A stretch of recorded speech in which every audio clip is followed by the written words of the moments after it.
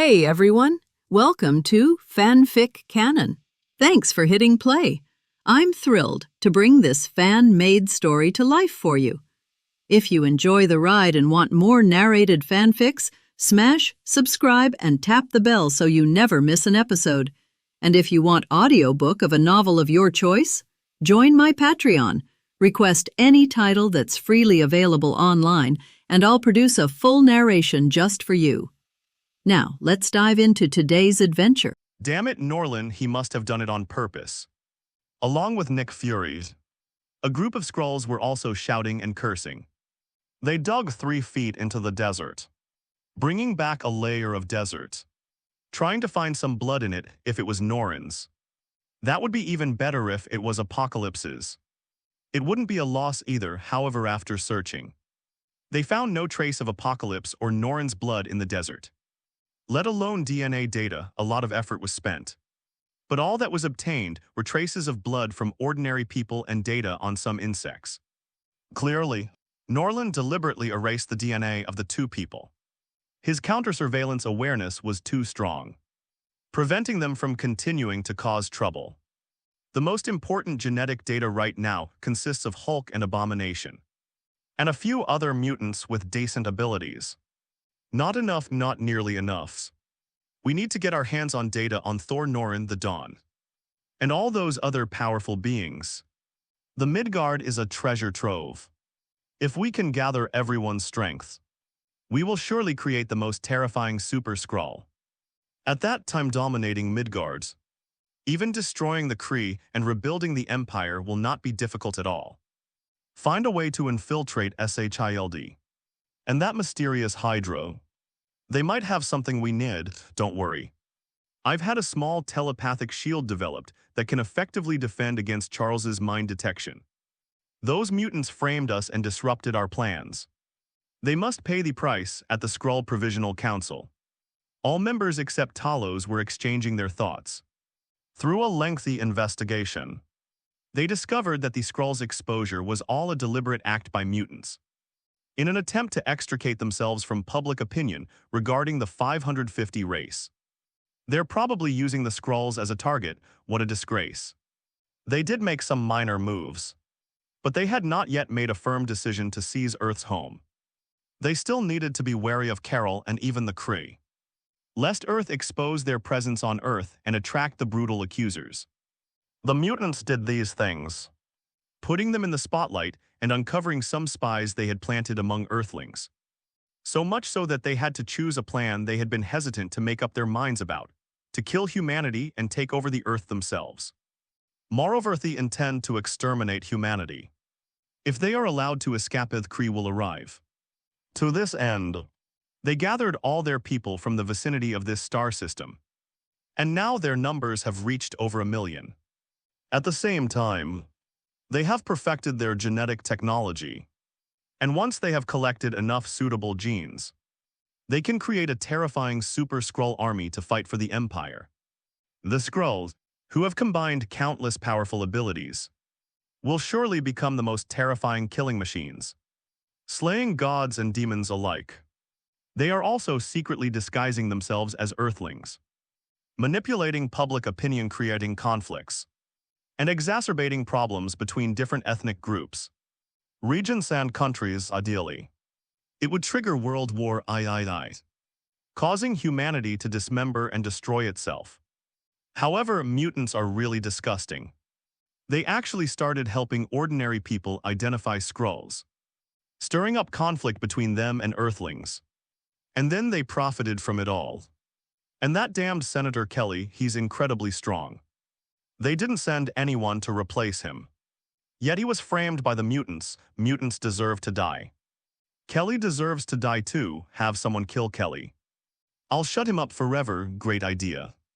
Perhaps we can join forces with Hydra and use their power to make it easier for our people to walk in the sun. We can give it a try, by the way. Let's have the first batch of gene fusion experiments conducted. We need a batch of qualified combatants. Leave it to me. The warriors are eager for the great revival of the Empire. Victory belongs to us. Nick, what happened at the SHI? ALD building? Nick Fury. who was frowning as he sorted through documents, suddenly heard a familiar voice from the depths of his memory.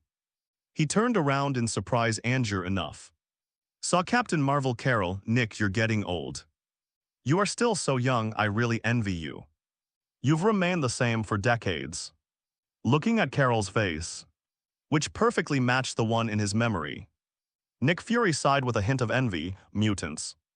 Ancient gods, apocalypse, Asgard. This name sounds familiar. Carol glanced casually at the document, her super thinking instantly summarizing a few keywords. You know them. Nick Fury's heart skipped a beat. Carol nodded. I don't know about the others, but I have heard of Asgard. When I was wandering around other planets, I heard about the 9 realms in Asgard.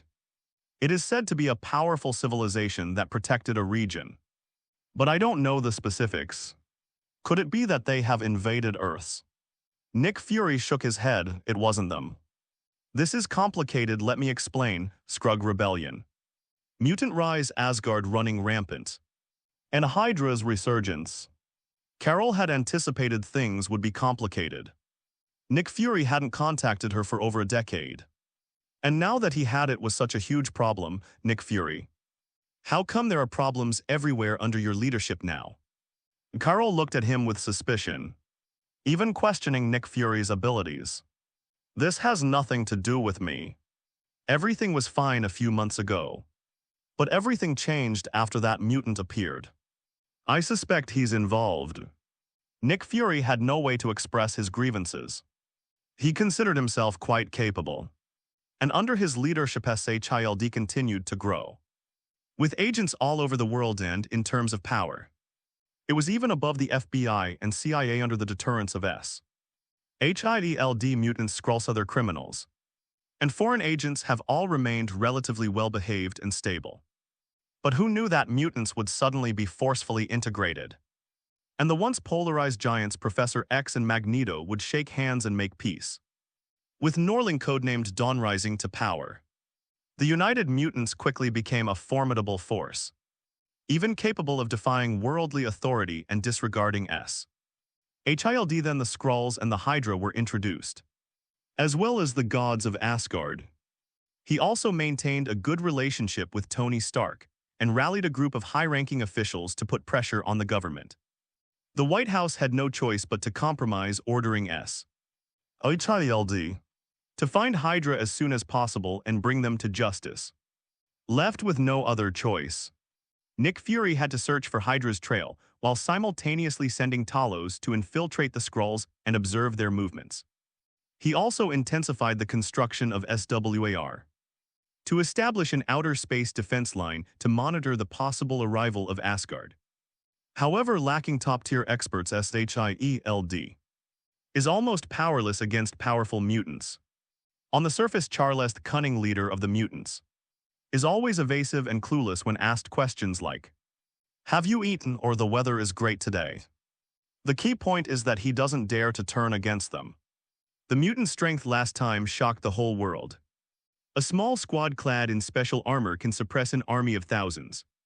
With the addition of the 4 giants, each of them could suppress an entire army, making them veritable human nuclear bombs.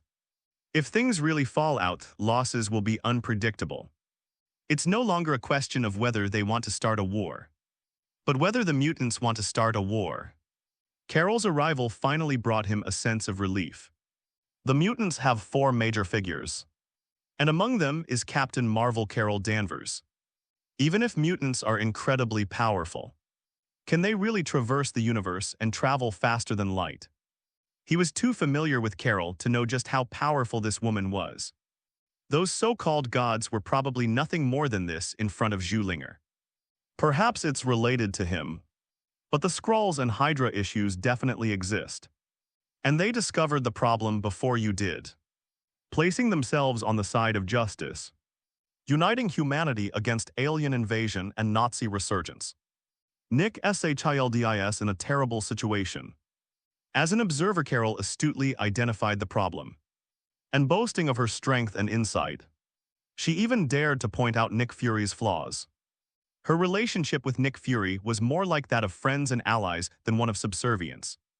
In fact, to some extent was in a higher position. Nick Fury didn't deny it, and it was true. He curled his lip and said, putting aside Hydra. The Skrull problem is also related to you. After all these years, you still haven't found a suitable home for them. Carol frowned and said, I've searched many inhabited planets, but they all have their own civilizations. And the Kree are very difficult to deal with. Their forces are spread throughout the universe. Most of the time I'm fighting against them or protecting those civilizations from invasion. I need some more time, but I believe I will find a suitable planet for the Skrulls to live on. But before that, the Skrulls need a warning. Leave it to me, I'll go and make them behave, Carol. Brimming with confidence, has never experienced defeat since gaining her power. She travels between various civilizations, destroying countless interstellar fighters and warships, becoming a savior for many. Her string of victories inflated her confidence to an unprecedented level, bordering on arrogance, even knowing that there were 4 major mutant leaders, each with considerable strength that remained fearless. She said she would take on 10 mutants like that. Even though there were only 4, then I'll leave it to you. I'll go deal with Hydra. They're very well hidden and it'll take some time. As for Asgard, you'll probably have to stay here for a while. I'm worried that the gods will invade Earth in large numbers.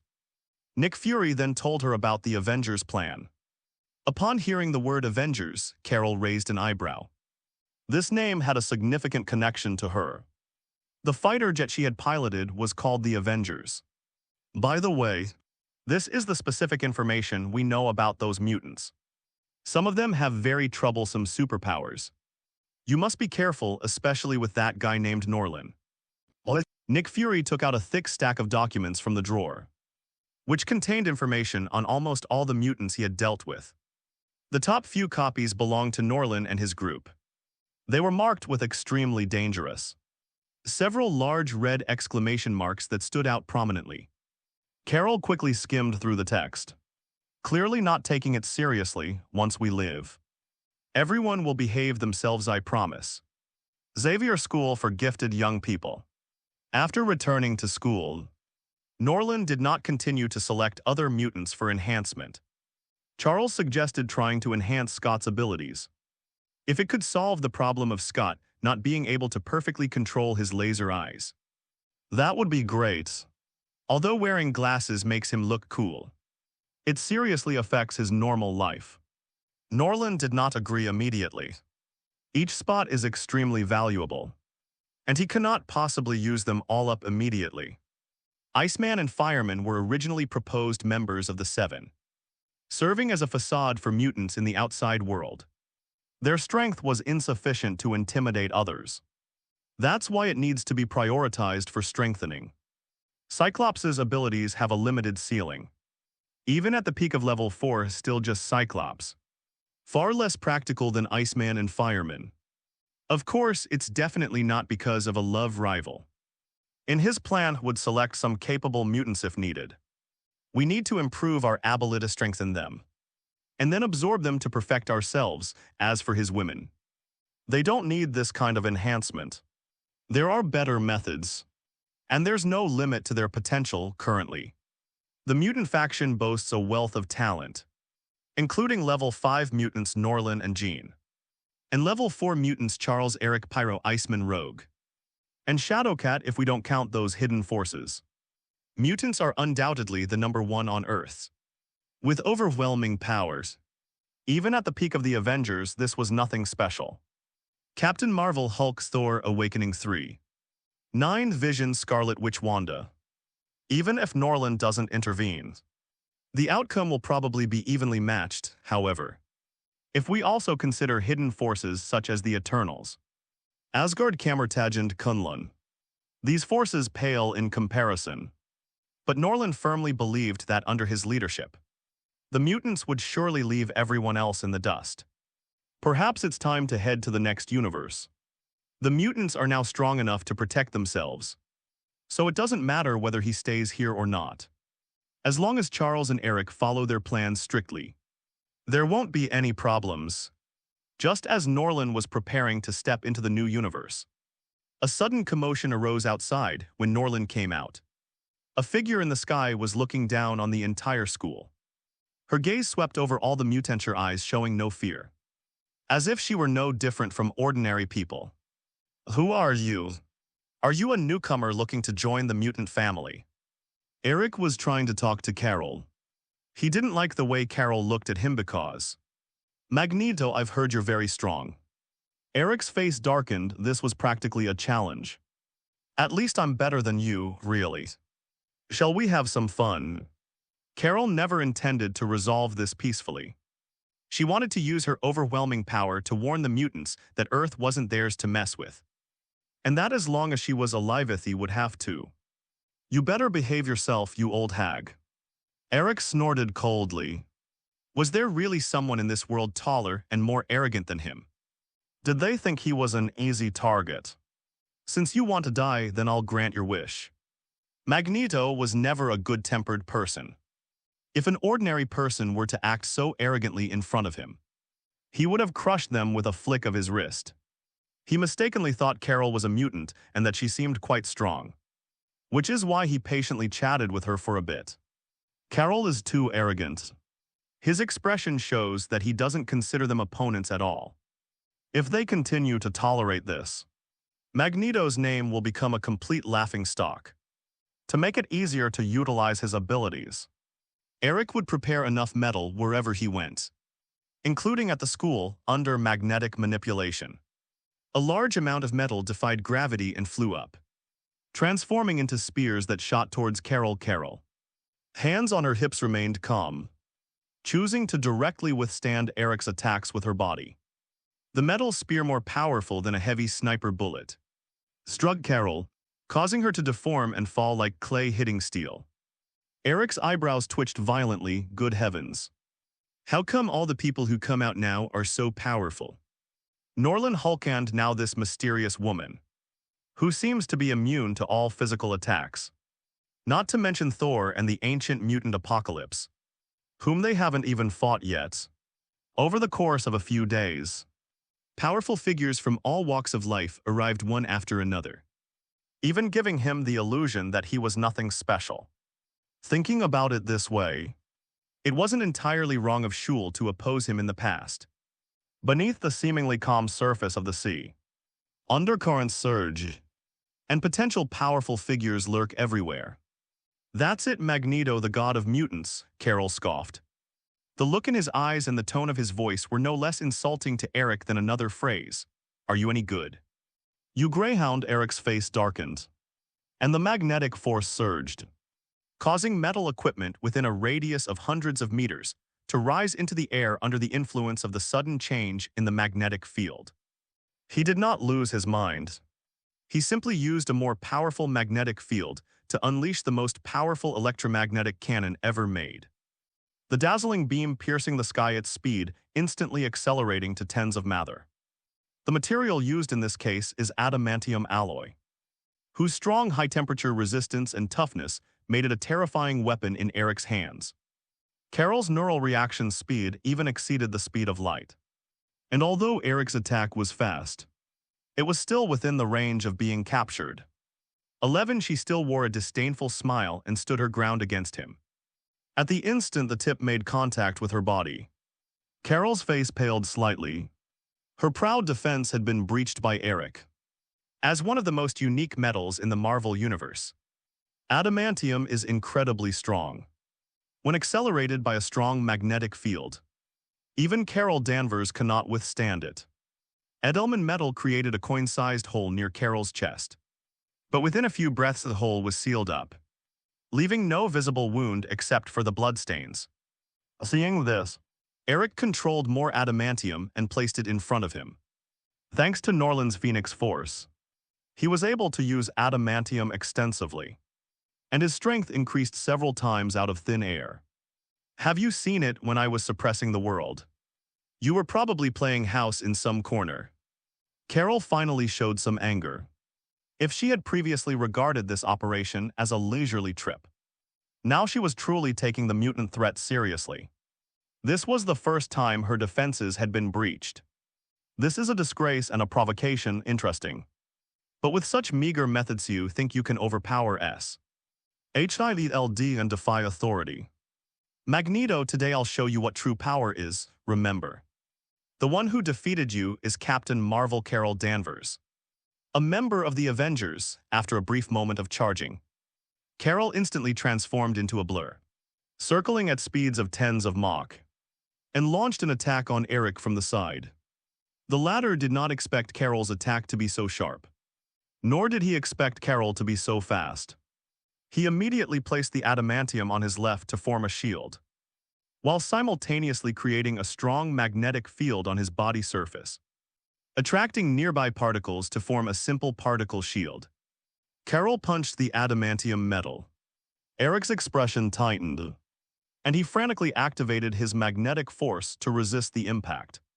His body tilted to the side, and he was almost knocked away by the force. Carol glanced at the shield with considerable surprise. With her power, she could easily pierce even a starship.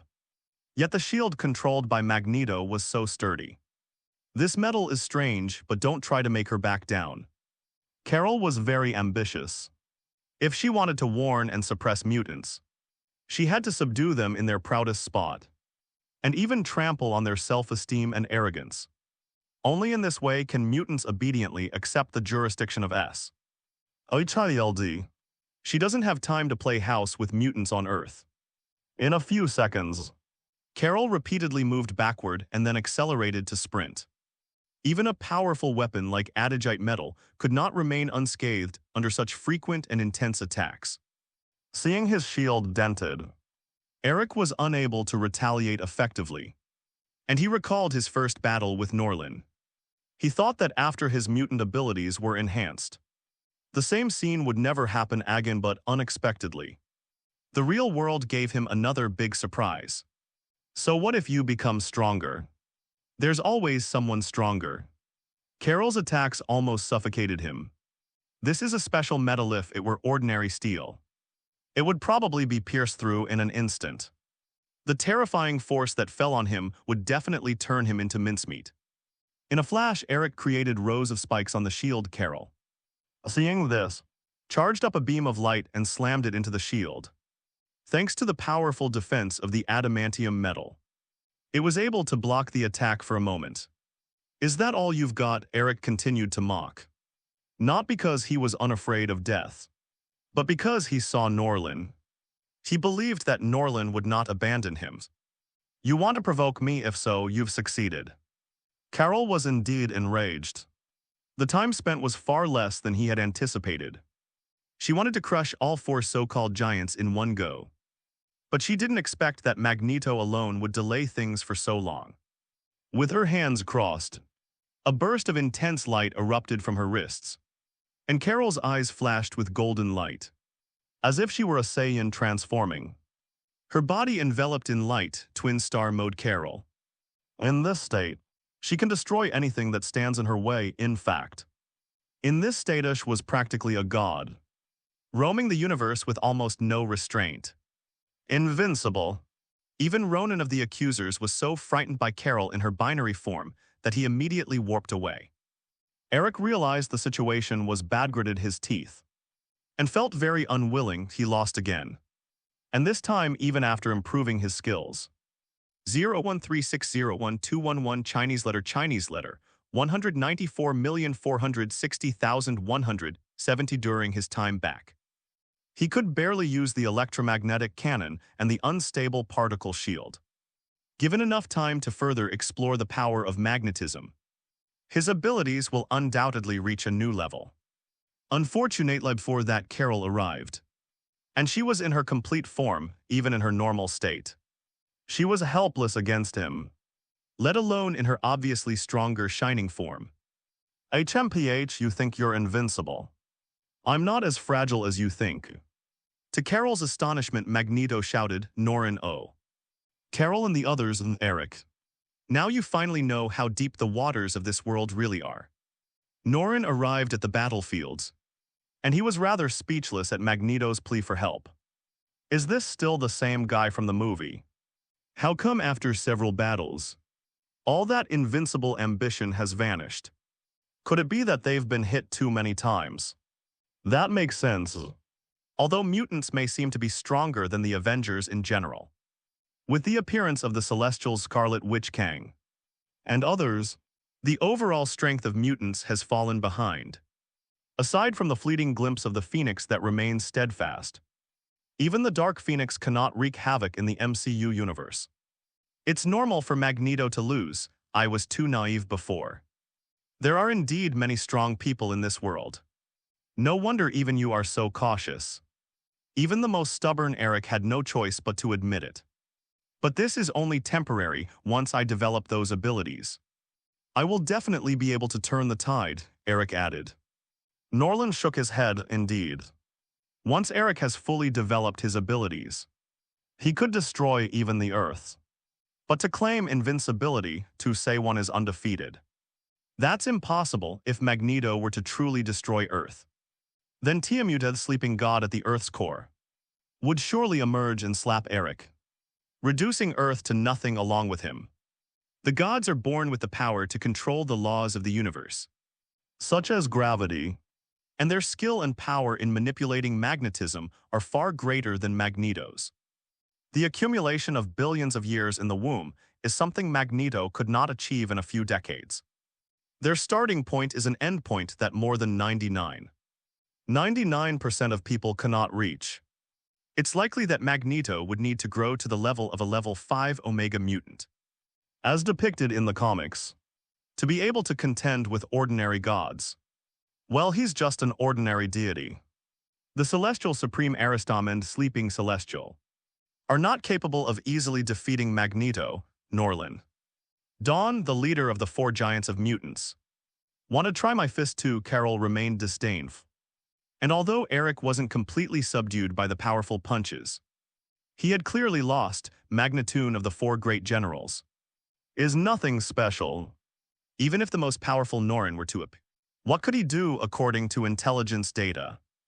Magneto was once a strong contender for the top spot among mutants, while Norland was a rising star who apparently defeated Magneto in a certain operation and persuaded Charles, thus gaining the top position. In fact, according to SHI ELD intelligence, while Norland has many abilities, his raw strength is probably not much stronger than Magneto's. Just be careful of his strange abilities. Norland's wisdom is also crucial. The mutant's current glory is a result of his leadership. The combination of wisdom and power makes him SHIELD's number 1 target and its most threatening existence. This is the key point Carol summarized. But she doesn't see Norland as a threat to her, just like Magneto, who will eventually beg for mercy under her decades of power. Actually, I've always had this thought between Superman and your fist. Who's harder? Norland was eager to try. Everyone said that Captain Marvel was the Superman of the Marvel Universe, and the two had similar abilities, making them stand out in their respective superhero organizations. Although Henry Cavill is considered the weakest Superman, and some even think he is inferior to Captain Marvel in terms of overall ability, he is still a bit weaker. But since the two never actually fought, who would know? And now is undoubtedly the best opportunity to put it into practice. Superman, who's that? Compare him to me, he's not worthy. I'll make you taste my fist. Use your face to compare and see whose fist is the strongest. I understand after all its feminism who can take a punch. Norland grinned, stubborn. Carol was very annoyed by Norland's tone as a woman, and a strong woman at that. She proved with facts that women can also carve out their own path. Norland's words sounded like a mockery. Carol, enveloped in golden light, leaped down, and 527 transformed into light, punching Norland in less than a 10,000th of a second. She had seen the information. Norland possessed super defense and super strength, so there was no need to worry about him dying with a single punch. She only wanted to give that. Zhang Shui's face was so handsome it was almost repulsive. He was so good-looking that she felt a stirring in her heart. But as Norland spoke, her anger turned into rage. I just want to smash that sinful face to pieces. Good timing, Norland shouted and moved as well, though he didn't transform into light. His speed was no less than Carol's, instantly reaching thousands of times Mach. Their fists clashed and a surge of air roared forth. The space itself seemed to shatter, the temperature rose, and the light shattered into pieces at the moment of their intersection. Eric quickly manipulated the strong magnetic field to isolate some of the aftershocks. Poppy the Iceman reacted quickly, creating a wall of ice to isolate the outside world from the aftershocks. After being protected by 2 layers of defense, the aftershocks were finally stopped. But cracks appeared in the ice wall, which greatly alarmed Bobby. It's important to know that although this layer of ice was created casually, its hardness is actually comparable to that of a high-hardness alloy, and even artillery shells cannot break it. Children, get out of school now, it's dangerous here.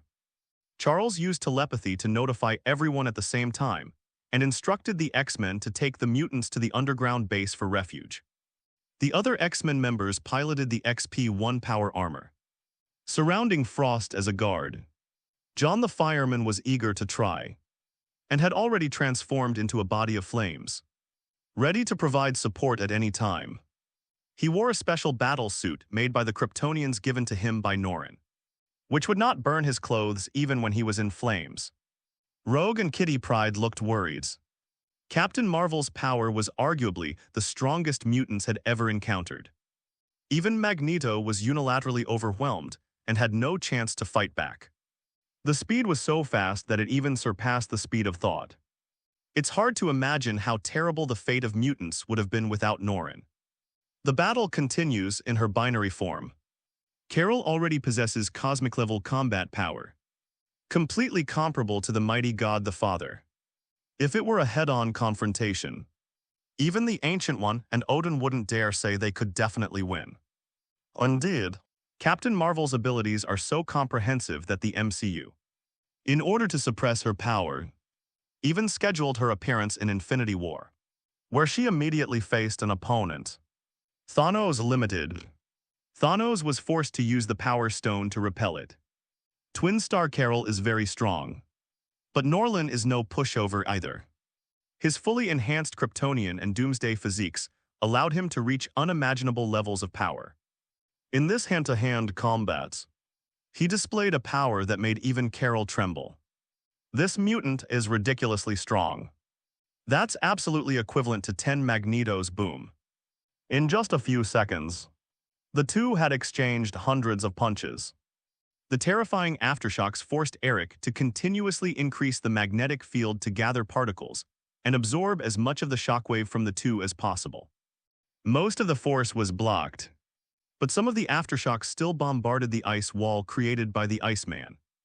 Eventually, the ice wall could not withstand the bombardment and shattered. Chin quickly used her telekinesis to assist in her defense. That's how the entire academy wasn't swallowed up, however. All the windows in the nearby buildings were shattered by the tremors. And if the evacuation had not been timely, the younger children would have been seriously injured. In the heat of battle, the two finally separated from their hand-to-hand combat. Carol was struck in the chin by a heavy punch and was sent flying hundreds of meters away. Defying gravity after finally regaining his balance, he saw that Carol's face was covered with fist marks or slap marks, white and red intertwined. Carol rubbed her chest, seething with anger. Actually, she wanted to rub it down a bit more. Norland's punches were too heavy, and his fighting skills were superb. Even she, a warrior trained as an elite Kree warrior, couldn't gain any advantage in close combat. Although they exchanged hundreds of punches, half of the heavy blows actually landed on her. While Norland didn't suffer a single hair loss, the mountaintop also suffered a heavy blow, which caused Carol immense pain and suffering. It hurt so much, but out of pride, Carol wouldn't show her cowardice and shouted, "Damn mutant. You'll pay for your stupidity."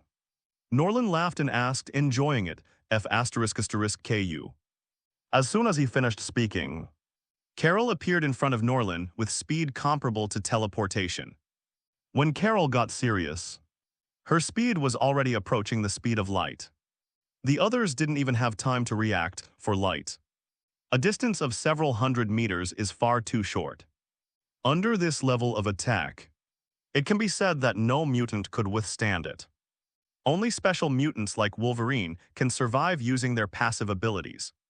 Even Kitty Phantom Cat didn't have time to enter molecular mimicry. Carol's existence is a devastating blow to mutants. Even a Zither would probably be instantly killed. But Norland is different with his enhanced supervision, which is capable of capturing the speed of light. He caught Carol's movements while in a serious state. His super strength and super speed gave him the opportunity to assume a defensive stance before Carol's fist slammed into his face. Carol punched Norland in the face, but the punch went straight through him. Surprise still lingered in his eyes. But he thought to himself, this is bad. She tried her best to twist her body, but it was too late. Intense pain spread from her abdomen throughout her body at near the speed of light. Before Carol could react, the immense force was like the explosive force of a rocket's tail, and Rizzy was blasted away. Carol endured the pain and tried to retaliate, but Norland flashed behind her and delivered a powerful kick. A white mist spreading in circles, striking Carol's spine with tremendous force. The latter let out a cry and plummeted at near the speed of light. The next moment, a strong tremor was felt within thousands of meters around. Carol was seen to have had a hillside shattered by the blow, sinking thousands of meters underground. The ground cracked, forming a small basin. That's about the size of 2 Mount Everests. Quite robust indeed. Norland was satisfied with his work, and at the same time he was full of admiration. To survive that attack, Carol is undeniably resilient. As expected of a woman whose resilience surpasses even that of awakened Thor and Hulk. Just based on her toughness and thick skin, she can absolutely ignore all external attacks, making her the #1 woman among them. When it comes to shamelessness, Norland would call you the thickest. Nick Fury, far away in Washington, D.C., urgently deployed satellites to monitor Carol's battle situation. He was initially very happy to see Carol beat Eric so badly that he couldn't fight back. When Norland appeared, Nick Fury looked both expectant and serious. This is the king of mutants, the mastermind behind everything and Shield. The strongest enemy, even though Carol has an overwhelming advantage over Magneto. Whether he can defeat Norland and make him behave remains to be seen. However, as the battle broke out, Carol's situation worsened, and now she was bombarded underground, her fate unknown. Nick Fury couldn't help but gasp. Carol was dead. Carol, who treated the universe like her own backyard, had actually been defeated. No, impossible. Seemingly hearing his call, Carol finally came to her senses and returned to the ground, the pain in her back and abdomen making her particularly annoyed. Carol looked down at the earth ravaged by her own hardness, and at Norland's mocking smile. Carol couldn't take it anymore. Drink it, Carol roared, and the golden light surrounding her surged, making even the sun seem dimmer in comparison, and the surrounding temperature instantly increased by several degrees. Although it has not yet erupted, the surrounding environment has already become like an illusion shrouded in smoke, as if it would shatter at the slightest breath. Then Carol soared into the sky once more, and at the same time, a burst of light appeared in that instant. It seemed as if the entire world was filled with only this single light. Norland felt a chill run down his spine. This energy beam was no pushover. Its density was so great that he even suspected that molecular mimicry wouldn't be enough to exempt him from all harm. This is an attack that can damage space, and molecular mimicry will be severely affected, even forcibly exiting molecular mimicry due to excessive energy. It is also possible that by absorbing too much energy, it will transform into an energy life form, and it will be difficult to turn back into it. Norland was about to use spatial teleportation to dodge, knowing full well that although his physical body was strong, he would not be able to withstand this attack head-on, and might even have his defenses breached. But just as he was about to use his abilities, he stopped. He first removed his battle suit, then relaxed his entire body, and, in less than a microsecond, he removed all defenses including the biofield. Intense pain spread throughout my body. The moment the beam of light struck me, It felt as if I were being hit by a star. My deliberately relaxed body was pierced through. But that was all. Although Norland abandoned all defenses and even actively moved forward to meet the attack. The attack only managed to create a hole in him. This hole was enough to kill Norland. Because this is the heart and also Norland's weakness. Carol gasped for breath. The attack had consumed a great deal of her energy. And the golden light around her had dimmed, leaving only a thin layer. She quickly absorbed cosmic energy to make up for the loss. Then looked back at the motionless Norland. A look of confusion on her face. Others might not have seen it clearly. But she saw it perfectly, facing her full-force attack. Norland not only didn't defend, but instead deliberately sought death. Was it an illusion? She even suspected that the other party had time to evade. Such as teleporting away, but why didn't they? She was certain that it was Norland's body, and that it was lifeless beyond any doubt. Yet why did she feel a vague unease deep within her? Carol hadn't intended to kill Norland. Her plan was merely to severely injure him and force him to submit. She hadn't expected Norland to willingly offer himself up for death. But was he really dead despite her suspicions? Carol remained vigilant even more so than before. Her eyes fixed on Norland's corpse. Her mind alert to her surroundings, ready to guard against any possible appearance of Norland. I can no longer sense Norland's mind. Charles was horrified. He probed back and forth several times but could not sense Norland's mind, which meant that the other party was dead. Eric was the first to object. Impossible. How could that guy possibly die? Apocalypse possesses super healing. And remember, he has a lover named Deathwoman who also has super healing. This kind of injury wouldn't even be enough to kill Logan. How could it possibly kill him? Logan frowned. But upon hearing Thish immediately objected, retorting, "He is him and I am me. My healing factor is the best in the universe, heh." Eric ignored him. He had heard that Deathwoman and Logan had almost identical abilities. And their healing abilities were definitely not bad. Even if its head is gone, it will probably come back to life. Norland would die if his heart were pierced. That's even more absurd than the fact that he's gay. No. He can't die. How could he possibly die? He has a phoenix. He's Superman, possesses super healing abilities. Yes, he won't die. Jean Grey also failed to sense Norland's mind. Her face was filled with worry, and a red light seemed to flash in her pupils. Charles, who was beside her, changed his expression drastically. The mental fluctuations around Jean were increasing significantly every second.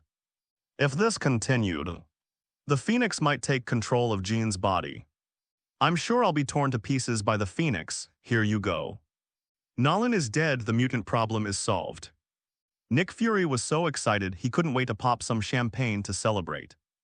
Norland's arrival brought a series of problems upon his shoulders: the mutant threat, the Skrull villains, the emergence of Hydra, the appearance of the gods now that Norland is dead. The remaining mutants are no threat.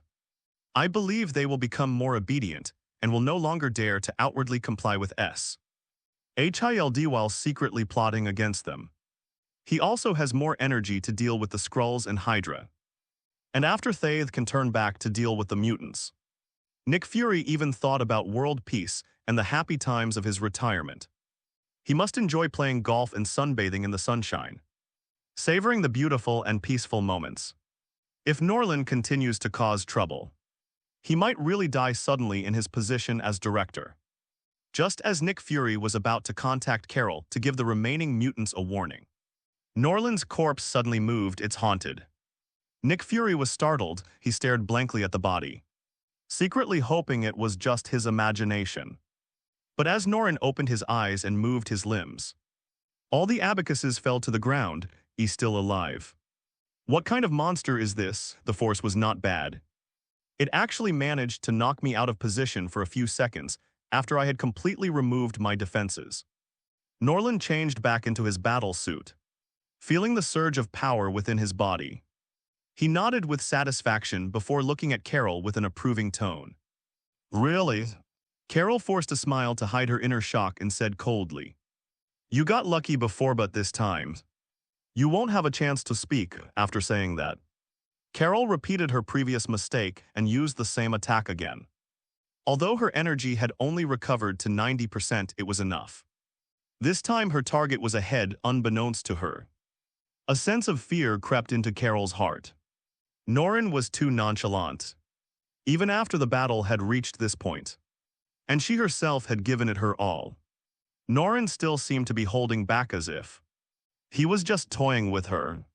Just how terrifying is Norland's power? What exactly is he planning to do? Carol's head didn't turn. She had intended to warn the mutants, but instead, she was the one who was stunned. The dazzling light shone freely. Carol was an arrow. An arrow that shot down the sun, however Earth's time. When she struck, Norland didn't budge an inch. Her fatal blow, built up with almost all her energy and possessing enough power to shatter the moon, was like an egg hitting a rock. It shattered instantly. Energy beam. The impact shattered the moment it hit Norland, followed by her hands. The bones in her arms were completely broken. Not a single part intact. This attack completely defeated Carol. Even her supposedly invincible steel body suffered unprecedented damage. With Norland's headbutt, Carol's forehead felt like an ordinary person hitting an iron bell.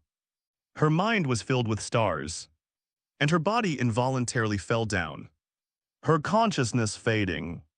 Her body subconsciously absorbed cosmic energy to heal her injuries, and her arm recovered completely. However, physical injuries are easy to heal, but emotional wounds are difficult to heal. Just as Carol was falling into self-doubt because things had taken a turn for the worse, a small cold hand touched her. She instinctively replied, "Thank you, but I don't need your help." Immediately, Carol's expression changed drastically. The beautiful girl holding her hand was actually absorbing her energy. "You are Annemarie the Rakshasa, damn it." "Stop right now." Carol remembered her identity. She was a mutant in the materials prepared by Nick Fury, and seemed to have the means to absorb the mutant abilities of others. SHIELD did not know much about Anna's abilities and situation, and only classified her as an ordinary threat. Far less than the Big Four, but unexpectedly this girl, who looked like she had just come of age, was actually able to absorb her abilities. "I thought she was a pig, but I never expected her to be a tigress." A lioness. Carol tried to get up and get away from Anna, but her body went limp and she couldn't muster any strength. Norland grabbed his neck with one hand and searched it relentlessly. The bones cracked under the strain, and he could barely breathe. Although Carol has been freed from oxygen restriction, she is unable to break free of Norland's powerful restraints. Her entire body was being forcibly suppressed by an invisible force, and Anna was frantically absorbing energy. Carol's resistance grew weaker and weaker, and she was no longer able to break free. A few minutes later, Anna's eyes flashed with golden light as she entered a binary star mode similar to Carol's. Carol had almost lost all her energy and concluded that the merchant couldn't shut down the internet. Read Jing Shuang's novels on Feilu Novel Network. Anna clearly held back. She didn't directly drain her lifespan and all her energy. Meeting Norland's gaze, said apologetically, "I want to help you. Killing her might cause more trouble, and letting her go back might allow her to regain her energy. Then you can drain her power completely." Carol's consciousness was already fading, and she was secretly relieved that Anna was kind enough to have given her some energy. Little did she know, Anna was actually driven by a desire for sustainable development. It wasn't out of pity, damn it. As expected of a Rakshasa woman. Exhausted and after this ordeal, Carl simply passed out. 13,601,211, Feilu 194,460,560. You're right. Let's go. We'll let you absorb it again next time anyway. The space stone is with them, so there will be opportunities. Norland nodded, agreeing with Anna's statement. With such a large battery, Anna's strength has undoubtedly increased. If Anna were to handle the space stone, there might still be danger, but if Carol were to do so, the danger would be borne by hers, and I could simply reap the benefits. That wouldn't be bad at all, several tens of minutes later.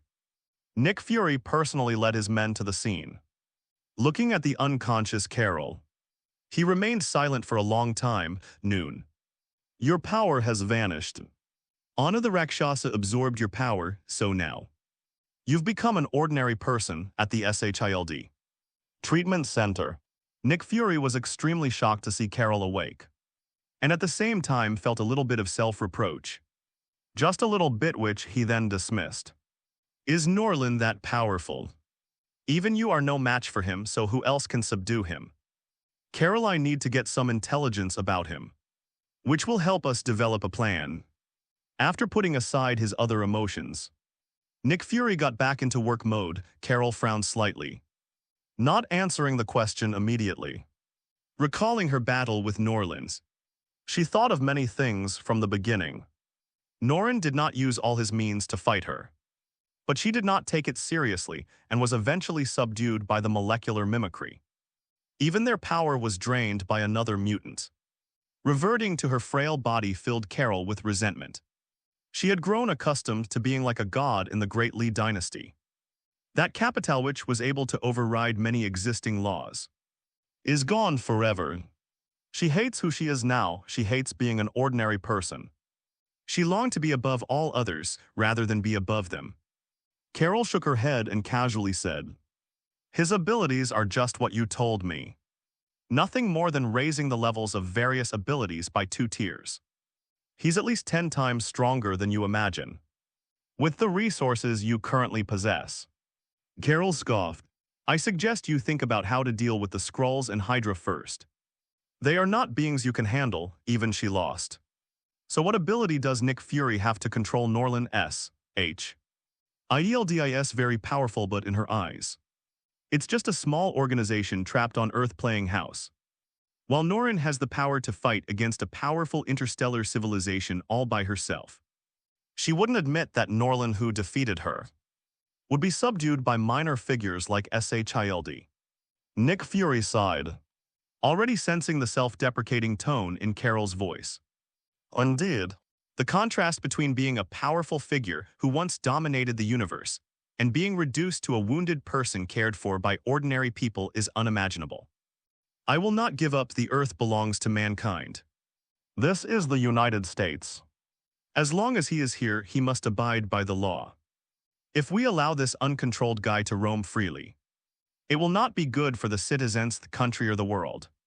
What? Nick Fury said in a deep voice that he and his superiors allowed such people to exist, but only if they were under controls.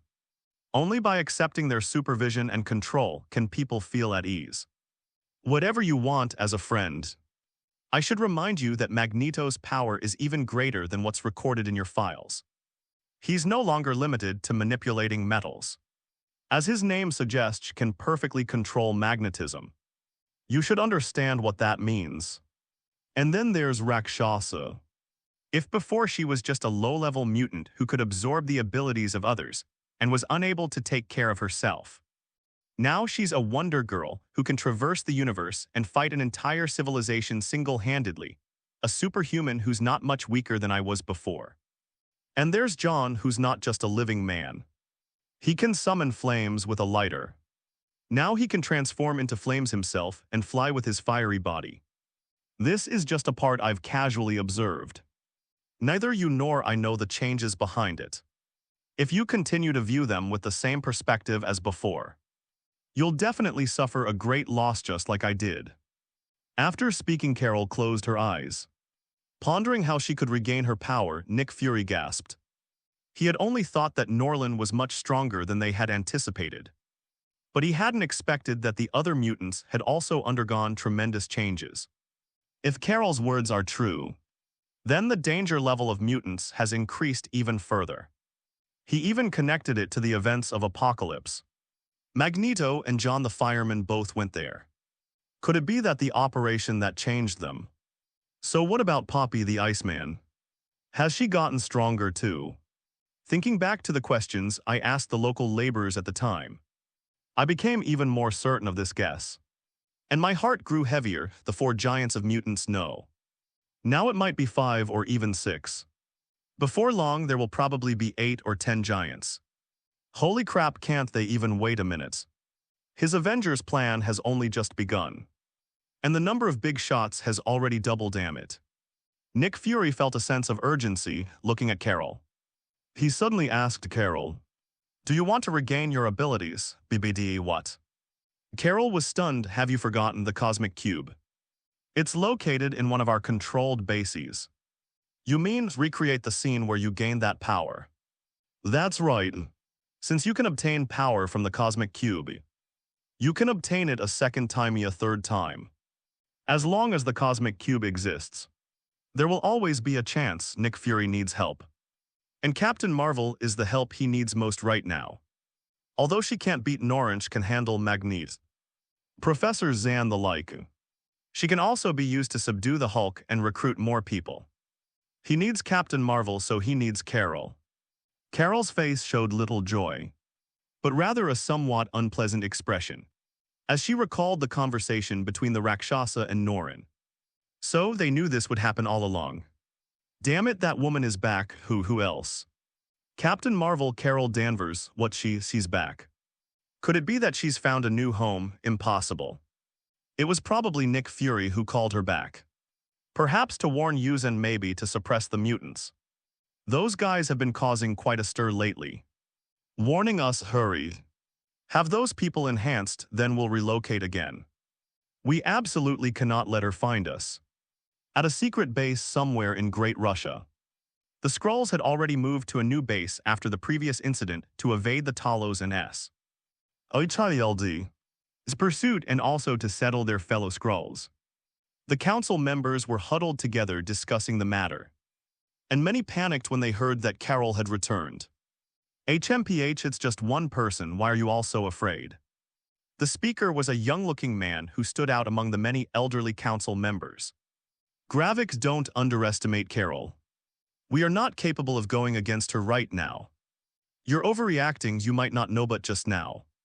Carol caused a huge disturbance at the Mutant Academy and was then defeated by Dawn.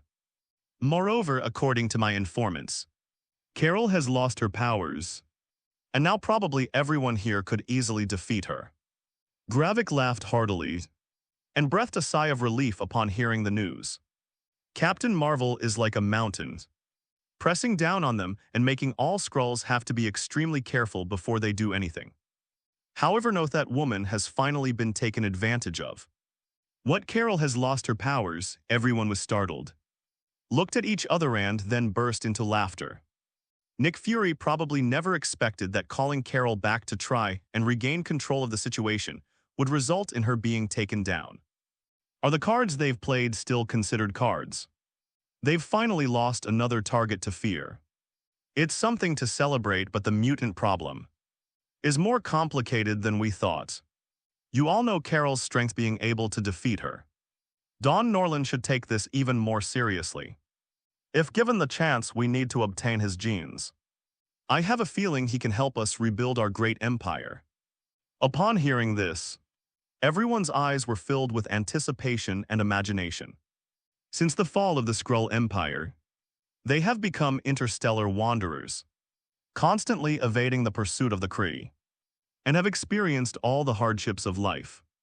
They desperately wanted to rebuild the empire so that their compatriots would no longer suffer the hardships of displacement and dependence on others. If given the chance, I will take revenge on the Kree and make them understand their suffering. Gravik raised his champagne glass, looking shrewd and calculating. There will be opportunities. I've already contacted Hydra, and they will provide us with some assistance. Hydra. Can those guys be trusted? Someone frowned. Because Hydra's reputation wasn't exactly good. They also deeply despise such people who harm their own kind. Only those who have experienced the annihilation of their race and the urgent need for revival can truly appreciate the value of their fellow human beings. Yet Hydra and its ilk show no appreciation whatsoever. They deserve to die. The enemy of my enemy is my friend. We can trust Hydra when we have a common enemy. Once we deal with the mutants, what right does Hydra have to compete with us? Gravik confidently stated. I obtained a great deal of support from them simply by using mind-blocking helmets. They're just some useless outdated technology. What harm is there in giving them to them? Well done. Gravik, with your abilities, you will surely become our leader in the future. Glavik humbly replied, compared to you I am still far behind. And I have much to learn from you. Despite this, a hint of mockery flashed in Gravik's eyes. A bunch of indecisive old men. If he hadn't given them a push from behind, these old men probably still wouldn't have made up their minds. If we really hand over the future of the Skrulls to them, they will probably be wiped out one day, 20 years. Carol and Nick Fury remain silent. How many more 20 years do they have to waste? With each passing day, there is a greater chance that the Kree will discover and eliminate them. They can't afford to wait, therefore. Earthlings are going to have to suffer some injustice. For the great revival of the Skrull Empire, humanity will surely be proud of it once it knows. After the battle, the Mutant Academy is rebuilt once again. With everyone's help, the building was largely undamaged.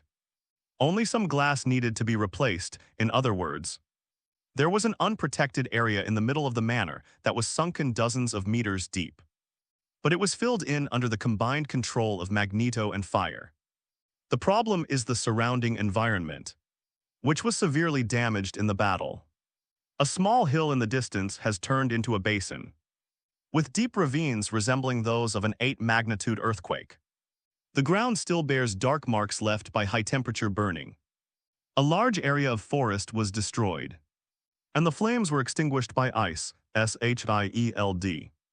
Deployed personnel to take control of the surrounding area, preventing outsiders from breaking in and escalating the situation further. The excuse left to the outside world is simple: they were attacked by a UFO.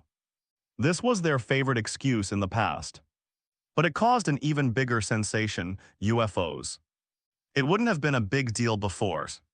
But now they've made direct contact with the Skrulls. Now, photos from the scene have been leaked, sparking a lot of discussion.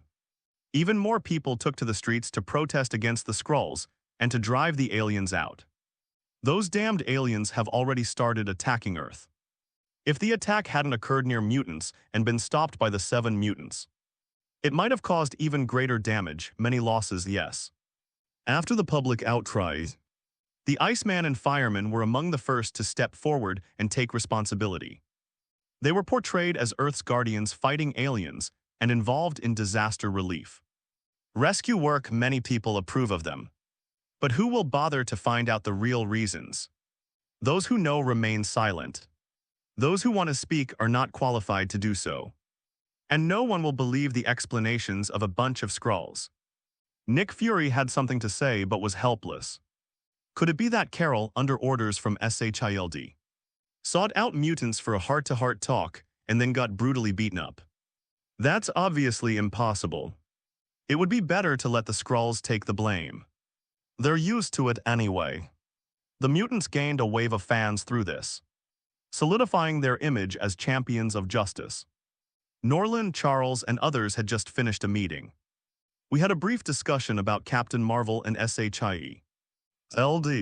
Then they celebrated Anna's increased abilities and even suggested that Anna officially join the No Man's group as Rakshasa. Anna didn't agree. She didn't want to be in the public eye. She just wanted to spend more time with Norland developing his abilities, definitely not becoming addicted to it. As for Norland, this battle benefited him greatly. With the help of Carol's power, he underwent an evolution. His doomsday physique allowed him to recover from the fatal blow, making his defense even stronger, strengthened moreover. Its energy resistance increased several times over. This is why Carol was unable to inflict any damage on Norland when he used his full power attack a second time. Even when their bones were shattered in a physical confrontation, Norland was unable to move or share.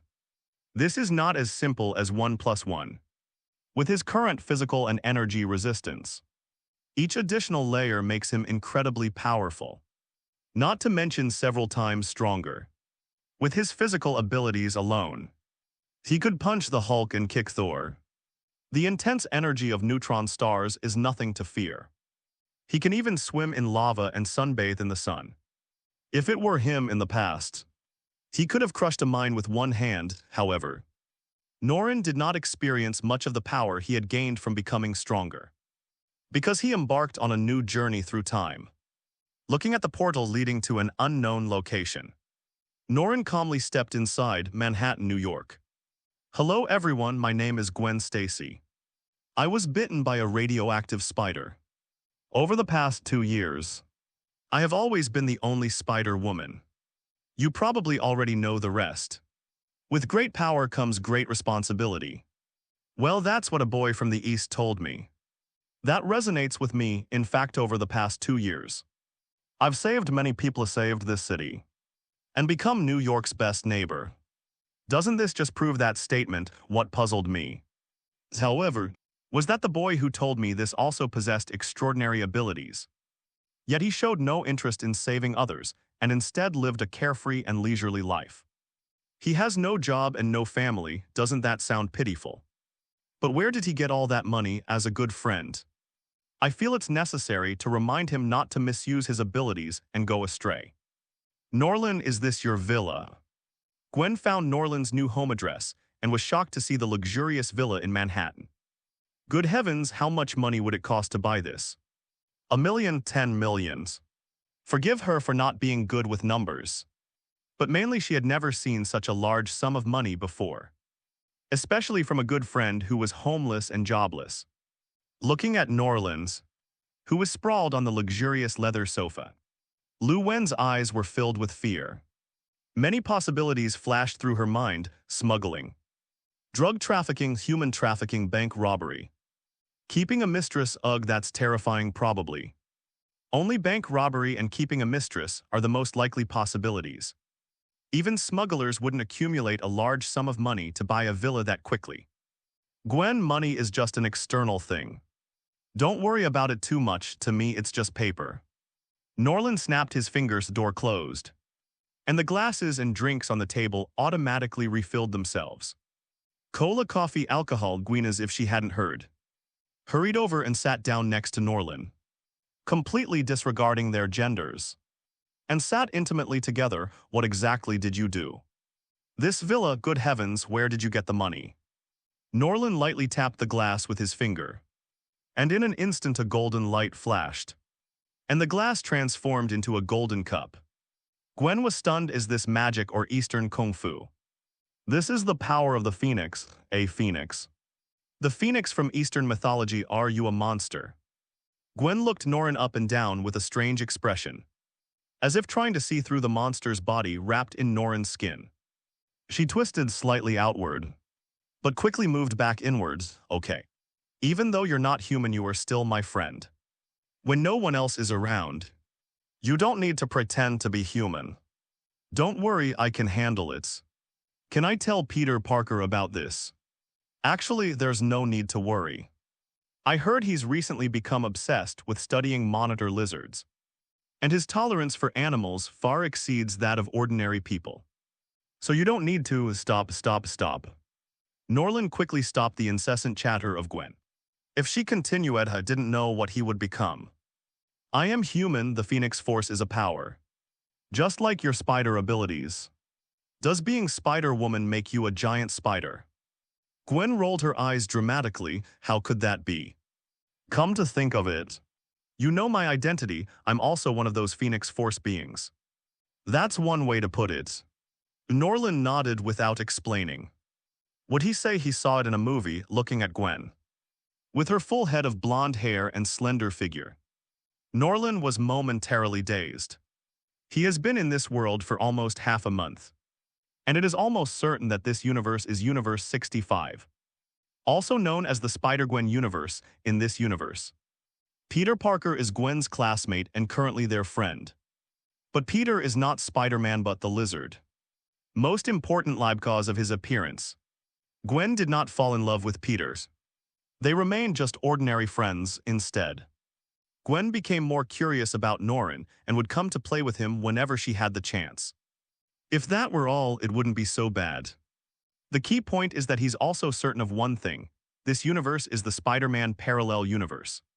In the future, We will also see the appearance of Miles Morales from Ultimate Universe 1610, Spider-Man from the main universe of Universe 616, Spider-Man Noir from Universe 90214, Spider-Man Robot Penny Parker from Universe 14512, and Spider-Ham from Universe 461, of course. There will also be a Spider-Man League located in Universe 928, which includes Spider-Man from various universes, and even Lego Spider-Man. In short, this universe is not simple.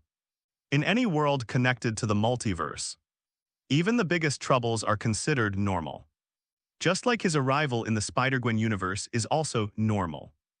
Bullshit his existence in the Spider-Man parallel universe would be considered an extra-dimensional entity and anomaly, which could very well affect the current development of the universe, especially the web-weaving event they mention, which is an absolute event and an absolute point in time.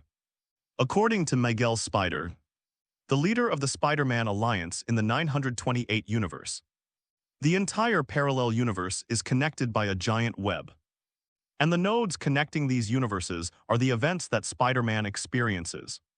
For example, Uncle Ben's death is one of them. Others are similar to the death of Black Spider's father, the death of his girlfriend's father, the death of his brother, and so on, like Gwen Strain, whose death was linked to the death of her best friend Peter Parker. Perhaps a similar tragedy will occur in the future, such as the death of a high-ranking police inspector's father. These web-weaving events are crucial nodes that cannot be disrupted. If they are disrupted, at best the universe will be swallowed up and annihilated, resulting in complete destruction at worst. It could even affect the survival of the multiverse. Norland had no doubt about this. Although the Dark Strange in the What-If universe also has an absolute point in time, and it is almost impossible to change. The entire universe would collapse if it were changed. However, in many other universes, there are no such web-weaving events. Perhaps they are unique to the Spider-Man universe. Or perhaps they are fabricated events that Miguel has deduced based on his own experiences and virtual imagination. But regardless of the aspect, one thing is certain. Norland is a genuine extra-dimensional being. It's highly likely that the Spider Alliance hasn't been formed yet. Once it is, they will definitely travel across the universe to come and play with him, being targeted by Spider-Man from across the entire multiverse. Wowisome. While he wasn't afraid of heroes of that caliber, any organization with a multiverse alliance, no matter how weak, should not be underestimated, because you never knew when they might pull out a jewel-encrusted glove, a silver lighter, or some kind of curry stick. Give him a good shovey, see you in hello no. His soul might even be sealed away, as you can see.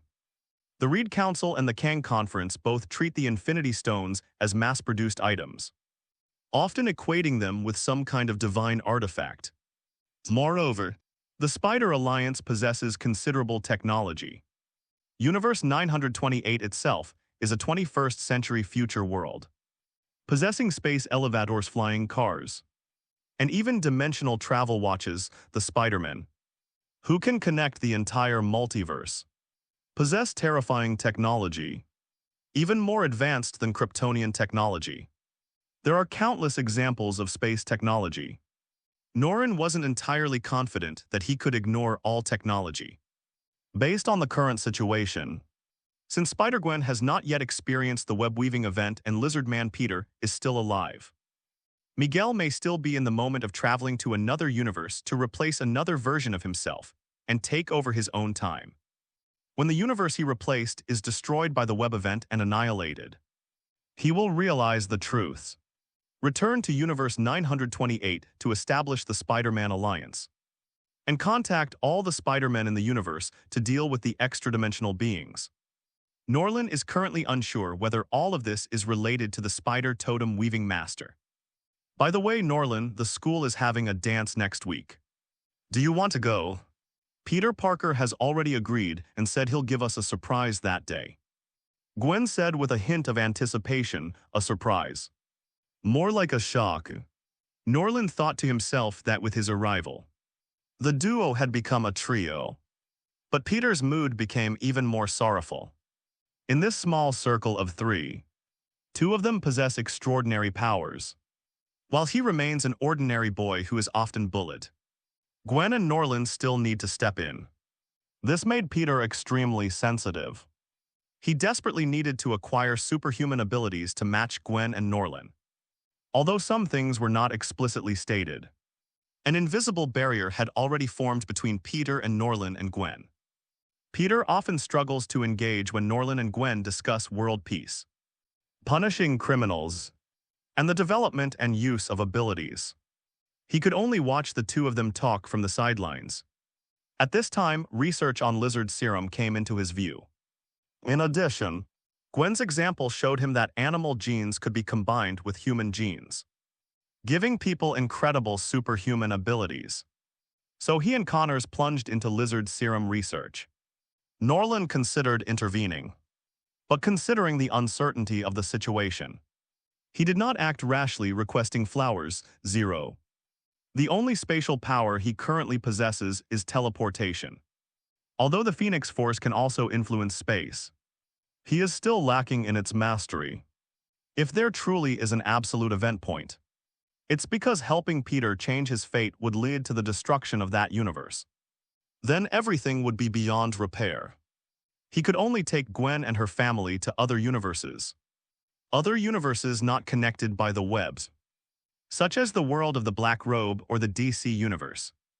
As for the others, sorry, that's beyond my capabilities. After hesitating for a while, the expectation in Gwen's eyes gradually faded.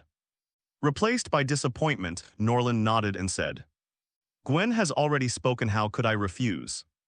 Go to hell, who is your Gwen's?" Gwen pretended to be annoyed and lightly punched him, looking very angry like a little tiger. Completely harmless, then Gwen asked curiously, "What's the deal with the invitation my father recently received? When did you start a security company, although Mr. Stacy is about to become a senior police inspector? Don't you think being a policeman is a dangerous thing? And you're always busy, always on call. So I set up a security company and specifically recruited Mr. Stacy, who has decades of police experience. As the security manager, as you know, I don't want to worry about these trivial matters with Mr. Stacy's character. He's perfect for managing the company and keeping me away from danger." Norland explained earnestly. The death of the senior police inspector's father in the line of duty can be considered a kind of absolute event. But there are two interpretations. One is that Stacy had to die, and the other is that someone with the status of a senior police inspector died. 0. Since we can't be sure, let's eliminate one probability first, if it's the latter. Then another senior police inspector will die. If an unfamiliar person dies, Norland won't feel guilty. So he had a security company set up and hired Gwen's father at a very high salary. He didn't care about the company's future development, since he had plenty of money anyway. Furthermore, we can arrange for Mr. Stacy to work as a security guard in other universes afterward. The Black Robe world is a good option, it's absolutely safe. Isn't this too much trouble? And there's no need to waste money. Gwen was very touched. But she was also very worried about her father's safety. In the United States, being a police officer is definitely a high-risk profession. Even senior police inspectors have to respond to calls at any time. And no one knows what might happen. Moreover, Stacy was very dissatisfied with Spider-Woman's behavior because of his duty. And whether out of morality or duty, he had to lead a team to capture Spider-Woman. If he could join a security company as a senior executive, perhaps he could avoid a direct confrontation between the two. However, this came at a great cost to Norland. Gwen subconsciously overlooked Norland's ability to turn lead into gold. As a friend, Norland did so much for her. "Gwen, are we good friends?" "Of course we are best friends." Gwen nodded emphatically, then listened to me. "Friends don't need to say these things. If you find it hard to accept, then think about it from another perspective. If I were in danger one day, would you sacrifice yourself to save me?" Norland stared intently into her watery eyes. as if looking directly into her heart. Gwen tilted her head slightly, her cheeks flushed. But she said solemnly, without hesitation, "Yes, we will. We are good friends, that's good then. So listen to me on this matter, you go back and persuade Mr. Stacy well, let him choose any position he wants. And the benefits will be top-notch." Norland patted Gwen's shoulder, his breath brushing against her ear, making it even harder for Gwen to control her emotions. Looking at Norland's otherworldly handsome face, a flutter rose in her heart, as if some emotion deep within her had been stirred. Like a swallow returning to its nest, she rushed into his arms. "Thank you," Norland's heart stirred, and he whispered something in her ear. Gwen looked up, a disbelieving expression on her face. "Is what you're saying true, really?" "Let's give it a try," Gwen suddenly stepped forward. "Do you believe me now? Wow, you really have my abilities now. Try this quickly." "Yes, sit backwards on the roof while I tie my hair up. Isn't this a great pose? There's a unique kind of beauty to looking at the scenery upside down." "Of course, oh, that's not how you spin silk. I'll teach you. You have to be gentle, slowly adapt, and enjoy the process." "Yes, that's it. That way you can wander freely around the city. Plus, hello, Mr. George Stacy. Hello, Mr. Norland. You are much younger than I expected." George Stacy scrutinized Norland. If he weren't in a prime commercial building, he would have suspected that this excessively young Asian boy was joking with him. "Are you the president of X Group?" Stacy asked after a moment of silence. "Genuine and authentic, everything here belongs to me." Norland gestured for him to sit down. "Coffee, no." "No, thank you," Stacy shook her head after sitting down, secretly wondering to herself if she suddenly regretted coming here. He was doing well as a police officer, and recently there were even rumors that he was likely to be promoted to senior police inspector in the near future. But suddenly he received a call from a headhunter. The other party representing X Group sincerely invited him to serve as the general manager of its subsidiary, X Security Company. If it were any other company, he would have refused without hesitation. But Norland was offering just too much. The starting annual salary is over $1 million. And the year-end bonus, retirement pension, medical insurance, holiday allowances, and other benefits are higher than those of the New York City Police Commissioner. In addition, he is provided with a car and a house. With such benefits, going to work is more like going on a paid vacation. Stacy wanted to serve the people and continue to fight crime, but she couldn't help but come and take a look. Well, just one glance, but after arriving here, he suspected that this might be a scam. His police instincts told him that something was wrong. Norland could sense Stacy's wariness and suspicion even without telepathy. He smiled slightly and said, "Don't be nervous, Ms. Stacy. I am very sincere. There is an old saying in our country, 1,000 pieces of gold to buy a horse's bones. Our group is just starting out and needs talents like you to join us, which is why we are offering such generous terms. Don't worry, you may not have much else, but we certainly have money. I'd like to ask, why did you choose me?" Stacy wasn't entirely convinced and instead questioned. "I'm just an ordinary person about to be promoted to senior inspector. If you need experienced police officers, why not choose the chief or deputy chief? Or select suitable candidates from the military. With your benefits and compensation, I believe no one would refuse," Norland replied. "Already prepared because we value your character. For over 20 years as a police officer, you've never forgotten your original aspirations. And you've always upheld the professional ethics of a police officer. You possess a strong sense of justice, extensive work experience with a wealth of frontline experience, and you have no interest in politics. That's why I chose you. These qualities you possess are hard for others to maintain. And you understand that in this country, even if I offer generous rewards, I can't attract those politicians who crave power. Of course, there's also the issue of age. You're in your prime now, with enough energy to lead the company into new markets. Others, those with more experience than you, are either too old or simply don't have as much experience as you. Stacy remained non-committal about this explanation, though she harbored some doubts in her heart. We have also learned about your situation. Although you have a bright future and a great chance of becoming the New York City police chief, or even the chief, you are still a promising candidate. However, Revan, as the director, you have to be on the front line at all times. Your life is not guaranteed, and you are vulnerable to retaliation from criminals. As far as I know, every year many police officers are retaliated against by criminals. At best, they are injured at worst. Their families are destroyed, even if not for yourself. You have to think about your wife and your daughter, Mr. Stacy. You wouldn't want your gentle wife to lose her husband, or your obedient daughter to lose her father, would you? Norland said this very seriously, and this sentence touched George Stacy. He was conflicted as he thought of his wife waiting at home and Gwen, who was still in high school as a police officer. He felt morally obligated to bring more criminals to justice, especially the recently active Spider-Woman, to make them look like cowards, but as a husband and a father. He also hoped that his family could be safe and sound. Lorraine's words made a lot of sense, as far as he knew. A policeman's wife and children had recently been targeted by criminals, and many others had been threatened by criminals. He didn't want that day to come for him. This is probably one of the potential reasons why he came to see Norland.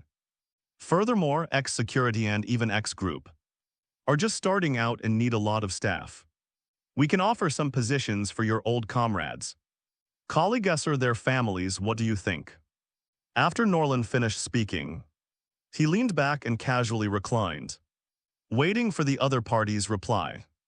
He appeared very confident, and although George Stacy had a strong work ethic, he would make concessions for his family.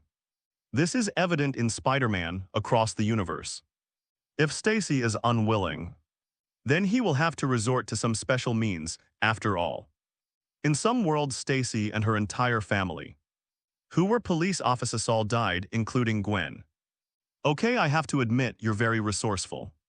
When can I start working here? After much deliberation, George Stacy finally relented, looking at Norland with a scrutinizing gaze. Anytime is fine, I can even prepay you 6 months' salary. Don't worry. All of the group's business operations are compliant and legal. Norland took out the contract he had prepared beforehand. Stacy took a look and, based on her extensive work experience, knew that the contract contained no loopholes and was even quite generous. It's hard to imagine that in this world where capitalism reigns supreme, there are still such conscientious bosses. It's practically gold dust mixed in with sand. I'll go back and resign right now. But there's one thing I need to make clear. Although you'll be my boss starting tomorrow, it doesn't mean you can date my daughter however you want. I'll be keeping a close eye on her. And if I find out you're doing anything illegal or criminal, even if it hurts Gwen, I will bring you to justice. George Stacy was very tough this time. He's been a police officer for over 20 years. So how come he didn't notice that his princess's behavior had been off lately? Upon closer inspection, he discovered that Gwen often played with a boy named Norland. He felt like his daughter had been taken advantage of by a pig, and he was in a bad mood. He came to apply for the job because he discovered that the company's president was Norland. So he came to help Gwen vet the candidates. So far, Norland's performance is quite normal. Much better than Gwen's other friend Peter Parker. He is a coward who is easily bullied. Although he is very talented and intelligent, he cannot protect his own daughter. On the contrary, his own daughter protects him as a man. He is a failure as a husband is even more unacceptable. But Norland was very confident and assertive, and had a unique perspective on problems. If Peter was a rabbit, then Norland was an eagle. One is the prey, the other is the apex predator. But Norland was too outstanding, giving him the air of a playboy wandering the city. And Gwen couldn't handle him. But it seems Gwen is already hopelessly in love. Therefore, he could only try his best to make amends. Joining the company is obviously a good choice, as it will allow him to better oversee Gwen. Don't worry. Uncle Stacy, everything in the company is in your hands. Take a good look at it upon hearing this. Norland immediately changed his address from Mr. to Uncle to try and get closer to her. Stacy felt a chill run down her spine and knew something was wrong. Seeing the other person's enthusiastic attitude, he realized that Gwen had probably already, Although according to New York state law, Gwen is of legal age to consent to S*X, but Uncle Stacy, I will definitely treat Gwen well, Stacy was so flustered and completely dumbfounded that she immediately ran outside. Disregarding her image, watching George and Stacy hastily live, Norland smiled mysteriously. The lamb has fallen into the wolf's mouth, why let it go? As for the other parties promised to keep a close eye on Gwen and monitor him. Well, he didn't care because every word he said was true. And the X group was newly established. As the only high-ranking member besides him, Stacy naturally had to shoulder the great responsibility of building the group. During this time, Mr. Stacy will have to work hard for the group, and probably won't have the mind to think about anything else. Of course, he also thoughtfully provided the other party with several assistant secretaries and a list of headhunters. At most, I'm just busy running around during work hours. I will absolutely not work overtime. Salaries will be paid in advance. With a portion paid up front, our main principle is honesty. As for business, does he even need to consider that? Even a tiny bit peeking out from under a fingernail is enough for X Group to grow and become the world's #1 company. It's only a matter of time, after a while. A beautiful figure in a black and white uniform suddenly jumped in through the window. After removing her hat and hood, it was indeed Gwen Stacy. Why didn't you tell me you'd rented this place? To clarify, it's not a rental, it's a purchase. This is now the headquarters of our X Group. Norland pulled her into his arms, holding her with practiced ease. My father, Gwen seemed conflicted. She wasn't sure if George Stacy would agree. She had spoken with the other party about the Spider-Woman issue, but was firmly denied each time, and was told that she would definitely capture the Spider-Woman. Would someone with such a strong will, high moral standards, and stubborn personality agree to resign? He's already agreed, don't you even know who your man is? Norland said smugly. Gwen gave Norland a gentle nudge. You did a good job, here's a reward. After saying that, I printed it out. Just then, Gwen's phone rang. She picked it up with a puzzled look. It was George Stacy. Gwen raised her index finger to indicate the time, then answered the phone after a few words.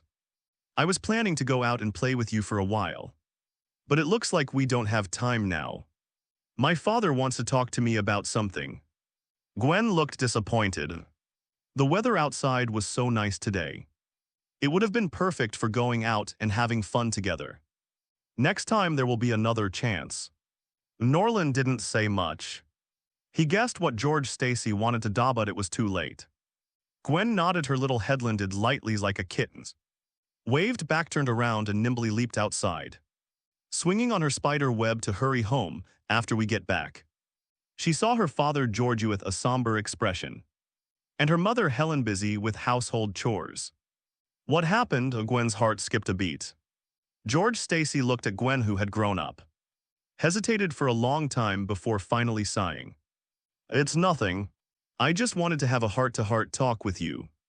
What's done is done, and nothing he does will make a difference. She secretly vowed to keep a close eye on Norland for Gwen's sake and never let him bully her daughter. Nothing happened for the next few days. Besides honing his skills, Norland also spends his free time going out with Gwen to nurture their relationship. As for George Stacy, she immediately joined the X Corporation after resigning, not only serving as the general manager of X Security, but also as the vice president of the X Corporation, responsible for establishing the group's framework. Upon entry after taking the job, he received an advance payment of a huge sum of $500,000. George Stacy also celebrated with friends and colleagues. Former colleagues had initially regretted that George had given up a promising job to go to a newly established, unknown companies. It was a small company, but now everyone envies it. If given a choice, how many people would be willing to become police officers whose lives are not guaranteed? And they are also easily misunderstood by outsiders. This is a country where everyone carries a gun. If you're slow to fire, you're likely heading to heaven. In short, your firing speed is directly linked to your life.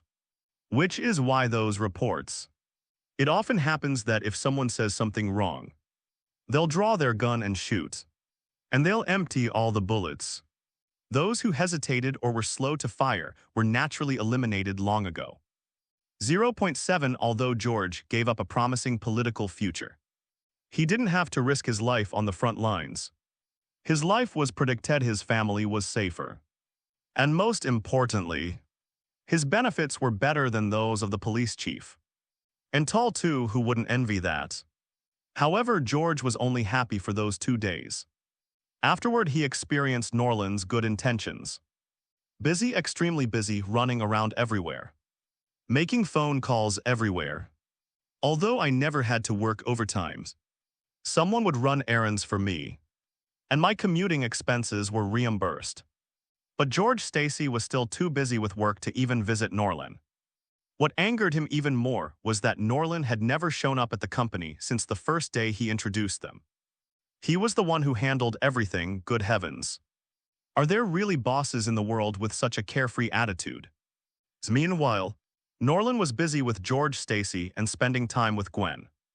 When the appointed time arrived, he changed into a formal suit and came to attend the ball.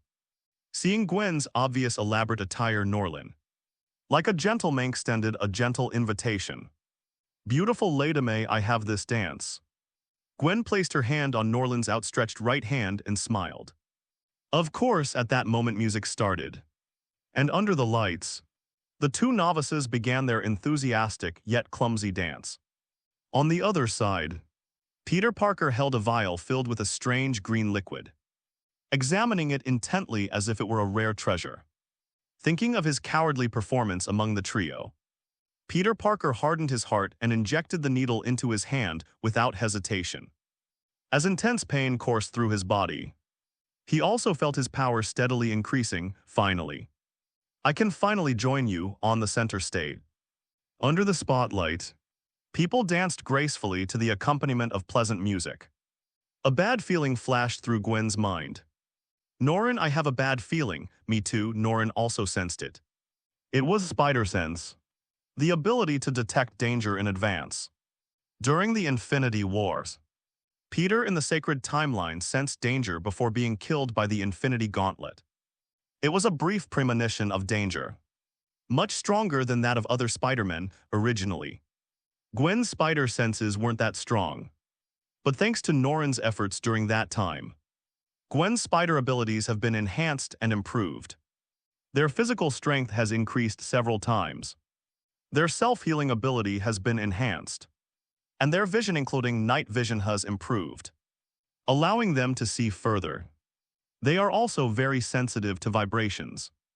It seems to have also developed some kind of psychic ability, allowing the user to control all kinds of spiders. Although it's not very useful, you can't expect a spider's terrible eyesight to do anything for you. In addition, the spider silk is more resilient, dozens of times stronger than steel, and also more agile. Then their spider sense, which though called a sense, has almost become a kind of premonition, a premonition of people related to oneself or of bad things that are about to happen to oneself. Compared to Peter in the sacred timeline, he is no weaker. In addition, Gwen even possessed the ability to release electric current. After gaining the ability to generate electricity, Gwen's resistance to electricity also increases. If she were to face one of Spider-Man's enemies, the Flash, she would certainly not be in such a sorry state. Norland wasn't sure if this was potential that Spider-Man could have tapped on his own, or if it was influenced by him, as far as Norland knows. Besides Miles Morales, there are other Spider-Men who possess the ability to generate electricity. And there is more than one. If that's the case, then it's not a big deal. But if it's due to his influence, then that's a serious matter, since their genes can influence and mutate them. It's pretty crazy to think that if all the abilities he possesses could stimulate his partner. Hearing this, Gwen panicked for a moment, then thought for a second, why isn't Peter here? Didn't he say he was coming to the prom today? Boom. Suddenly, the crowd surged and pushed their way out to the four corners of the room. Looking up, a giant lizardman suddenly leaped in from the doorway. Oh my god, there's a giant lizard monster. Call the police, a lizard is eating people, oh my god. Where are the security guards? Where are the security guards, lizardmen? Taking advantage of a moment when no one was looking, Gwen quickly slipped backstage and pulled up the spider suit hidden inside. Obscuring her face, Norland hesitated for a moment. He had already realized that the lizardman was Peter. Should we try to stop it? If not stopped, Peter will be mistakenly killed by fate.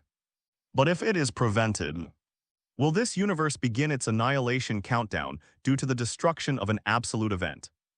Although it was just Miguel's deduction, Norland couldn't guarantee whether it was true. Even if an experiment were to be conducted to prove it, it shouldn't be done in Universe 65. No, there's still a way. Norland suddenly had an idea. Spider-Men, including Miguel, are too rigid. Sometimes there are ways to have the best of both worlds. But people are caught up in the situation and haven't thought it through. Or rather, they weren't strong enough. Having devised a plan, Norland did not directly intervene in the battle between Gwen and the Lizardmen. Gwen never considered asking Norland for help. She knew Norland's personality and wouldn't force him to wander around New York like she did. Punishing evildoers. When the Lizardman saw the Spider-Woman attack, a glimmer of clarity flashed in his eyes. But it was quickly suppressed by the chaotic and violent thoughts brought on by the lizard serum. His eyes turned bloodshot, and he looked at the Spider-Woman as if she were his enemy. With a roar, the Lizardman, his mind filled with savage repounced, his arm muscles, thicker than a human leg, could easily pierce through steel and concrete with a single swing. Steel was nothing but a toy in his hands. Compared to the lizard man's, the petite and delicate Spider-Woman is like a child facing a fitness enthusiast in his 20s. There is no doubt that the latter could make the former cry or even kill her with just one punch. However, the Spider-Woman displayed a ferocious power completely inconsistent with her physical attributes, habitually spraying spider silk to slow down the lizardmen's attacks. The enhanced spider silk is extremely tough. Even if the lizardman uses all his strength, he cannot break it. He can only forcefully tear off the wall to which the spider silk is attached, or go around the spider silk. Before he can throw a punch at the Spider-Woman, however, his movements appeared to Gwen as if in slow motion. Gwen looked surprised. She hadn't expected this outcome. Her superpower switch she had already mastered now brought back memories of the moment she gained the Spider-Man ability. With her whole being focused, her dynamic vision became even more exaggerated. She tilted her head to avoid the lizardman's fist, which was as big as a sandbag, and then punched the latter in the abdomen. The lizardman was instantly struck as if by a speeding train. His ugly lizard face displayed human-like pain and discomfort, and his body was involuntarily thrown backward, crashing into a wall and flying through the air. Is this my new strength? Gwen knew that her strength had increased after her relationship with Lorraine, but she didn't realize that when she used her full power. She was several times stronger than at her peak. She could clearly sense that the lizardman was stronger than she had been before. But compared to her current strength, it's like an adult beating a child, a complete one-handed thrashing. Gwen had never fought such an easy battle before. It was as if she had gone straight from hard mode to entertainment mode. It was so easy. Peter the lizard was a little confused, clutching his still painful stomach, and looking at the equally bewildered Gwen. He was even more confused. Is Spider-Woman really that strong? It's completely different from what he remembers. Even though I'm strong enough, if I see a car I don't like while passing by, I can just toss it away. Could a Spider-Woman do it? Probably not, right? But now, how did Spider-Woman turn into a supermodel? The lizardman shook his head, trying to clear his head. and roared again as he ran through obstacles at Gwen. But she casually swatted them away. The lizardman leaped into the air, carrying the force of gravity and his amplified body, and slammed his fist down. Gwen crossed her arms. A blue current flashed and with a sizzle. The electric roasted lizard was formed under the lizardman's bewildered gaze. The once dark green lizard was electrocuted and turned into a black lizard. The air was filled with blue smoke, clearly. The lizardman's damage wasn't just external. Part of his body was also electrocuted at this moment. The unconscious lizardman suddenly underwent some changes. His enormous body began to shrink, and a few seconds later he returned to human form. Gwen panicked upon seeing this, unbeknownst to her. Norland used his telepathic abilities to control the minds of everyone present. He then used the Phoenix Force to create a body identical to Peter Parker's. Casually strolled over to the real Peter, picked him up, and initiated the time travel. Arriving in the old Batman universe, he summoned Fiona and Bard, see if you can save him. Although Norland possesses powerful self-healing abilities, he has few ways to heal others. Unless the Phoenix Force becomes more powerful, or Poison Ivy's abilities are further enhanced. Aside from using Compound No. 5, the treatment technology of the Alpha alien is undoubtedly a very good approach. After all, Kryptonian's technology is so advanced that it could even resurrect Superman. Although the lizardman was electrocuted by Gwen, his own regenerative abilities are not weak. He has lost most of his life, but there is still hope for him. Of course, this wouldn't work if it were Earth-based technology. Bud lifted Peter with one hand and placed him into the culture vessel. The spacecraft's intelligence system can detect its physical condition.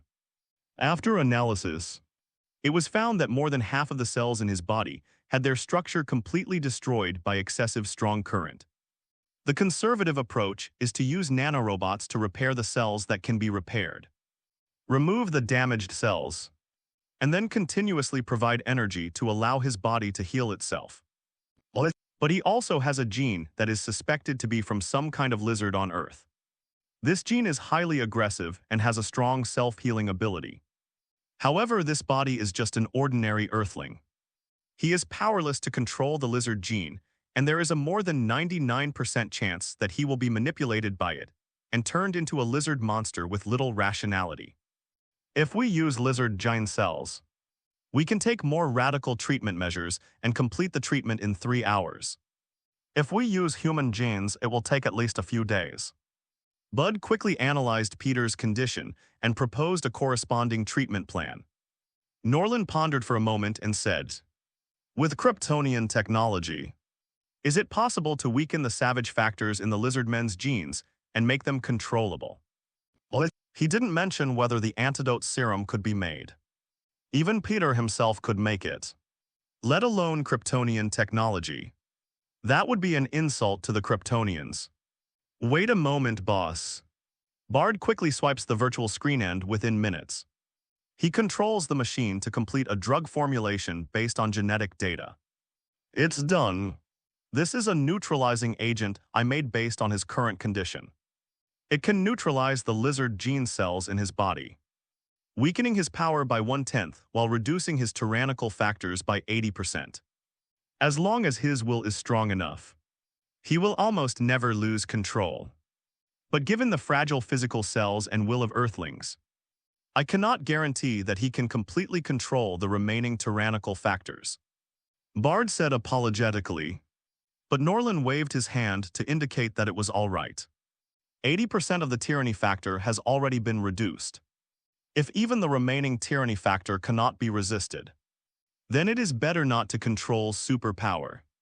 When such people gain power, it is a disaster for the world. They will become slaves to power, not its masters. As a friend of only half a month, Norland has already done more than enough. If he weren't afraid that Gwen would be heartbroken over losing a good friend, and that this might even lead to the destruction of Universe 65, he could have simply stood by and watched Peter die. This is the price of an excessive pursuit of power. Using oneself as a guinea pig to inject lizard serum, what kind of intellectually reprehensible behavior is that?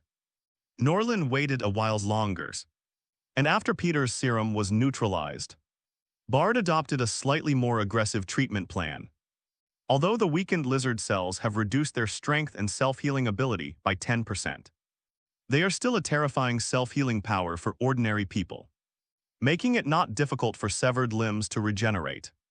If Gwen's lightning hadn't been so powerful, ordinary electricity wouldn't have been enough to kill the lizardmen. Peter gradually regained consciousness and looked at the unfamiliar surroundings. Norland used telepathy to tell him some things. After learning what had happened to him, Peter became very silent. I just want to become as extraordinary as you. Is this fate? Norland didn't give Peter a chance to speak. And after telling him some things, he returned to the 65th universe at this moment. Gwen is now wanted by the authorities. And what happens next is exactly the same as in the original universe. In order to protect her best friend Peter's reputation, Gwen was forced to take the blame for Peter's murder. Police. Before the raid, he left the graduation ball fortunately, because George Stacy resigned early.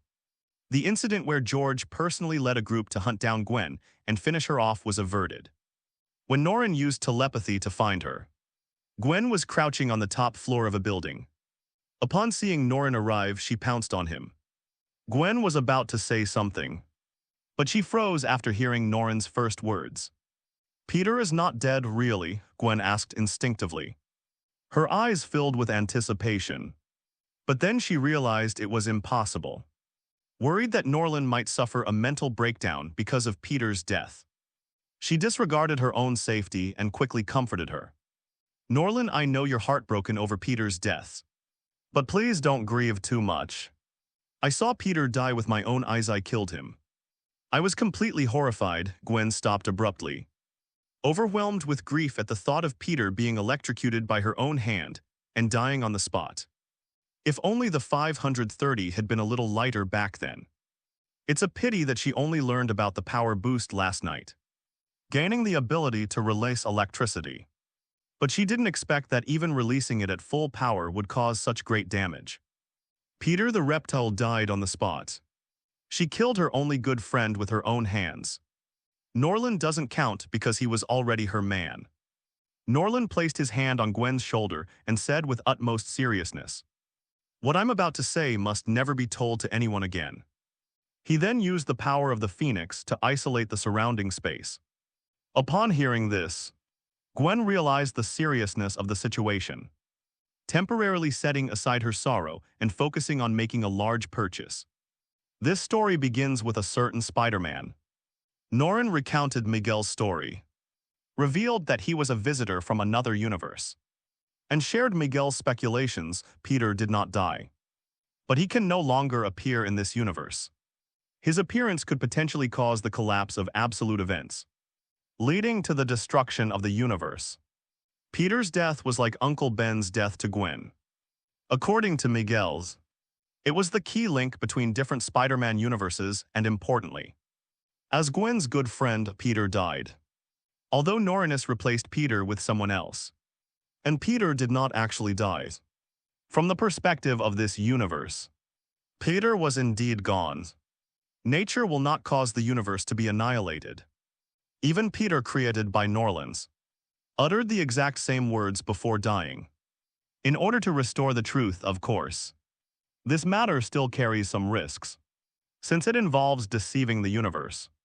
And no one knows if it will work. If that really doesn't work, then the only options are to let Peter die again, or to take Gwen's family and leave to live in the outer universe.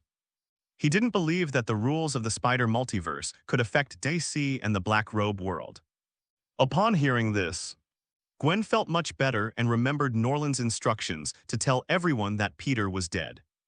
When George Stacy heard about this, she rushed back to comfort Gwen, said a few words to Spider-Woman, and declared that if she hadn't resigned, she would have caught Spider-Woman on the spot to help Peter. Words like revenge after confirming that Gwen was all right. He rushed back to the company and called Norland. Hoping he could check on Gwen, Norland readily agreed. As a boss, it is only natural to help subordinates resolve their family worries. With Norland's attentive care, Gwen became more and more feminine as time goes by. Universe 65 has always been peaceful. This also confirms that Norland's substitution plan was a complete success. On this very day, Norland suddenly sensed that something had changed in the space. Ordinary people cannot perceive it, but he sensed it. The entire universe seemed to overlap with another universe at that moment. What's wrong? Gwen noticed something was wrong with Norland and grabbed Norland's hand tightly, while keeping a watchful eye on their surroundings. Did you sense it? Something bad has happened again. Norland had also considered what to do if the Spider-Man world in the Ultimate Universe still absorbed Gwen. He has not yet mastered the ability to travel through the universe by locating Gwen. In order to prepare for the crisis in advance, he would call Gwen over to study her abilities whenever he had time. After unremitting efforts, he finally enabled Gwen to master powerful abilities. With abilities several times stronger than before, Gwen could easily crush third-rate villains like Kingpin in the Ultimate Universe. Gwen's abilities, even among the countless Spider-Men in the Spider-Man parallel universe, are among the best. The danger is minimized to the greatest extent possible. But to everyone's surprise this time, not only Gwen sensed it, but he also sensed that something was wrong. Could it be that they've mistaken him for one of countless Spider-Men in the universe? Actually, there's nothing wrong with that. He also possesses all of Gwen's abilities. So it's not impossible that he was misjudged, however. He had no intention of letting Uncle Ben sacrifice himself. How can you use the sword of the previous dynasty to kill an official of this dynasty? A thought flashed through my mind. Universe 65 flashed with 7-colored light like garbled data, and the entire building was covered in streams of light. The next moment, a spatial ripple suddenly appeared beneath their feet. Gwen instinctively flicked her spider silk to stick to the ceiling. But she missed. The entire room had become a teleportation device, with Norland deliberately offering no resistance. The two of them opened their eyes and found themselves in another universe. 1610 Spider-Man universe. Norland and Gwen step into the new universe. Looking around at the Manhattan district that seems familiar yet very different, and react in different ways, Gwen was surprised. She had a premonition that this was no longer the world she originally belonged to, while Norland had anticipated it all along. You knew we would be transported to this world. Seeing Gwen's calm expression, Davin couldn't help but ask. Norland nodded. Of course, I also know why we traveled through time. What is it? Gwen pressed. The woman of the Dark Emperor of New York died. He and Dr. Octopus built a time machine to open up other parallel universes and bring Kingpin's woman from another world. However, due to an accident caused by Spider-Man in this world, we were transported here. Norland succinctly summarized the matter in just a few sentences. But seeing Gwen's somewhat confused expression, he then explained it in detail. A few minutes later, Gwen, who understood the whole story, was somewhat confused. So what do we do now? What are we going to do? Play, of course, don't worry. We'll be able to go back when it's time. According to the schedule, Norland never imagined he would unleash his power and stir up a storm in the Ultimate Universe. He also wanted to conduct an experiment. Although he had left Universe 65, he discovered that he could return to his original universe at any time if he wanted to. However, whether it can still be transmitted over is debatable.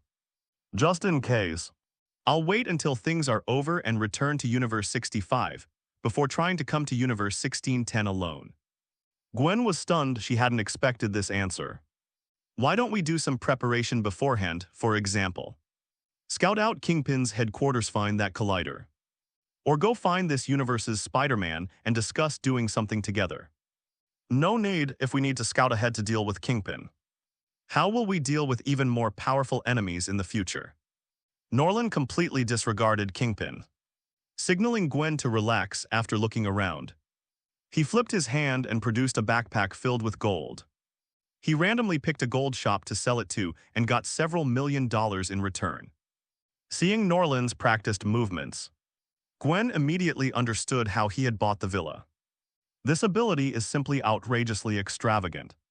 I believe everyone would be eager to have it. Gwen even wondered what she would do if she gained Norland's powers. Then Gwen saw Norland seemingly talking to the manager. The manager went from being surprised to being confused, and then became incredibly enthusiastic, taking out his phone to make a call to a contact and then getting a bank card. Several million US dollars were transferred partly into the card and partly converted into cash and put in the bag. What are you doing? Gwen felt that all of this went against her values. We don't have identities in this universe, right? I had him get an anonymous bank card. Now all we need to do is one thing, play. But is it really appropriate for us to do this? Gwen looked at the bank cards in the backpack full of cash, feeling extremely conflicted. She seems to have become the kind of person she hates. Did we do anything illegal or criminal? We didn't rob a bank. Norland didn't care.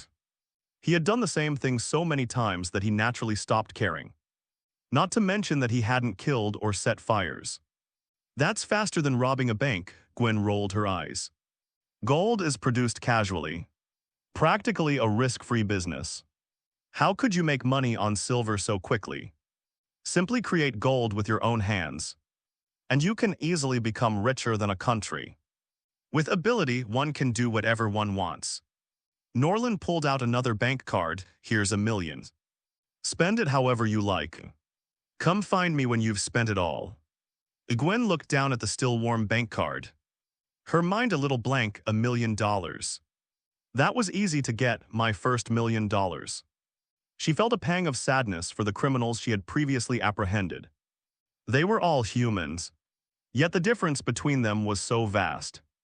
Norland didn't try to comfort Gwen, in fact. It was a good thing that he didn't use these abilities to do evil. He didn't even need to take this step with his telepathy. He could have had an unhindered life from then on. It's like the all-powerful pass or the devil's passport in Doraemon. If an ordinary person were to get their hands on it, guess what would happen? Norland aspired to be the master of power, not its slave. So he did have some principles in his actions, though not many, regardless of whether Gwen fully accepted it. The two then began their most joyful time. Gwen didn't take over the role of Spider-Man in this universe to carry out justice. Nor did she infiltrate Vision Academy in Brooklyn to contact Miles Morales like in the original timeline. Instead, under Norland's guidance, she went on a shopping spree. I spent a week exploring New York City, leaving my mark throughout the entire city. The two were also seen talking in the ocean. Undersea sky alley forest luxury car. Gwen never imagined she would go this far. 013601211 Chinese letter 204,280. I never imagined I would be so indulgent. After a week of indulgence, Gwen realized she couldn't go on like this any longer and finally got down to business. Well, actually business was about to begin. In fact, Norland did do some things during this period. On several occasions, when Gwen fell into a deep sleep due to exhaustion, Norland learned the location of the abandoned underground construction site directly from Miles and took away the mutated spiders that Miles had killed. The number 42 is written above the spider. And the entire spider parallel universe is an accident caused by a series of coincidences. This spider was supposed to bite Peter in Universe 42. But because of the collider built by Kingpins, it came to this universe and bit Miles instead. Miles Morales, who shouldn't have become Spider-Man, was bitten, which led to the death of the original Peter Parker in that universe. Because in the Spider-Man universe, there should only be one Spider-Man bitten by a spider in each universe. Peter died because of Miles's appearance, and Universe 42 has lost Spider-Man forever. In that universe, Miles and his uncle became the villainous Prowlers. Norland wasn't really interested in Miles Morales. He was a product of political correctness, becoming the protagonist with various halos, and even stepping on other Spider-Men to rise to power, forcibly highlighting Miles's specialness and strength by suppressing other Spider-Men. Then they forced Gwen and Miles together.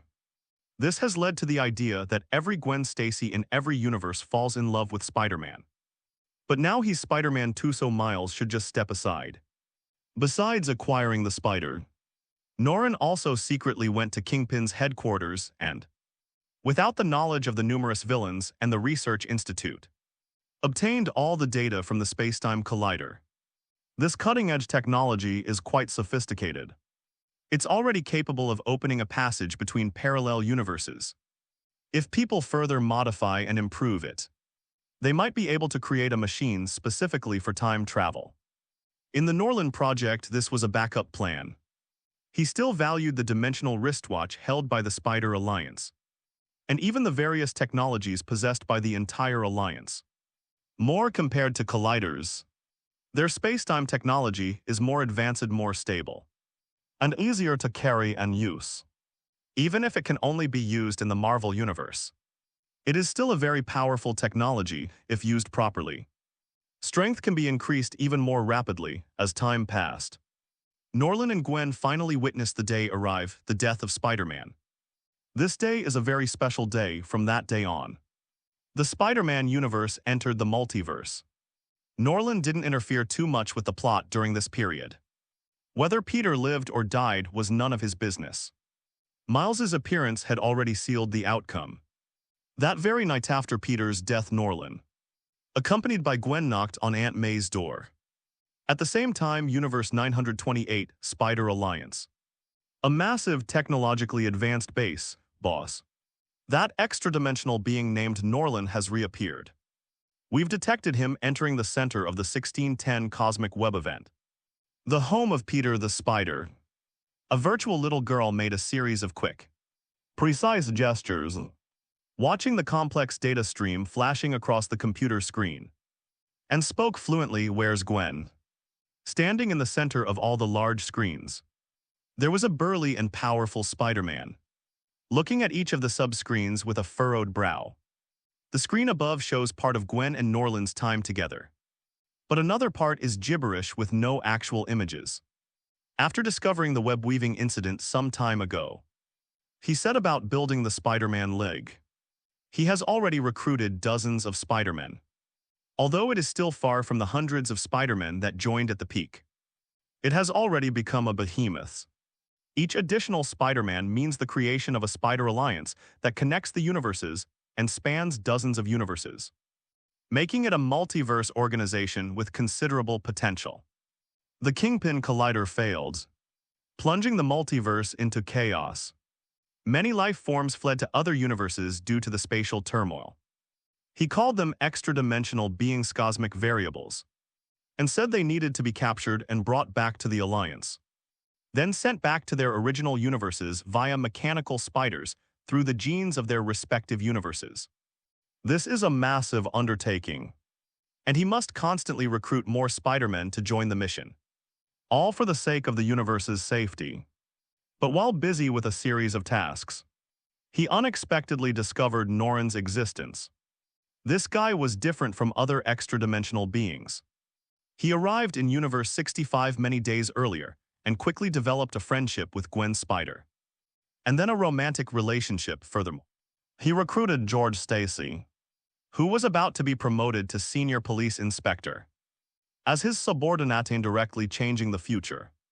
However, did not affect the first absolute event, the death of Peter. This guy is dangerous. All they know for now is that Norland possesses the Phoenix Force, and is far more troublesome than any other Phoenix Force user they know. He can perfectly utilize the Phoenix. Moreover, it remains unaffected and can even create a barrier to prevent them from monitoring it. More than half of the day was spent in isolation, and everyone knows what happened during that time. If Norman Good King Zhao were just a low-risk, insignificant character like Dr. Octopus Kingpin, or the Vulture Rethi would have taken him down long ago. However, they are not confident of defeating the other side and have not taken any rash action to avoid alerting them. We plan to take action after recruiting more staff. Of course, part of the reason is that Norland also became Spider-Man, and he didn't cause the web project to collapse. He's an anomaly, even more anomaly than Miles the Spider. Miguel even sensed that Norland seemed to know of their existence and the web-weaving incident. Therefore, he did not take immediate action. However, today he couldn't sit still any longer. All of the previous speculation was just that, speculation. Nobody knew what Norland would do in Universe 1610, or whether it would have irreversible effects on that universe, or even the entire multiverse. Gwen was with him too. They were talking to Aunt May, and they also interacted with Spider-Man Noir 90,214, Spider-Man Penny 14,512, and Spider-Ham 461. Road. Miguel, should we take action? This is a big guy. Miguel's assistant Spider-Woman Jessica asked softly. Miguel hesitated for a moment.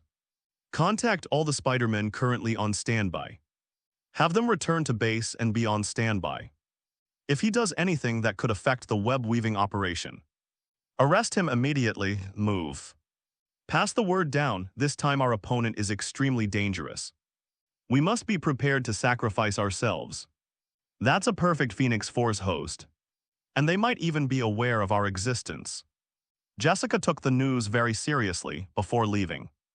She glanced at the screen and saw Norland's captivating face. With a charming smile, what a pity if he could join us. He would be the coolest Spider-Man ever. And all the Spider-Women would go crazy for him. Hey guys, look, Spider-Man's here again. Looks like all Spider-Men know one thing: find Aunt May. After meeting Aunt May, Norland and Gwen were taken to the basement by her. As soon as you enter, you see three strange Spider-Men. A Spider-Man dressed entirely in black and white. A Spider-Ham with a pig's head and a human body. And a little girl sitting on the head of a spider-like robot. Caught off guard, Gwen was startled by the three Spider-Men. They're all Spider-Men. Gwen looked around. Although she knew that Spider-Man wasn't just her, she never expected that even a pig could become Spider-Man. Aren't you surprised? I was just as surprised as you when I first saw it. These days, even pigs. Aunt May waved her hand without saying anything more. Although Aunt May is over 50 years old and her hair is gray, she lives like a young person in the past. She not only built the underground base with Spider-Man of this universe and participated in various plans and processes, but she also often asked Peter to create online accounts for her to date. Therefore, May in Universe 1610 is a veteran of countless battles and is much calmer than Gwen. Wait, I know what you mean, but actually I'm not a pig. I'm a spider just bitten by a radioactive pig. Spider-Ham raised his hand in protest, reminding everyone that he has never forgotten his race, a sentiment he has shared with many others. Despite his increased size and strength as a pig, he didn't like being called a pig, as it was considered impolite. My God, this is unbelievable. Could there be anything more bizarre than this? Gwen exclaimed in surprise, holding Norland tightly.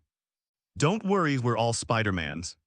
My name is Peter Parker, and I've been suspected of being bitten by a radioactive spider. My name is Penny Parker, and I was also bitten by a spider. Peter Parker, you all know the rest. Let me reiterate, I am the Spider. I'm a private detective, and in my universe, it's 1933. My favorite thing to do is fight the Nazis. A Spider-Man Noir continued. Penny Parker also briefly introduced her background. She comes from New York in 3145 and does not have Spider-Man superpowers. However, after being bitten by a spider, she can develop a telepathic connection with the spider, thus being able to control the spider mech to the point of complete control. As for Spider-Ham, is a photographer for the Daily Hound, and when he's not out hunting people, he works like a dog. Everyone in his universe is an animalized human. The Hulk is a rabbit, Captain America is a cat, and he was originally a very small spider who was bitten by a crazed pig. A disgrace to the spider world.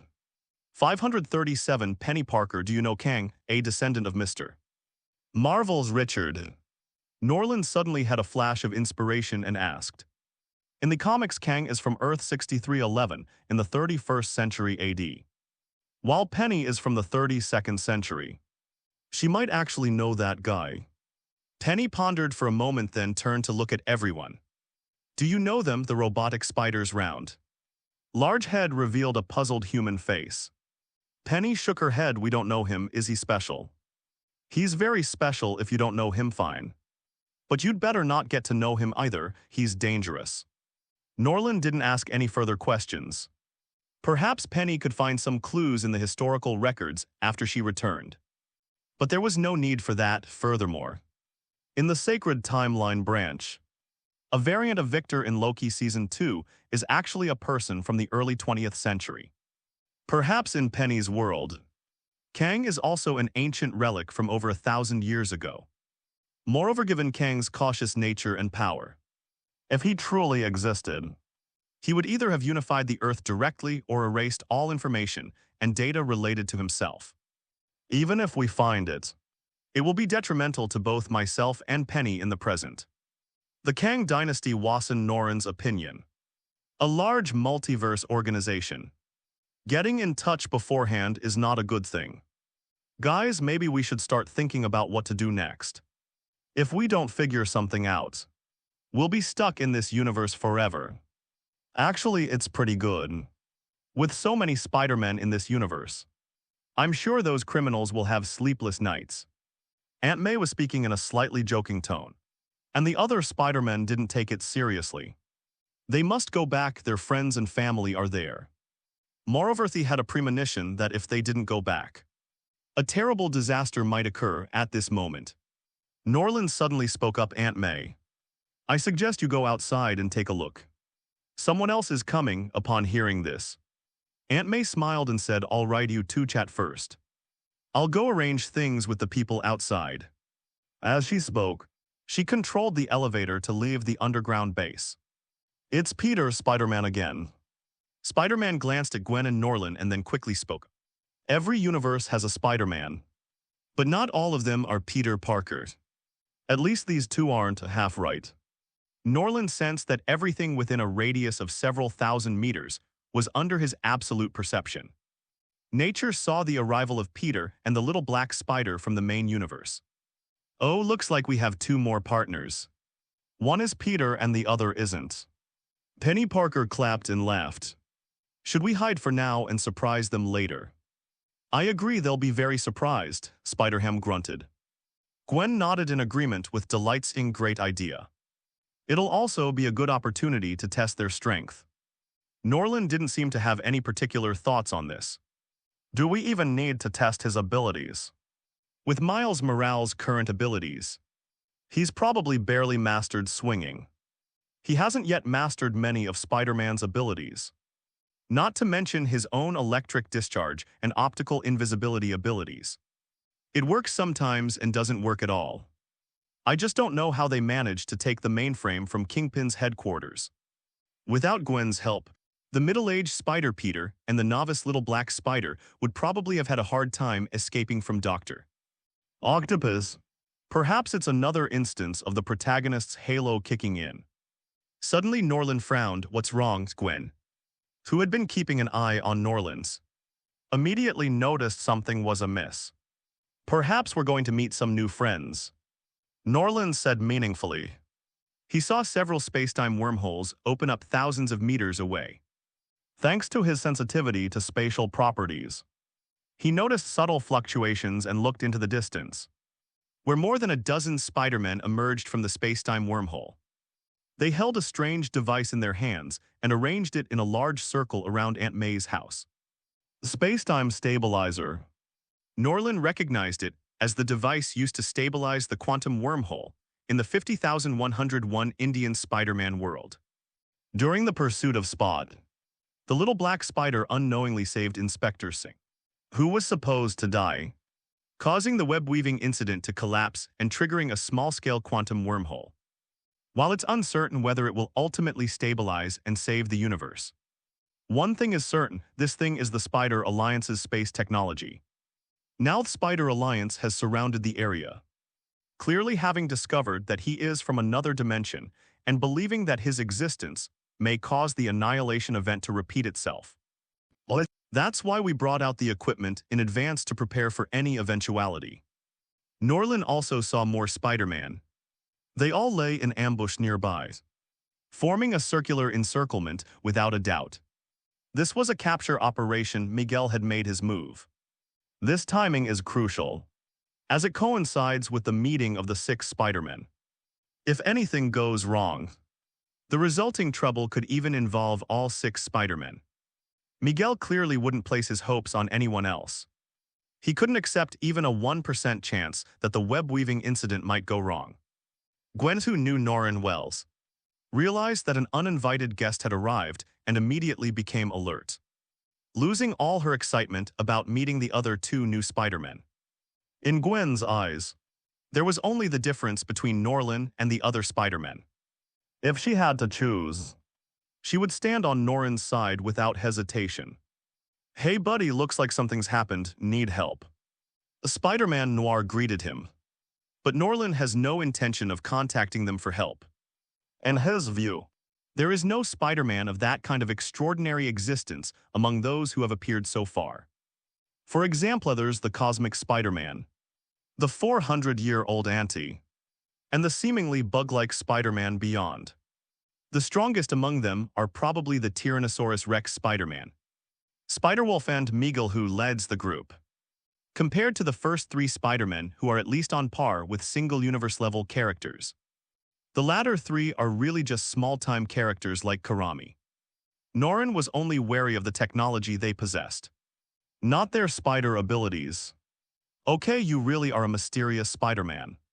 From now on, I'll call you the Mysterious Spider." Seeing Norland's mysterious demeanor, the Shadow Spider gave himself a name. They all discovered that Norland seemed to know many things they didn't, and was completely oblivious to what was happening, as if he had expected it all along. The word mysterious is an understatement. "Miguel, it seems he has already discovered us." Miguel, who was in charge of setting up the traps, frowned slightly upon hearing the prompt from his artificial assistant, Layla, as expected of the unknown Spider-Man, who is listed as the most dangerous. They had deliberately avoided the center and the little black spider, but they still couldn't escape the other's perception. "Has he left?" "No. I have taken over the entire city's surveillance network, and I am 90% certain that Norland has not left." Confidence or arrogance? It seems the other party is very confident in their own strength and doesn't care about their petty tricks. Miguel's expression turned somewhat unpleasant.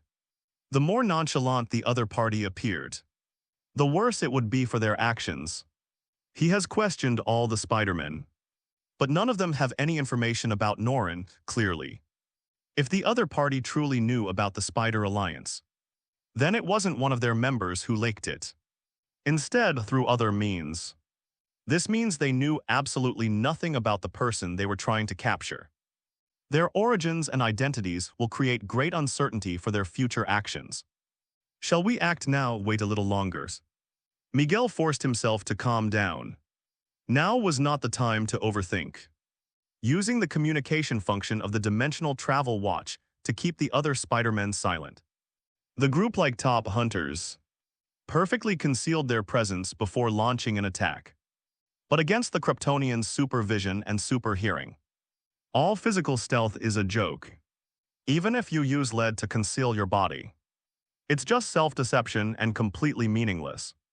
Then, they watched as Black Spider and Peter 616 talked with Aunt May.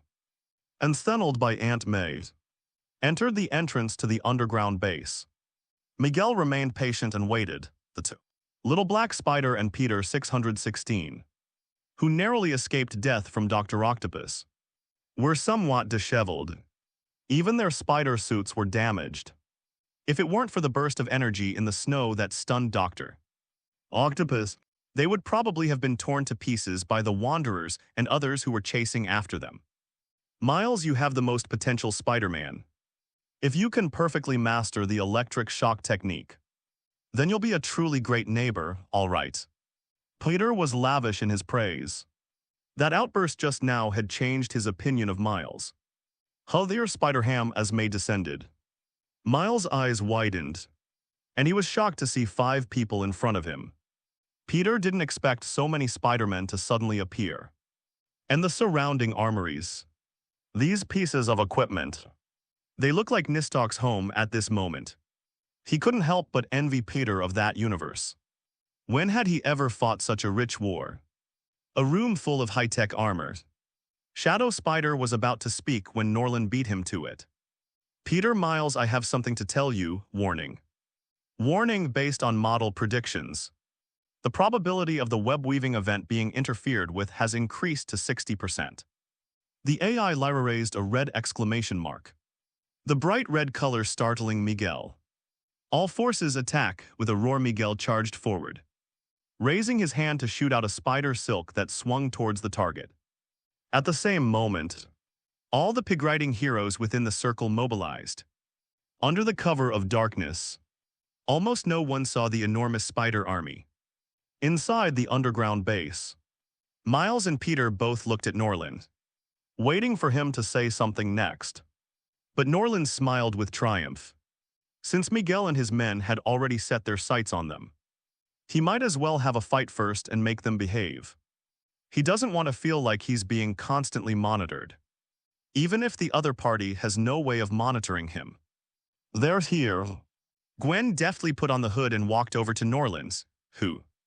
An enemy. The shadow spiders also perked up. Spider-Ham pulled out a large wooden hammer from somewhere. Penny Parker climbed into the spider robot, pressed buttons rapidly aimed at the outside world, and prepared for battle. Seeing this, Miles and Peter also became on guard. Who is it? Could it be Kingpin? Are they following us? No, this time the enemy is Spider-Man. What? Boom! While the group was still in a daze, the door to the underground base was kicked open. A huge horde of Spider-Men of all kinds swarmed in. And there's another behemoth. It's none other than the Tyrannosaurus Rex Spider-Man. However, due to his excessive weight, he got stuck in the doorway. At the same time, several kicks came from behind. They could even hear the sounds outside clearly. Peter, you've gained weight again. Don't you have any self-awareness? This door doesn't fit your physique at all. Guys, kick it in, that big butt re-erected. A vomit. Miguel and the others who rushed in first glanced back at Spider-Man, who was also speechless. Several Spider-Men used their webs to entangle the Tyrannosaurus Rex's head. And with a few pulls, they finally managed to get the Spider-Man inside. However, its obese size and weight still caused a minor earthquake inside, with the ground creaking under its own weight. I swear I haven't gained weight. This is a normal weight. Even among Tyrannosaurus Rex, I'd be considered handsome. Seeing the Tyrannosaurus Rex Spider-Man shaking his head, many Spider-Men expressed disbelief at this moment. Aunt May exclaimed, "My God. You've filled this place up to bursting. Get out." "I'm so sorry, Aunt May. We'll take responsibility afterward. But we have important things to do right now." Miguel remained expressionless, while the other Spider-Men began to comfort Aunt May. Although Aunt May was different in different universes, they all had genuine respect for this woman. As the Tyrannosaurus Rex Spider-Man squeezed in, soon the sky and the ground were filled with Spider-Man figures. The small underground base couldn't accommodate so many people. There were more than a dozen people hanging in the sky alone, and several more at the main entrance, effectively sealing off the entire area. All right, extra-dimensional entity number X Norland. I hereby officially announce that you have been arrested by the Spider Alliance. You have the right to remain silent, but I advise you not to resist. What happened? What is the Spider Way? What did Norland do wrong? Why are you arresting him? Spider-Man Noir asked. Miles was overjoyed with so many Spider-Men. What's Kingpin? Why don't we all storm and hang them up? And give them a good spanking to avenge Peter. However, Miguel completely ignored Miles's suggestion, not even glancing at him. The Spider-Man Alliance is an organization of all Spider-Men. According to the development, you will join us in the future. But now, due to the existence of the X-dimensional entity Norland, things have changed. Miguel had already revealed his beast-like claws, his legs braced, ready to launch him at any moment and take down Norland. Your existence has caused irreversible changes to Universe 65 and Universe 1610, threatening to plunge them into an endless abyss at any moment. So I'm sorry you have to come with us. Only then can things hopefully get back on track. You cannot leave the Spider Alliance until we know your background. You must be unanimously judged by us before you are allowed to continue your operations. Surrender Spider-Man Variant X. There are Spider-Men everywhere outside. You have nowhere to escape. Norland remained completely unfazed, observing the various Spider-Men and displaying a casual ease entirely different from that of Spider-Man Noir and his companions. Why did you predict that Universe 65 and Universe 1610 would be destroyed because of my existence? Excuse me. Is the Universe 1610 you're talking about the universe I live in? Miles asked, raising his hand. Yes, Gwen's universe is Universe 65. We must ensure the safety of your universe. Please cooperate with our conversation before causing more spider universes to fall into crisis. Jessica Spider with her afro spoke softly, not wanting things to get any worse, in any case. We're all Spider-Man. There's no need to fall out over these things.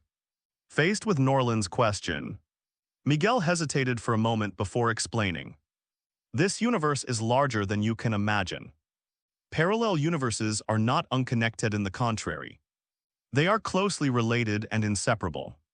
We are all Spider-Man, and our lives are woven into a beautiful web of life and destiny. I call them arachnids, humanoid multiverses. The Spider Totem universe, Norland suddenly asked. Miguel paused for a moment. If it makes it easier for you to understand.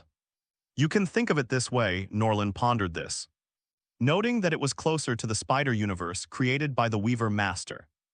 And perhaps there really was a connection between them. The Weaver is the inspiration for Spider-Man. He painstakingly wove this vast web and is the master of destiny. The web of life and destiny spans and weaves the present, past, and future of every world. Weave on and on until the last thread of each world breaks. He can see and monitor all the Spider-Men on this network, and even control them. It looks quite powerful after all. It's a deity with a spider totem, but in fact, there is another family of totem hunters called the Inheritors, whose members constantly cross the multiverse to hunt down various totem gods and their retinues. They imprison the Weaver Andu to a prophecy. Began a long hunt for Spider-Man. If there is a successor in this Spider-Man universe, then we're in big trouble. This might be a huge pit, of course.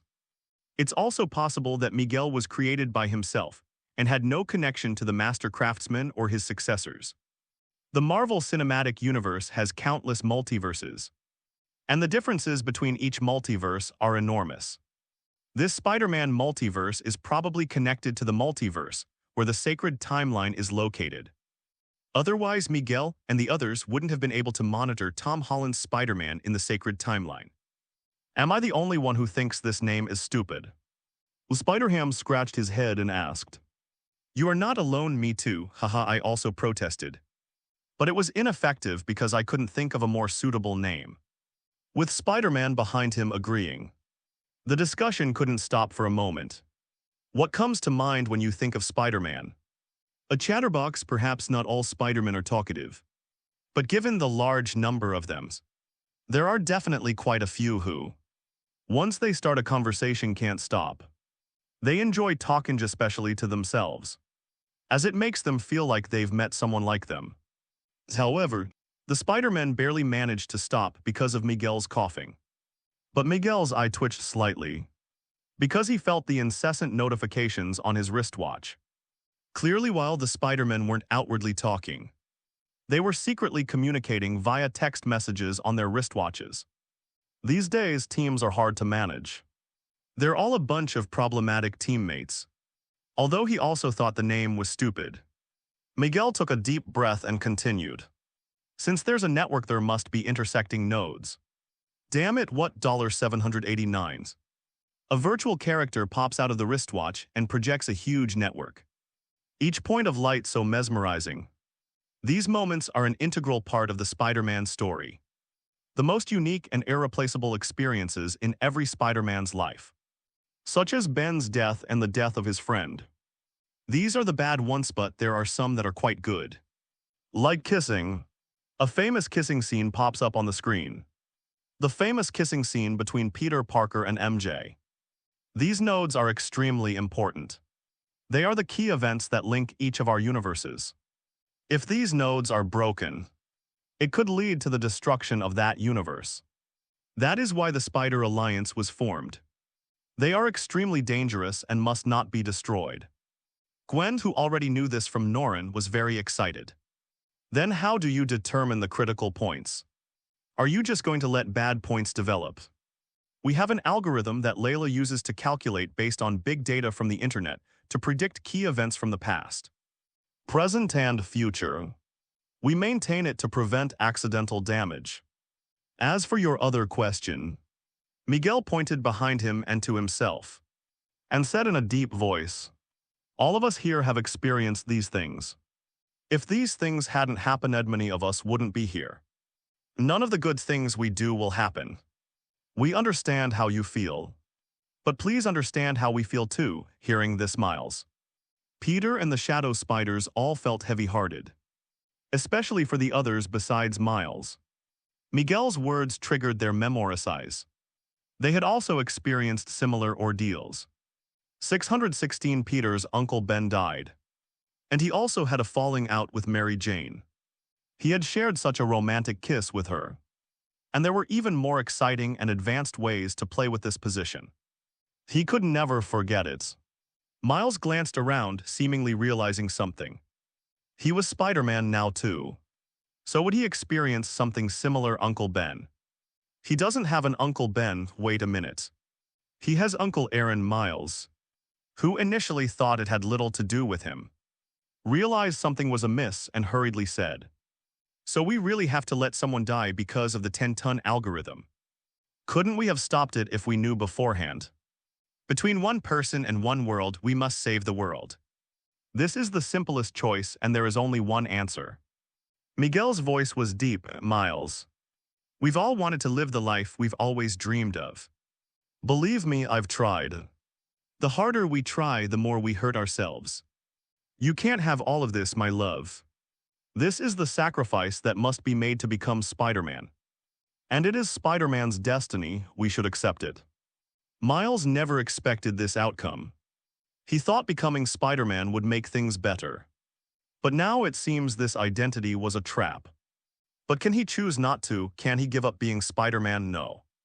Because he made a promise to the dead Peter. And he was also being targeted by Kingpin? No. There's a way to have the best of both worlds. At this moment, Gwen was incredibly grateful to Norland. If it weren't for Norland's arrival, she would have experienced these painful events as well, and would have been powerless to watch them unfold. Gwen, I know that Norland, for some reason, caused your father. Miguel didn't continue. He thought of Miles, and realized this wasn't the time for him to know these things. As for Uncle Aaron, they will not interfere in the conflict between Miles and Kingpin. If this continues, Miles' Uncle Aaron the Prowler will surely die at Kingpin's hands. Although this was somewhat avoided thanks to Norland, someone else would always have to take responsibility. Besides, isn't your friend Peter dead too? A win-win situation that doesn't exist. Gwen wanted to say something more, but Norland stopped her. The substituting one thing for another plan is not without flaws. The more people know about it, the more likely it is to fail. Moreover, apart from him, the Spider Alliance has no ability to carry out this. Speaking out won't solve the problem. On the contrary, it will cause even bigger problems. All right, now do you still want to fight us for him? Miguel looked at Spider-Man Noir and the others. They all remained silent because this matter was beyond their expectations. I initially thought it would be Kingpin or other villains, but it turned out to be a bunch of Spider-Men. In the end, I just fought them all myself. Moreover, the other side isn't some villainous spider instead. It's a group of righteous spiders trying to maintain universal peace. There's no reason to fight now. So this is all you know about the Spider Universe? Norland asked again, trying to gauge the danger level of the multiverse from these seemingly minor details. Miguel was puzzled.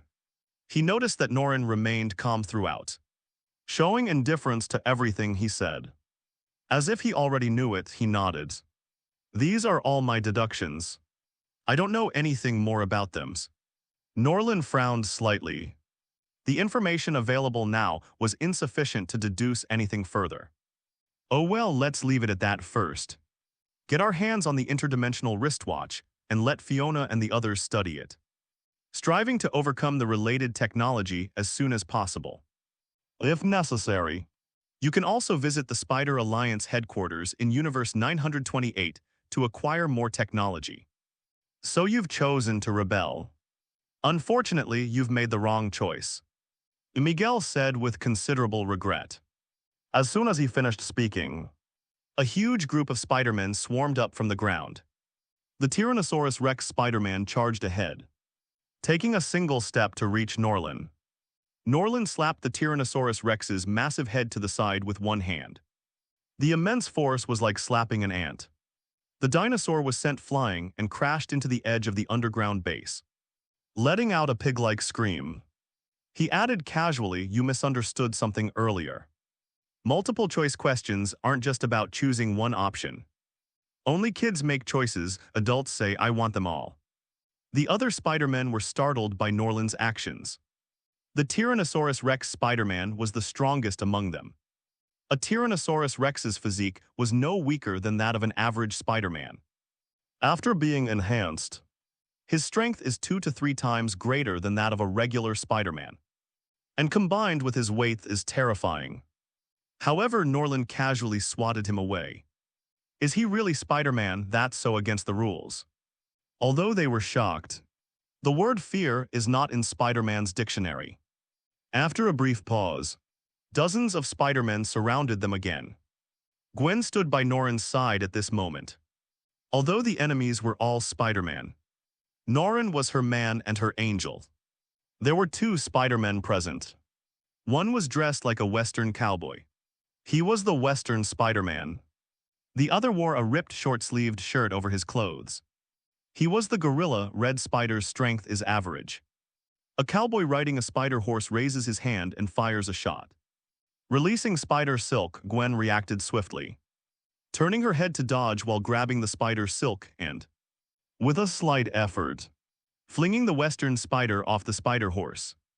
Upon seeing this, the Scarlet Spider immediately stepped forward and grabbed the Western Spider, engaging in a wrestling match with Gwen. The 2 spiders exerted their strength at the same time, but Gwen easily threw them off balance. Even the spider horse followed in their footsteps after joining the struggle. Miguel's eye twitched again. Good grief, they're all holding back, aren't they? 2 people and a horse can't even pull off a single Gwen stranger.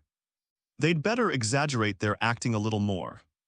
Beside him, Norland watched as a Spider-Man with 4 mechanical arms resembling Dr. Octopus charged forward. The 4 mechanical arms swung with tremendous force, impenetrable to the Reyna sight to behold. A dazzling array of colors, 013601211 Feilu 204,010,460. But in Norland's eyes, his speed was so slow that in less than a 10,000th of a second, he shot out spider silk that passed through the gaps between the layers of arms, wrapped it around the other man's face, and used him as a humanoid soldier. With a sweep of the weapon to the left, he instantly took down 7 or 8 Spider-Men. He didn't even use any abilities other than Spider-Man's superpowers. A wolf howl echoed from afar, and then a Spider-Man with a wolf's head swung down from the sky. He was more agile and stronger than the other Spider-Men. Meow tilde while the wolf howl was distracting Norland. A spider-cat suddenly sprang out from behind, opened its mouth and spat out spider silk, trying to smear Norland's face and cover the other Spider-Men. But when Spider-Cat jumped up and spun webs, he felt something was wrong as soon as he made eye contact with Norland. He saw the calm and indifferent look in Norland's eyes, just as casual as when they had talked before, seemingly unconcerned about his actions. Meow. Before Norland could spin the web, he flicked his finger, and a ball of spider silk shot out, wrapping the Spider-Cat in a fluffy ball, which then rolled to the side on the ground. A flash of cold light appeared before their eyes. It was the spider-wolf's claws. Those claws, the size of palm leaves, could easily smash an ordinary person's head apart with a single swing. The Spider-Wolf had already foreseen the scene of Norland being slapped so hard that he saw stars. But then a tremendous force came from his abdomen, and the Spider-Wolf flew backward with a howl, his body turning into a cannonball that smashed the glass compartment of the spider suit sealed in the distance. Seeing this, other Spider-Men seemed to have brakes installed on their feet. With a twist of their heels, they turned around and ran to find Gwen. Let's leave this ruthless person to someone else to deal with. Didn't you see the Spider-Wolf getting beaten up and barking like a dog? The Tyrannosaurus Rex Spider-Man is still shaking his head in a daze. And even 2 of his big teeth have been knocked out. In comparison, Gwen Stacy is clearly a better opponent. A girl like her can't be that strong, right? But who knew that Gwen's violence was no less than Norland's? And her strength was 10 times that of an ordinary spider. Furthermore, in Gwen's eyes, these spiders were forcing Norland to use the 943 method, which was incredibly brutal to many Spider-Men. Gwen became a blur, using her incredible agility and somewhat clumsy fighting skills to constantly weave through the Spider-Men, sending each one flying with a single punch. When they struggled to get up, their faces were swollen or their hands were limp. If they hadn't all possessed spider sense, and if Gwen hadn't held back, at least 2 out of the dozens of Spider-Men would have died. Trap them, there are only 2 of them, don't be afraid. A spider shouted, the other Spider-Men reacted quickly, stopping their approach and instead shooting webs from a distance to create a 3-dimensional network. They also consciously bound gnawing Gwen's limbs, attempting to take advantage of the situation to subdue the 2. Gwen is having a rather troublesome time dealing with this. But Norland did the opposite. He swiftly grabbed the spider silk with both hands. Seeing this, the other Spider-Men immediately sent out more than a dozen people to participate in the tug-of-war. Listen to my count of 1, 2, 3 and give it your all. Tyrannosaurus Rex Peter, come help. Use your sheer size to teach him a lesson. I told you I'm handsome, not fat at all, come on. I refuse to believe that with so many of us. We can't defeat just 1, 1, 2, 3 push, hey. F*** K, is he a monster? In the instant they exerted their strength, Norland pulled them away with an unfathomable power that even surpassed the combined might of dozens of Spider-Men. The Spider-Men who had banded together were like an ant colony scattered by a single breath from an adult. They crashed into the edge of the base one after another, and an Aunt May's despairing gaze. The entire base was smashed to pieces by the Spider-Men flying around. Most of the equipment was destroyed, and the crackling electric current gave a few nearby Spider-Men a luxurious electric shock massage. Miguel was shocked. He hadn't expected Norland to be so powerful. He had thought that many Spider-Men were just going through the motions and not putting in any effort. But now it seems that it's not what he thought. The Spider-Men weren't holding back. It's just that the enemy is too strong. Even Gwen is more than a level stronger than the average Spider-Man. If this is all just leniency, the price is far too high. A few unlucky ones might have to stay in bed for days after returning to base. The Shadow Spiders hadn't expected this outcome, and they all stared at Norland's retreating figure with strange looks. They keenly noticed that Norland wasn't even taking it seriously. He remained calm throughout, as if the Spider-Man League's attack was just a warm-up for him. So Spider-Men are just cannon fodder? No. The various extra-dimensional villains who were captured in the Spider Alliance have something to say. The situation has changed. Activate Plan B.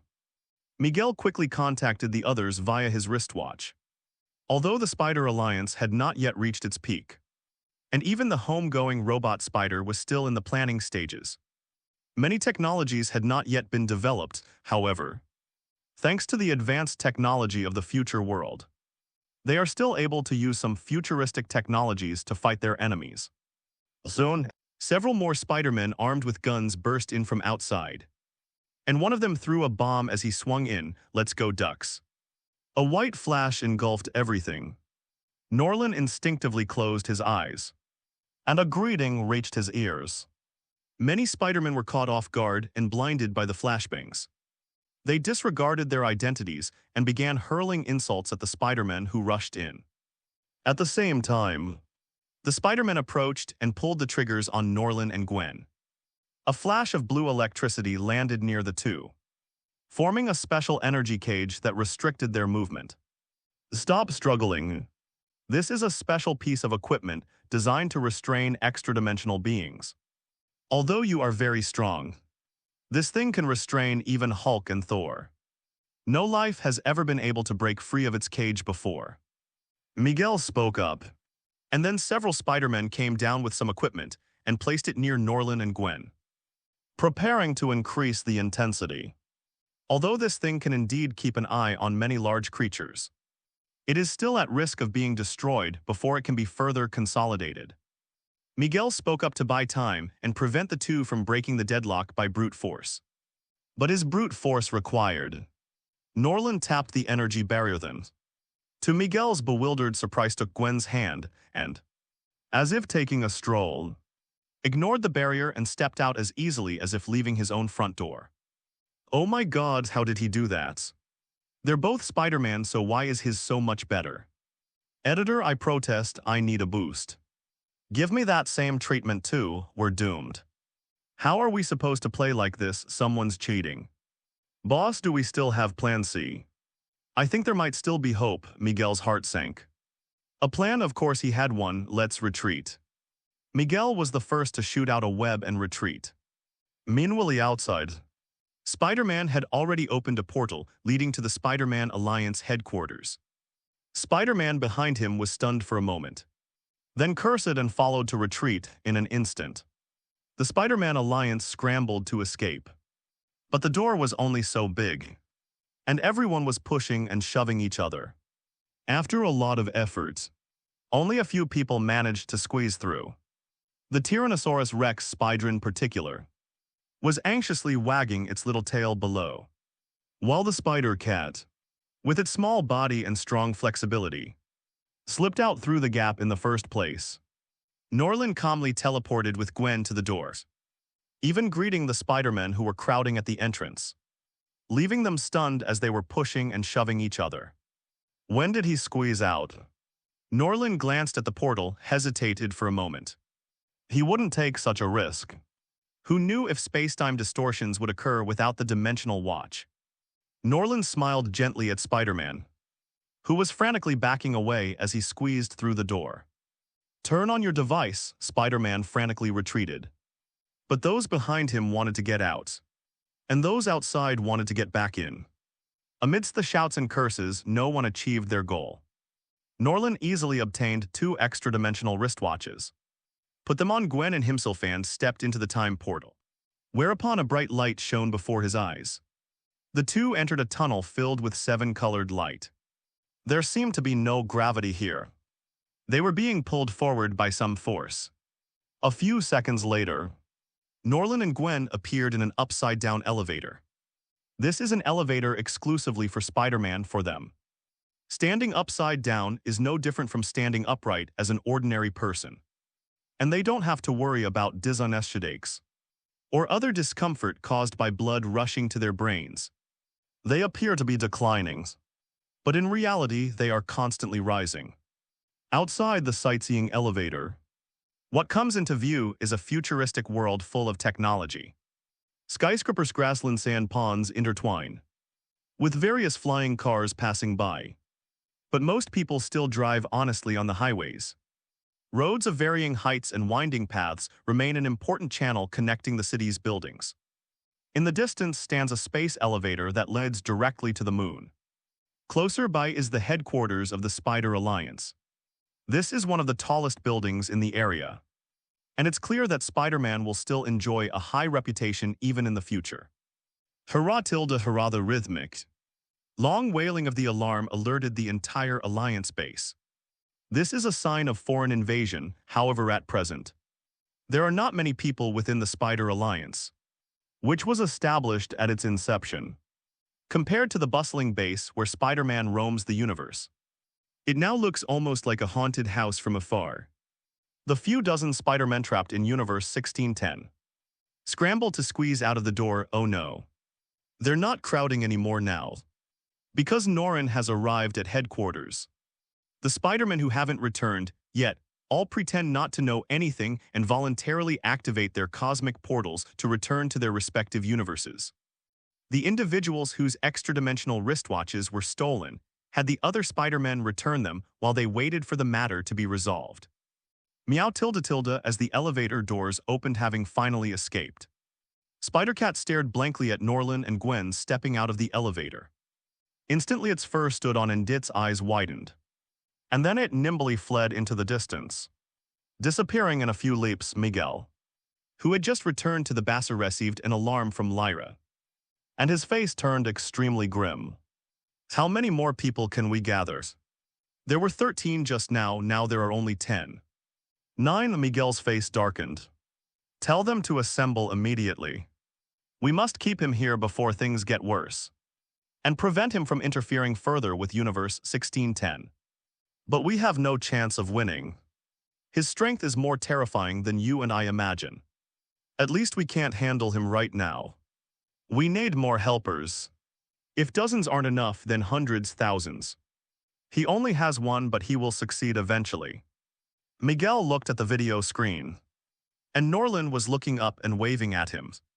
No matter what, we have to stop him. His every move in Universe 1610 could have a greater impact and even plunge more universes into crisis. It is our duty to stop him at all costs, Lyra nodded. Perhaps we can use the extra-dimensional entity to deal with him. No, that might only make things more complicated. Miguel shook his head. Although he was willing to do anything to ensure the success of the web project, he had a bottom line: he could not allow the extra-dimensional entity to escape again. Especially not from Universe 928. If they were given more advanced technology, the situation can become uncontrollable. Miguel took out a huge gun from the side and, with Kara's blessing, walked out with a determined expression. Norland, leading Gwen, headed precisely towards the Spider League's headquarters, where they collided with the remaining 8 spiders. Subsequently, they were stunned by Gwen's electric current. He became the Electric Spider-Man. When Miguel arrived and saw this scene, his face tightened even more. Tell me, what exactly do you want to do? Norland asked in surprise. Didn't you want us to come to the Spider Alliance? Here we are. Yes, they're here in any case, at least for now. They won't affect Universe 1610 anymore. The original goal has been achieved to some extent, although the process of achieving it was fraught with difficulties and was almost entirely accidental. Miguel shook his head. No, how could he think that? This is the only Spider-Man he can't see through. He's an extremely dangerous extra-dimensional being. This is even more serious than Miles' Problem 2-3.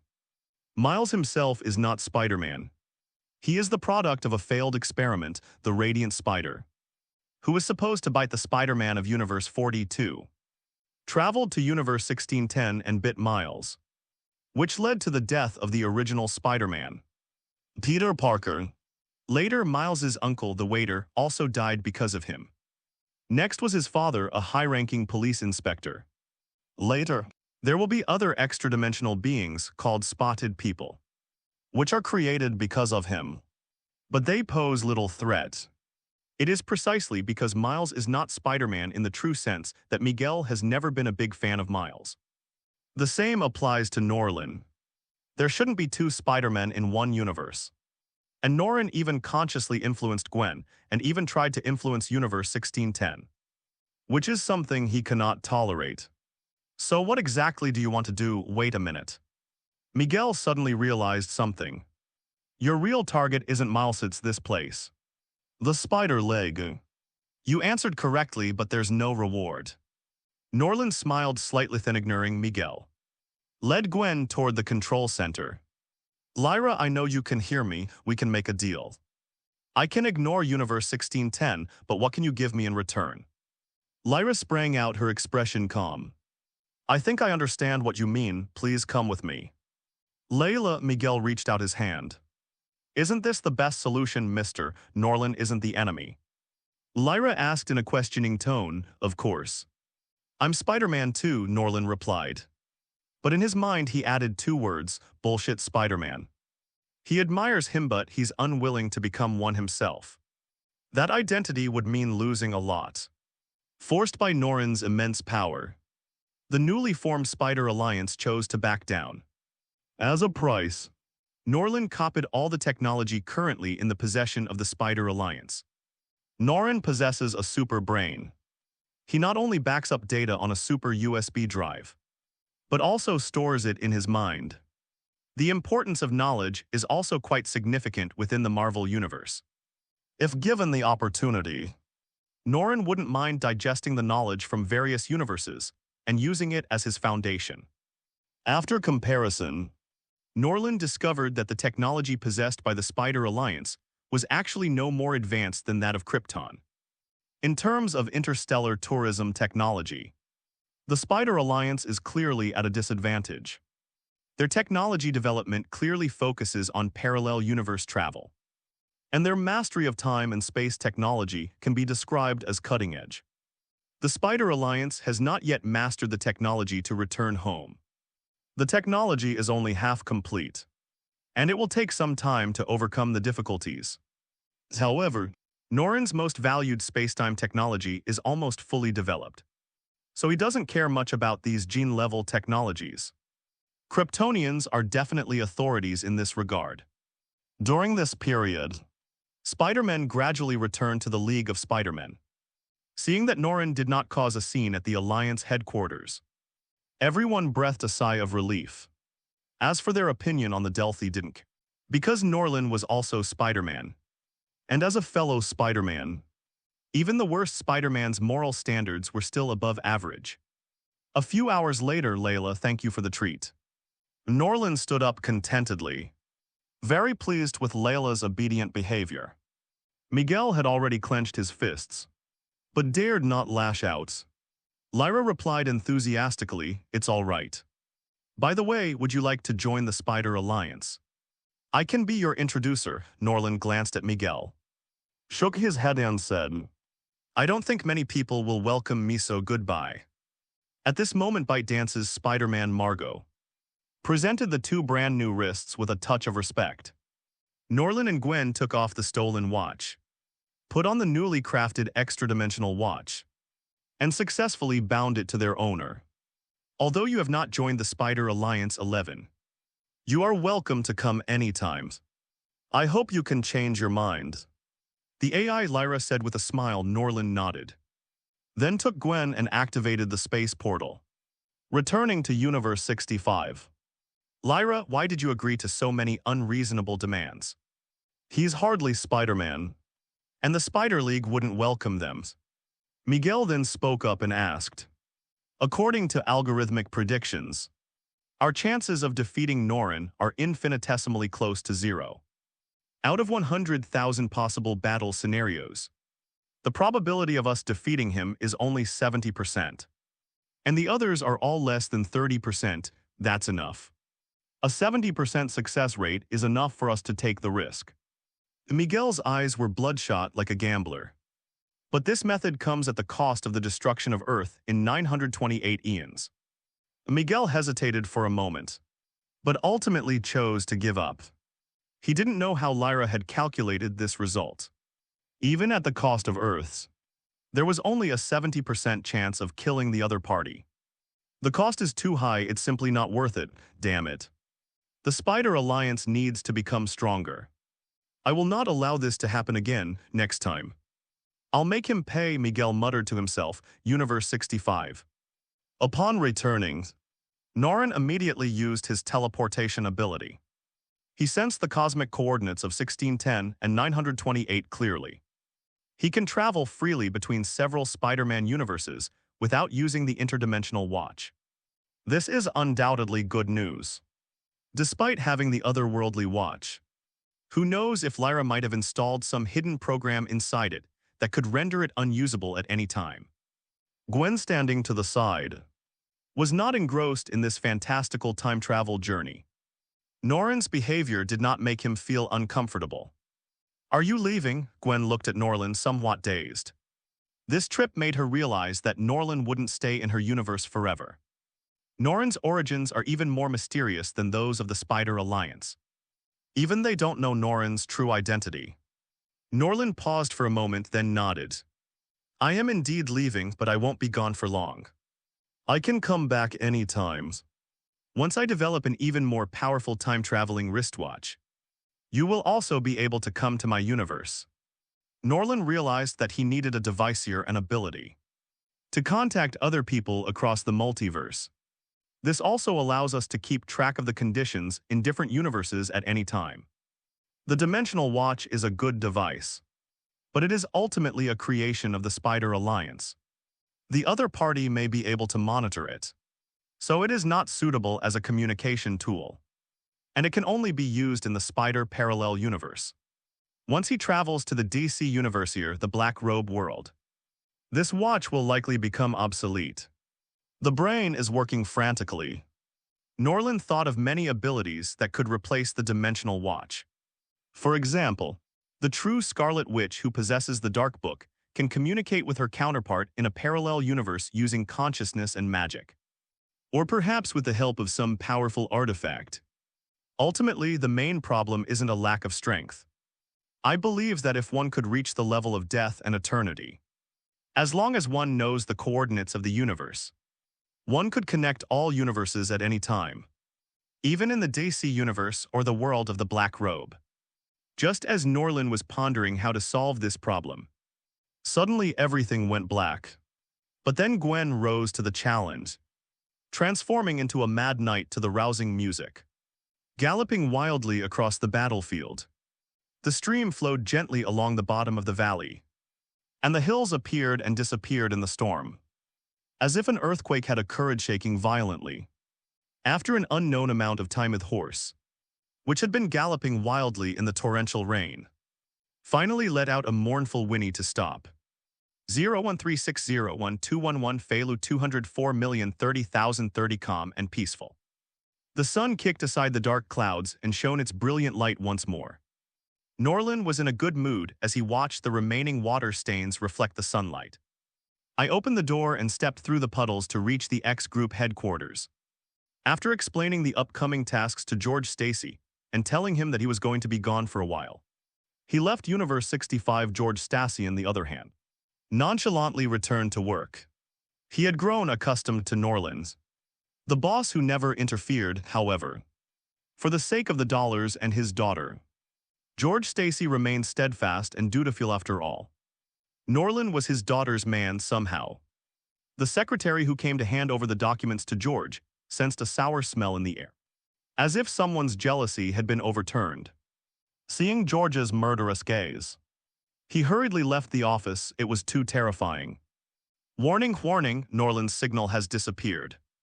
The moment Norland disappeared, Lyra suddenly appeared. Did he turn off the interdimensional watch? Miguel frowned. No. I'm pretty sure he didn't do that. It's more like the signal isn't being received. He went to an extremely remote place. So remote that our computing power is insufficient to receive signals from there. The scene before her eyes kept changing. Lyra was gathering the computing power of the entire planet to analyze the data. But in the end, she found nothing. Miguel's expression turned grave. Impossible. With our technology, we can encompass hundreds of thousands of universes. How could he traverse such a vast distance in an instant?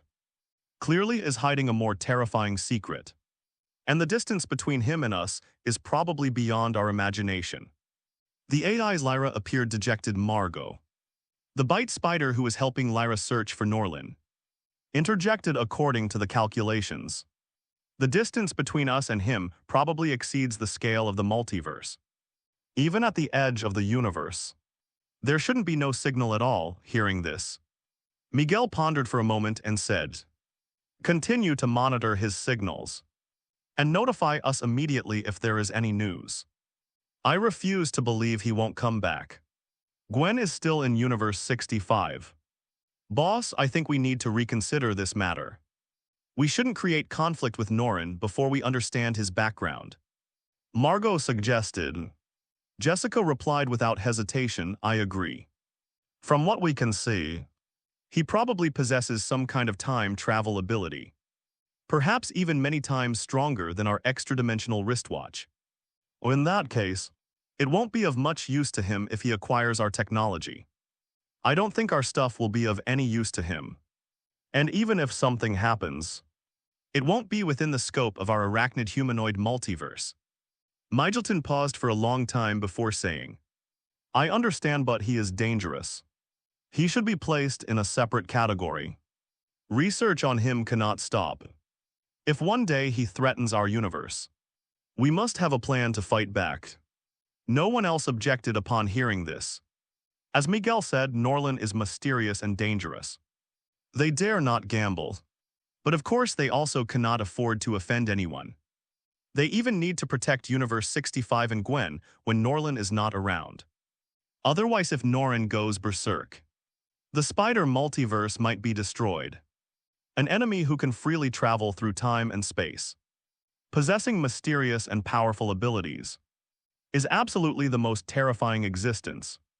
After leaving Universe 65, Norland first went to the old Bruce universe and summoned Fiona and Bard, asking them to conduct research on Spider-Lion's technology. Considering Bard's loyalty and the allure of the technology, Norland used telepathy to deepen Bard's loyalty to him. This will minimize the probability that Bard might betray them if he gains access to time-space technology. Bard and the others were greatly impressed by the technology Norland brought back. This is a technology that even Krypton at its peak did not possess.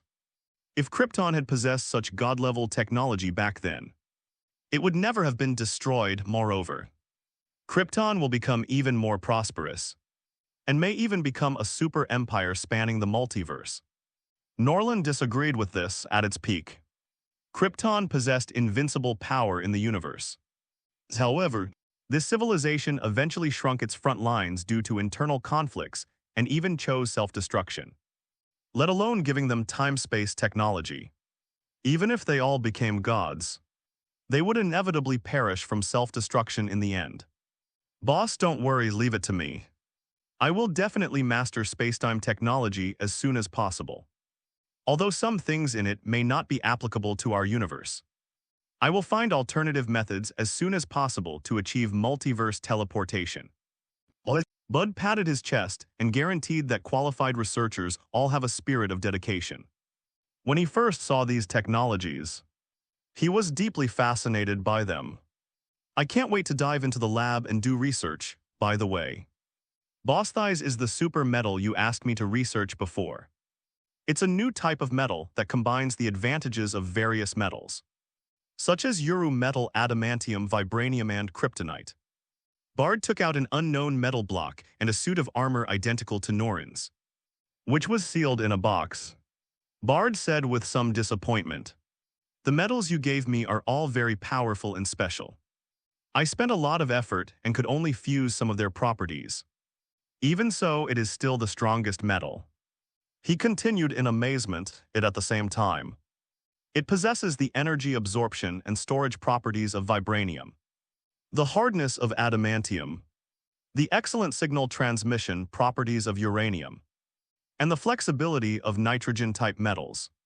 This is the combat suit I made using this metal. It can automatically adapt to the body size and will not show the slightest sign of melting even at temperatures of 500 degrees Celsius. The total energy it can store far exceeds the sum of all 687 nuclear weapons currently possessed by humankind. Its current upper limit is unknown, but if Yaobos were to further the enchantment within it, I even doubt it can withstand planetary-level energy. Its physical defenses are terrifying. Earth's current technology is simply insufficient to break through them. Even Kryptonian technology can't do anything about it. More importantly, this is only the initial stage of research. If we continue, we might be able to uncover even more potential. Norland was overjoyed to hear this, as such a miracle would greatly benefit him now. Once we acquire enchantments and other magic, the battle armor will become even stronger. From now on, this metal will be called X-Metal. Continue your research. It will save the lives of our soldiers in the future. X signifies infinity, unknown, and perfection. It is a very mysterious character. It also embodies Norland's ambition. I remember there was a 10th metal in the DC universe. Element X, which was also an extremely special metal. It's even more powerful than their current X metal. But what if Metal X continues to fuse? Collect more special metals to become infinitely stronger and more powerful. Only such metals can match Norland's ever-growing power. Norland sent Bard back to continue his research. At the same time, they marveled at the value of researchers and wished they could split Bard in two to use him. At this point, Fiona also began to report on the current progress of the Kryptonian civilization's reconstruction. Bossed as Fiona recounted the events, Norland roughly learned about the purpose of the mission. The Kryptonians have now successfully terraformed Mars into a habitable planet for them. However, it did not completely transform into a kryptonite planet. After discussion, Fiona and the remaining Kryptonians unanimously decided that they absolutely could not allow such a tragedy to repeat itself.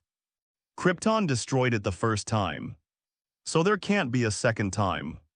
With the yellow sun now present, every Kryptonian has the potential to become a god. Crossing the universe in one's physical body is no longer a dream. This may increase the difficulty of imposing restrictions, but it will play an undeniable role in the Kryptonians' renewed prosperity. This is the weakest time for Kryptonians. They need to be able to walk and survive. 13,601,211 Felu, 204,030,030. The first batch of people from that region have been conceived using genetic technology. Due to energy and resource issues, the first batch of researchers consisted of only 1,000 people, including 500 soldiers, 300 researchers as requested by Norland, and the remaining 200 people comprised of various other personnel. Talent in the field. There were no general-type Kryptonians or elder Kryptonians. Norland needs to ensure the purity of the Kryptonians. He even had Fiona and Bard inscribe a command deep within the genes of every Kryptonian they conceived: absolute loyalty to the great Kryptonian leader Norland. Only in this way can the newly born Kryptonians become Norland's trustworthy subordinates. He wouldn't allow any Kryptonian to betray him in the end. Only in this way could the Kryptonians continue to grow stronger. Once this group of Kryptonians grows up, they will be absolutely loyal to Norland's, even more trustworthy than Bard and Fiona. Despite Zod's apparent betrayal of Krypton and even his rebellion, everything he did was actually based on protecting the continuation of Kryptonian civilization. This is a mark etched deep into his genes since birth. Of course, Ethis is not necessarily a guarantee. As human nature is fickle, Kryptonians are no exception. But it can guarantee loyalty to the greatest extent possible. Although this batch only consists of 500 Kryptonian warriors, once they grow up, they will all be superhuman. With this force, we have the confidence to even attack Apocalypse. Moreover, as long as resources and energy are sufficient, the origin chamber can be expanded and transformed into a large-scale incubation chamber, comparable to, or even surpassing the origin chamber on Krypton's home planet. The origin chamber is where Kryptonian fetuses are nurtured, from genetic embryos to infants, where they spend their most vulnerable stages. However, due to the yellow sun, babies are super babies, and their strength is absolutely no less than that of ordinary superpowered individuals. Well done. This time I will leave more resources for your development. Let's set a small goal first: train at least 10,000 people. We need a loyal armies. I have a feeling that there will be no shortage of crises in this universe in the future. The ability of Spider Sense can be used even in this universe. Norland already sensed that a crisis was approaching. This is not surprising, as although there was no supernatural life in the universe before, the arrival of the Flash has made the universe dangerous and uncontrollable. Zod was merely the first step in triggering the crisis. Subsequent crises still have the potential to destroy the universe.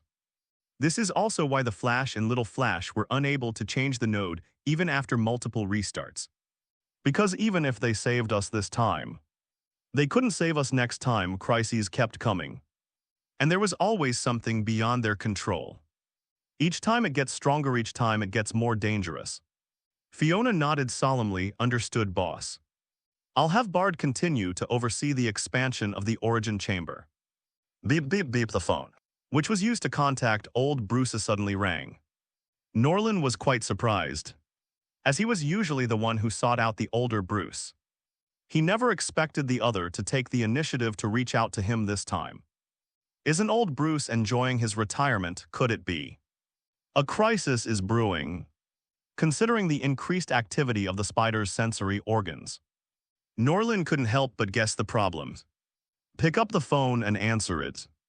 This is a super phone modified with Kryptonian technology, capable of receiving calls from Earth's surface even on Mars.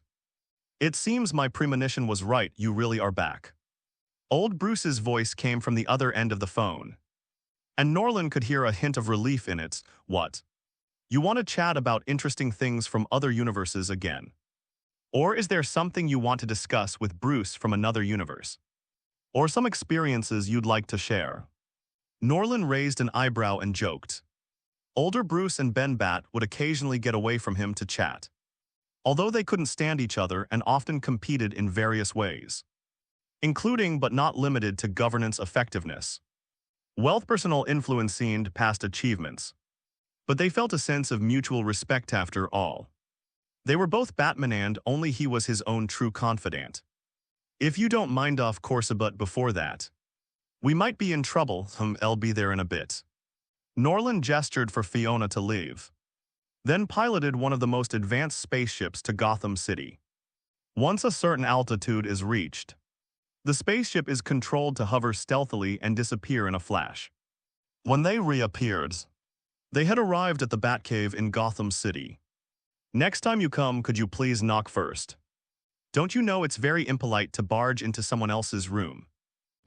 Norland's sudden appearance in the Batcave startled old Bruce, even though he was already familiar with Norland's elusive abilities.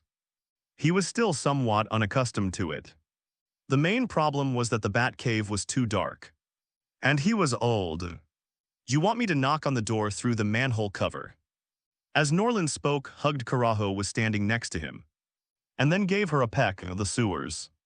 If that's what you think, then you're doing unspeakable things with a woman in the sewers right now. And next time, be mindful of the occasion. There are single people here. Old Bruce's words were full of resentment as he muttered. Is this the resentment of single people, single ha? While I was spending my youth surrounded by women, you probably hadn't even touched a woman yet. Old Bruce was not to be outdone and retorted. You're getting old. I can still take up arms and fight to protect the Earth. But you're old, I can still fight Kryptonians. You've gotten old. Enough with the nonsense, take a look at this. Old Bruce pretended not to hear, skillfully turned on his computer, and something resembling a shooting star appeared on the screen. This footage was captured 30 minutes ago. I initially thought it was just a harmless meteor, but it turned out to be an alien spaceship that crashed in the coastal city. Didn't you tell me to pay attention to changes in the Earth? I have a feeling it might be another problem. Old Bruce looked preoccupied. He had also learned from Norland that their universe was no longer peaceful because of the Flash's arrival. Extraordinary powers will become more and more common, so from that day on, he said goodbye to his wonderful and comfortable retirement life, and once again took up the identity of Batman to continue protecting Gotham and the Earth. During this period, he launched numerous surveillance satellites to monitor extraterrestrial life and dangers within the Earth. They also purchased a batch of state-of-the-art computers from within the group, and the Batcave was completely renovated. The spider webs were gone, the air was much clearer, and all the instruments were the latest products, some even being high-end gadgets obtained from Kryptonians. With the Kryptonians preoccupied with their own affairs, old Bruce took on the responsibility of protection, which enabled him to detect the alien spaceships landing immediately. Seaside City alien spaceship. Could it be about that incident? Norland thought of Hal Jordan's Green Lantern, the guardian of Beach City and the greatest Green Lantern of all time. His willpower is so strong that it can fight against the universe. Perhaps that's an exaggeration, but it has to be admitted that he has the talent to become Green Lantern, and his strength is also quite remarkable. However, Norland wasn't thinking about Hal Jordan, but rather about the beings he was about to face, the Green Lanterns and the Parallax of the Yellow Lanterns. Is this the danger the Spider sensed? Compared to Zod and the World Engine, Parallaxian is clearly 10 levels more dangerous. What? Zod was just a Kryptonian general who had just arrived on Earth, and his combat power was not invincible. But Parallax is the embodiment of fear. It is a lantern beast of the Yellow Lantern Legion, an existence that is almost impossible to kill by conventional means. Let alone Zodvin if it were Henry Cavill. He might not be able to do anything to Parallax, an invisible body that feeds on fear and life itself. It can absorb the life of an entire planet and convert it into its own energy in an extremely short time. Even with the entire Green Lantern Corps mobilized, they were unable to defeat him. Unless the Green Lantern Corps Lantern Beasts Iron Sharks are deployed in Green Lanterns. Hal Jordan lured it into the sun and used the star's power to destroy it. But Norland believed that Parallax was not dead. What had died was the large-headed guardian that Parallax had possessed. As a lantern beast, it could revive from the fear energy after leaving the guardian's body. Without a doubt, this is a formidable enemy. Norland was also finding it a bit tricky. The intensity was going way too far. Flash, could you please stop this? When there's no real danger, the Flash is the biggest danger. Although Norland's intervention alleviated the global crisis, the problems caused by the Flash's arrival were far too severe. And unlike the DC Extended Universe, the enemy here doesn't leave any traceable clues.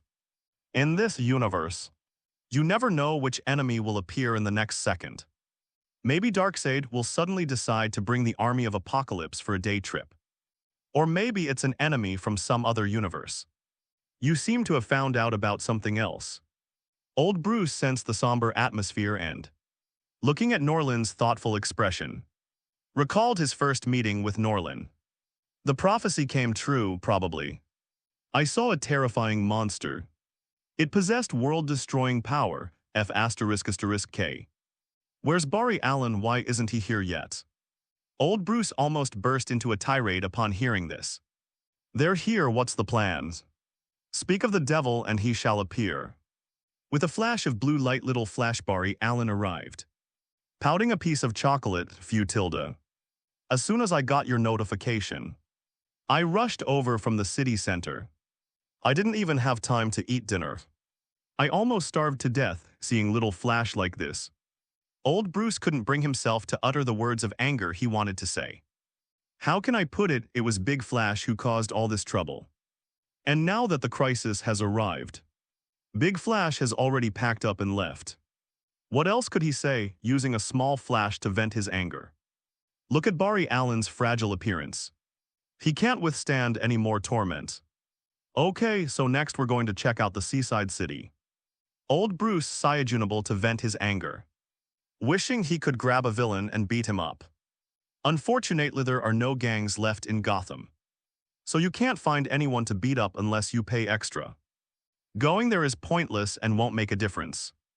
Norland shook his head if nothing unexpected happened. Hal Jordan would have already been approached by the Green Lantern ring.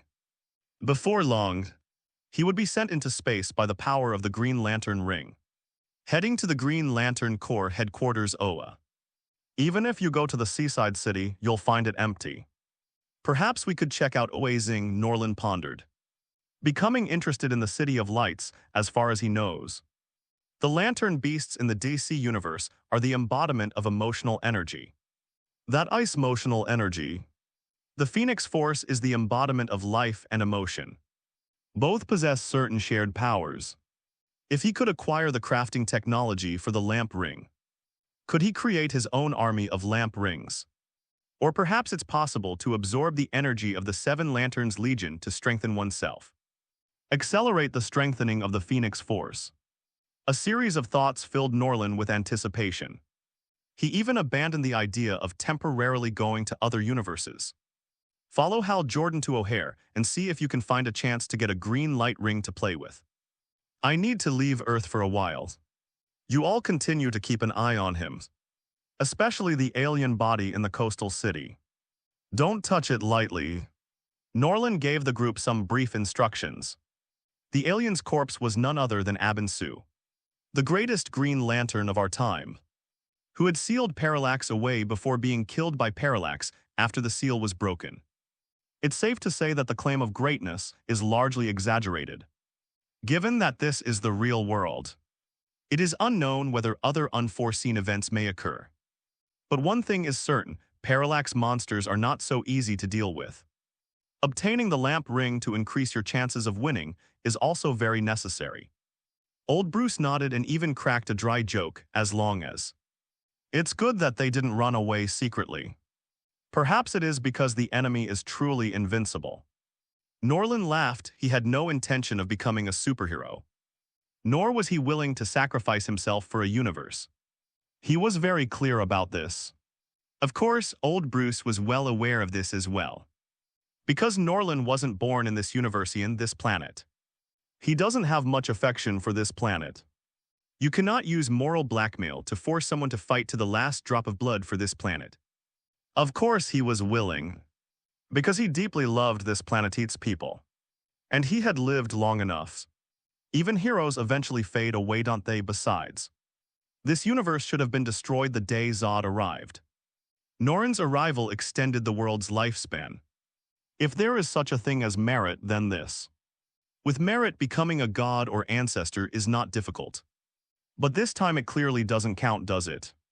Old Bruce chuckled nonchalantly, of course. The enemy is not so invincible, Norland said calmly. Although the odds of winning aren't 100%. They're much better than when I first came to the old Batman universe. At least 50%, that's already quite high. Old Bruce gave Norland a long look, as if confirming something. What should I do? Barry Allen, standing to the side, was still a bit confused. From his perspective, Bruce and Norland were just joking around. Kara, on the other hand, looked serious. She realized that this crisis was not small. And even Norland was not entirely confident, however. She doesn't feel much of a sense of belonging to Earth. Even if it is destroyed, she can go to other planets or even the universe to live. You stay here during this time to continue honing your abilities. Only when you can restart the universe will you be considered successful. Old Bruce said irritably at that moment. The figures of Big Flash and Little Flash seemed to overlap, which made him quite unhappy. But I still have to go to school. And my parents' situation, don't worry before you left. I already had someone contact your school to tell them that you've transferred to Gotham University. The Gotham University admission notice will arrive in 10 minutes. The information and your relevant documents will then be delivered to you. So you are now a student at Gotham University. I've also explained things to your parents. I transferred you here on behalf of Wayne Enterprises to participate in an important research project. So you're now not only a student at Gotham University. He's still my employee. Old Bruce took out a document and an employee card, waiting for Barry Allen to sign them, of course. This is just a formality, Evan, if Barry Allen doesn't sign. He's already in a meditative state. I'm afraid my parents won't agree so easily. Zio Shan said weakly, not necessarily. When I told your parents where you were going, they were both happy that you joined Wayne Enterprises ahead of schedule and were receiving personal attention from Bruce Wayne. Just now they've decided to throw a party tonight to celebrate. And they've even planned a round-the-world trip. Yes, it will be funded by the Wayne Group. So from now on you should listen to me. I'm your boss, understand? Old Bruce revealed a sinister smile, as if he had transformed into a great demon king, devouring people. 013601211 Felu 204,030,450 Barry Allen was terrified, like a little rabbit entering a wolf's den. Good heavens, Batman is terrifying. What had he done to offend Bruce? Norland chuckled inwardly at this, having no intention of interfering. After exchanging a few words with Kara, He flew away and returned to the Kryptonian attack ship. This trip might cross multiple star systems, spanning countless light years, and Norland doesn't plan to rely entirely on himself to fly there. Thanks to the power of Doomsday and Phoenix, he can now fly freely in outer space without worrying about oxygen. But with such a long distance the time he flies there, who knows how much energy he'll have left. If a battle breaks out and he has to retreat because of energy issues, that would be ridiculous. Although Kryptonians haven't been wandering in outer space for a long time, it doesn't mean they've lost their interstellar travel capabilities. In fact, even attack ships are capable of long-distance space travel. The only uncertainty is whether they can keep up with Hal Jordan, who is being pulled back by the green light, if necessary. He will use his biological stance and teleportation to catch up. At this moment, Coastal City Dust, a down-on-his-luck protagonist, gets his cheat-like ability and begins a new legendary life. Dude, what exactly are you, Green Light Ring? Sector 2814 Green Light, some kind of oath or something. Okay, the oath experiment everyone knows about. We even sang it during training camp. I, Hal Jordan, solemnly swear to pledge allegiance to. So lamp given to me by a dying. Purple alien on the beach, to infinity and beyond. Gray shell fortress grants me power. What exactly do you want, please? You can fly me hundreds of miles and then land me in a wasteland. Can't you even respond to me inside an apartment?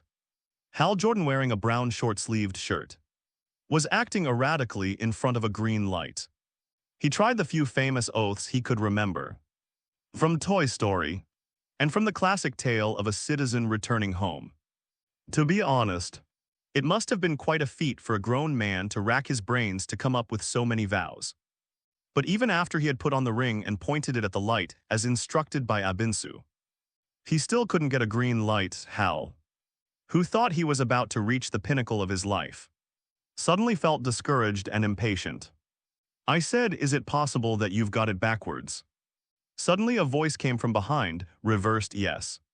That's possible. Hal Jordan looked left and right at the green light. There seemed to be a slight difference, but soon he belatedly looked behind him and saw a man with an Eastern face who was even more handsome than him. But he clearly closed the door. So how could someone have entered his room without permission? Who are you? What do you want? Hal took 2 steps back in alarm. Even though the other person didn't seem as strong as him. At least that's what he thought. But what if the other person has a gun, or at the very least, a knife would be enough to pierce him through?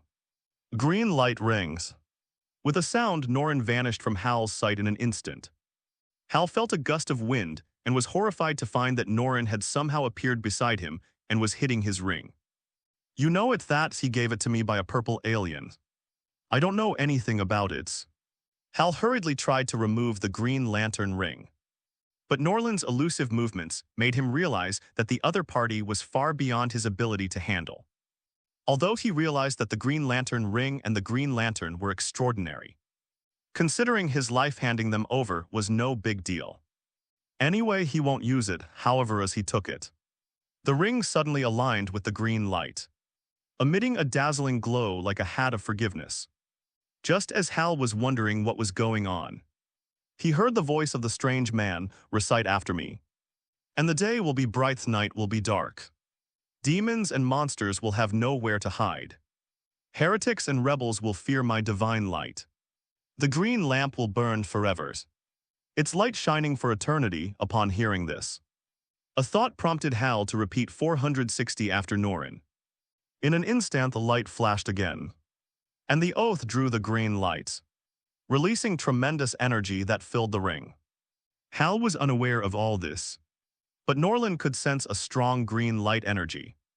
He loosely clenched his fist, and the power of the Phoenix enveloped the still glowing green light, using the Phoenix energy to absorb the remaining energy from the green light. At the same time, Little Mischief's ability was triggered. Within seconds, the green light's abundant energy was completely absorbed, returning to its dull dark green state. Having been utterly drained by Norland, just as I thought, it is indeed possible to integrate the energy of the green light. But the energy in the green light is negligible to me. Perhaps only by going to the total energy battery of Oa Star, and to the Iron Shark and other lamp beasts, can my power be greatly enhanced. But the true power of the Lantern Beast is probably beyond my ability to withstand. We can only proceed gradually. Norland sensed the changes in the energy within his body. After the green light energy was absorbed, the Phoenix Force greedily absorbed it and transformed it into its own. However, the green light is merely Green Lantern's portable battery or power bank, and its energy is quite limited. For Norland, the improvement was minimal. Hal was completely stunned. He couldn't understand Norland's background. I'm even more confused about what to do now. I just thought Norland's movements were very cool, very powerful and very strange. He seems to know a lot about green light rings and green lights. Knock, knock, knock. A knock came at the door. Hal, it's me. Hal's expression changed. He wasn't happy about his friend's arrival. He glanced at Norland, torn between opening the door and not. I need to find an excuse to get rid of him. Just as Hal was about to say something, the door suddenly opened and Carol walked in puzzled. She looked at Hal, who was far from the door, and then at the door itself, wondering how it had opened. But then he saw Norland, and his gaze was instantly locked on. Damn, how can there be such a handsome man in the world? However, the next second her gaze became blank and confused. Hey, what did you do to her? Hal realized that Carol was in trouble and quickly looked at Norland. It's nothing, I just wanted her to get some sleep. Norland snapped his fingers, and Kamen went straight to the bedroom. As soon as she lay down, her breathing quickly became even, and she was clearly fast asleep. Now it's time for us to set off. What are we going to do? Hal was completely bewildered. He felt that he must have done something wrong tonight. First, aliens crashed and obtained a green light ring. Then a strange man appeared, followed by a series of incomprehensible actions. If it weren't for the vast difference in their strength, he would have grabbed the other person by the collar and roared angrily. But soon he had no time to think about these things. It seems the green light energy has run out. The green light ring has been detected as having bound itself to its owner. A burst of green energy suddenly emerged from the lamp ring, enveloping Hal and sending him flying into the sky. The latter frantically pounded on the energy shield, struggling to grasp the green light ring, trying to remove it, but as he flew higher and higher, he finally stopped this pointless act. Subsequently, he then saw Norland disappear as well, as if it had never existed. Who exactly is he? This was Hal's most perplexing thought in his panic state. And several hundred meters away from Hal, Norland was piloting the Kryptonian attack ship, automatically following and tracking it. He also set aside a thought to lock onto Hal, and if the opponent moved too fast, he would activate teleportation, of course. Although the Green Lantern ring is very fast, it is obviously a pipe dream to fly from Earth in Sector 2814 to Oa in Sector 0. Such a vast distance, at our current speeds not exceeding the speed of light, might take a lifetime to traverse. Moreover, the Green Lantern ring is a weapon with very little stored energy. It simply doesn't have enough energy for him to fly that far. Hal was able to fly to Oa primarily because of the space wormhole technology activated at Oa's headquarters. They used the energy of Oa to create a passage to outer space, allowing HAL to quickly return to headquarters. This is also the main way the Green Lanterns usually travel to and from Oa. Of course, a very powerful Green Lantern could also use the power of will to create wormholes, but doing so would consume energy just for traveling, let alone fighting. A few minutes later, Norland followed HAL to a place in outer space. Ahead lies a special mechanical device, a wormhole generator set up by the Green Lantern Corps outside Earth, which can take you directly to Oa. Hal instinctively raised the green light ring, making the protective shield even stronger. Seeing this, Norland immediately ordered the attack ship to return automatically. He teleported to the outside of the wormhole. Just as Hal was about to fly into the wormhole, the two passed each other. Hal noticed Norrin and rubbed his eyes with his other hand. "No, what are you doing here?" he wanted to shout. But there was a vacuum and, obviously, no sound could be heard. Once Hal entered the wormhole space, ignoring the dazzling wormhole walls around him, he quickly looked down. Sure enough, he saw that Norrin traveled directly through the wormholes without any protection, and the terrifying energy outside seemed to be no different from mist in his eyes. What kind of monster is that? Hal Jordan's eyes widened. Norland's series of mysterious and powerful actions penetrated his heart, bringing him unprecedented shock and indescribable fear. This is a space with absolutely no oxygen flow. Although he didn't know what the situation was like outside, he was certain that without protection, no one could survive here. It will be torn apart by that immense force, but Norrin, he clearly didn't have the ring's protection. Yet he forcibly crossed it with his bare body just like a god. Oa's space technology is very advanced. Less than a minute after entering the wormhole, it traversed countless light years and arrived at the outer edge of Oa. What comes into view is a planet shimmering with a bright, forgiving green hue. This looked spectacular to Hal, but Norland found it strange. A planet tinged with the color of forgiveness. Well, forgive him for misinterpreting it. Looking at Hal's figure ahead, Norland had considered taking the ring directly when he first found Hal. But the Green Lantern ring had already recognized Hal as its owner when it was first found. Unless Hal is killed, but that doesn't really mean anything. Frankly, it's just a ring. Oa Zing has many more rings and can make more at any time. He also considered that when the Green Lantern ring was searching for Hal, he hadn't yet traveled through time. If he had arrived on Earth before Abinsu's crash, would the selection of the Green Lantern ring have been different? Although Norrin believed he did not possess that ethereal, invincible will is something linked to strength, and innately his will was far superior to Hal's. Hal fears his opponent, but he is not afraid. Strictly speaking, his will should have surpassed that of the other party. But since he arrived too late, he wouldn't kill Hal just because of a ring. He can ask for more whenever he wants. Before entering Oa Star, Norrin entered a state of molecular mimicry, merging with the surrounding space. This made Hal subconsciously wonder if he had really encountered a ghost. Or is it a hallucination, but is it really an illusion? Looking at the enormous planet before him, Hal knew that he seemed to have opened a door to the extraordinary. It's like the Kryptonian invasion that was shown on TV before. Although it's far away, it's also sometimes very close. I don't know how much time passed. Hal Jordan wakes up just like in the original story. As always, saw Tamir, an alien creature that looked like a fish, waiting to greet him. He learned that he was the successor of Sector 2814, which contained tens of thousands of galaxies and millions of sentient species. They also learned some information about the Green Lantern Corps, as well as the controller behind the Green Lantern Corps, the supreme ancient god, immortal being, the Guardians. They created the Green Lantern Corps and have maintained cosmic peace for countless years. Although these things are too far away for Hal, he has now become one of them.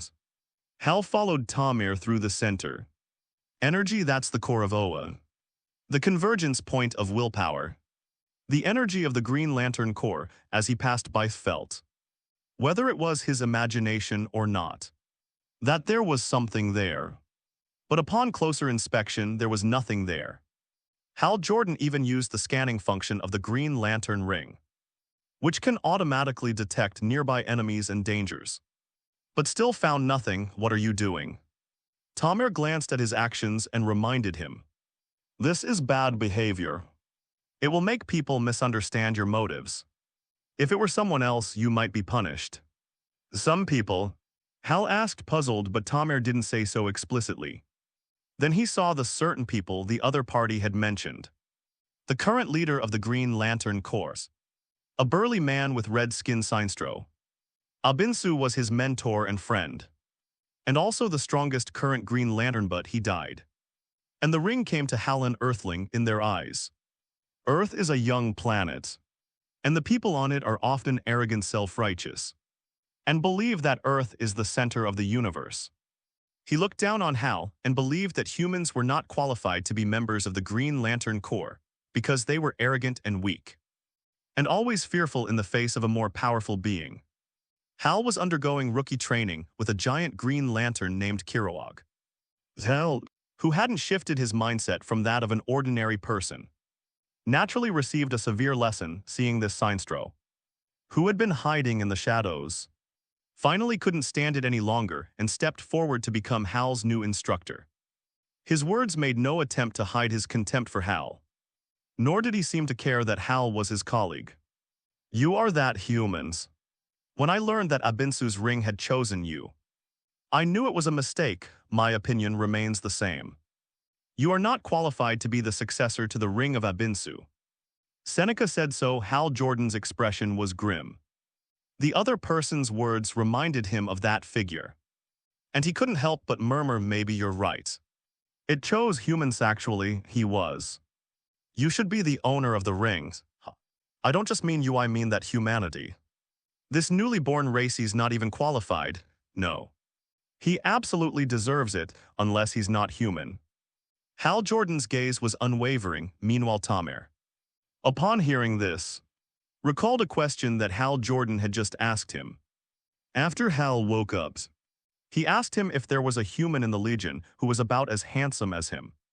A little taller Rand who could use red energy. Tomer denied it outright at the time, because the Green Lantern Corps uses green energy. Although Hal swore that he had personally seen the man arrive at Oa with him, Tomer did not believe him. Because Oa Star has an automatic detection program, the power of will is enough to detect any stranger. To welcome Hal, the Legion decided to send only him after internal discussions. And he didn't travel to Earth to greet him. So there are no other members here. But when he heard Hal say that again, he hesitated. Something seems off about the question. Something's not right, Hal said. Someone might have broken into Oa. And it might even be an Earthling. Impossible. No one could infiltrate this place, let alone an Earthling. Seneca denied it without a second thought.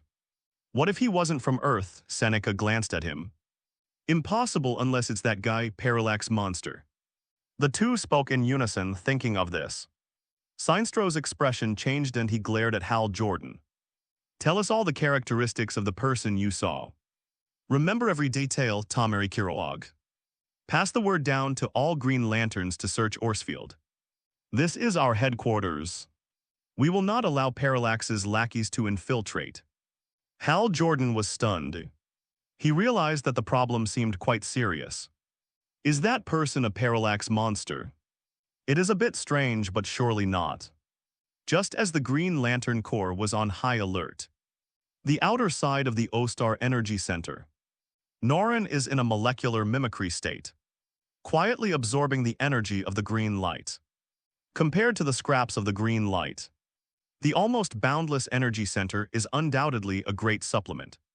He sensed his own power increasing wildly. The power of the Phoenix grew even more exuberant and intensely fiery. The more Norland absorbed, the clearer his mind became. Now is not the time to cause trouble for the lamp beast.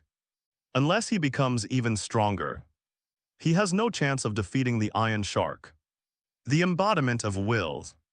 Norland frantically absorbed willpower energy, while the Green Lantern Corps searched the entire planet Oa, practically digging 3 feet into the ground, but still couldn't find Norland. They even passed by the energy center several times without finding their target.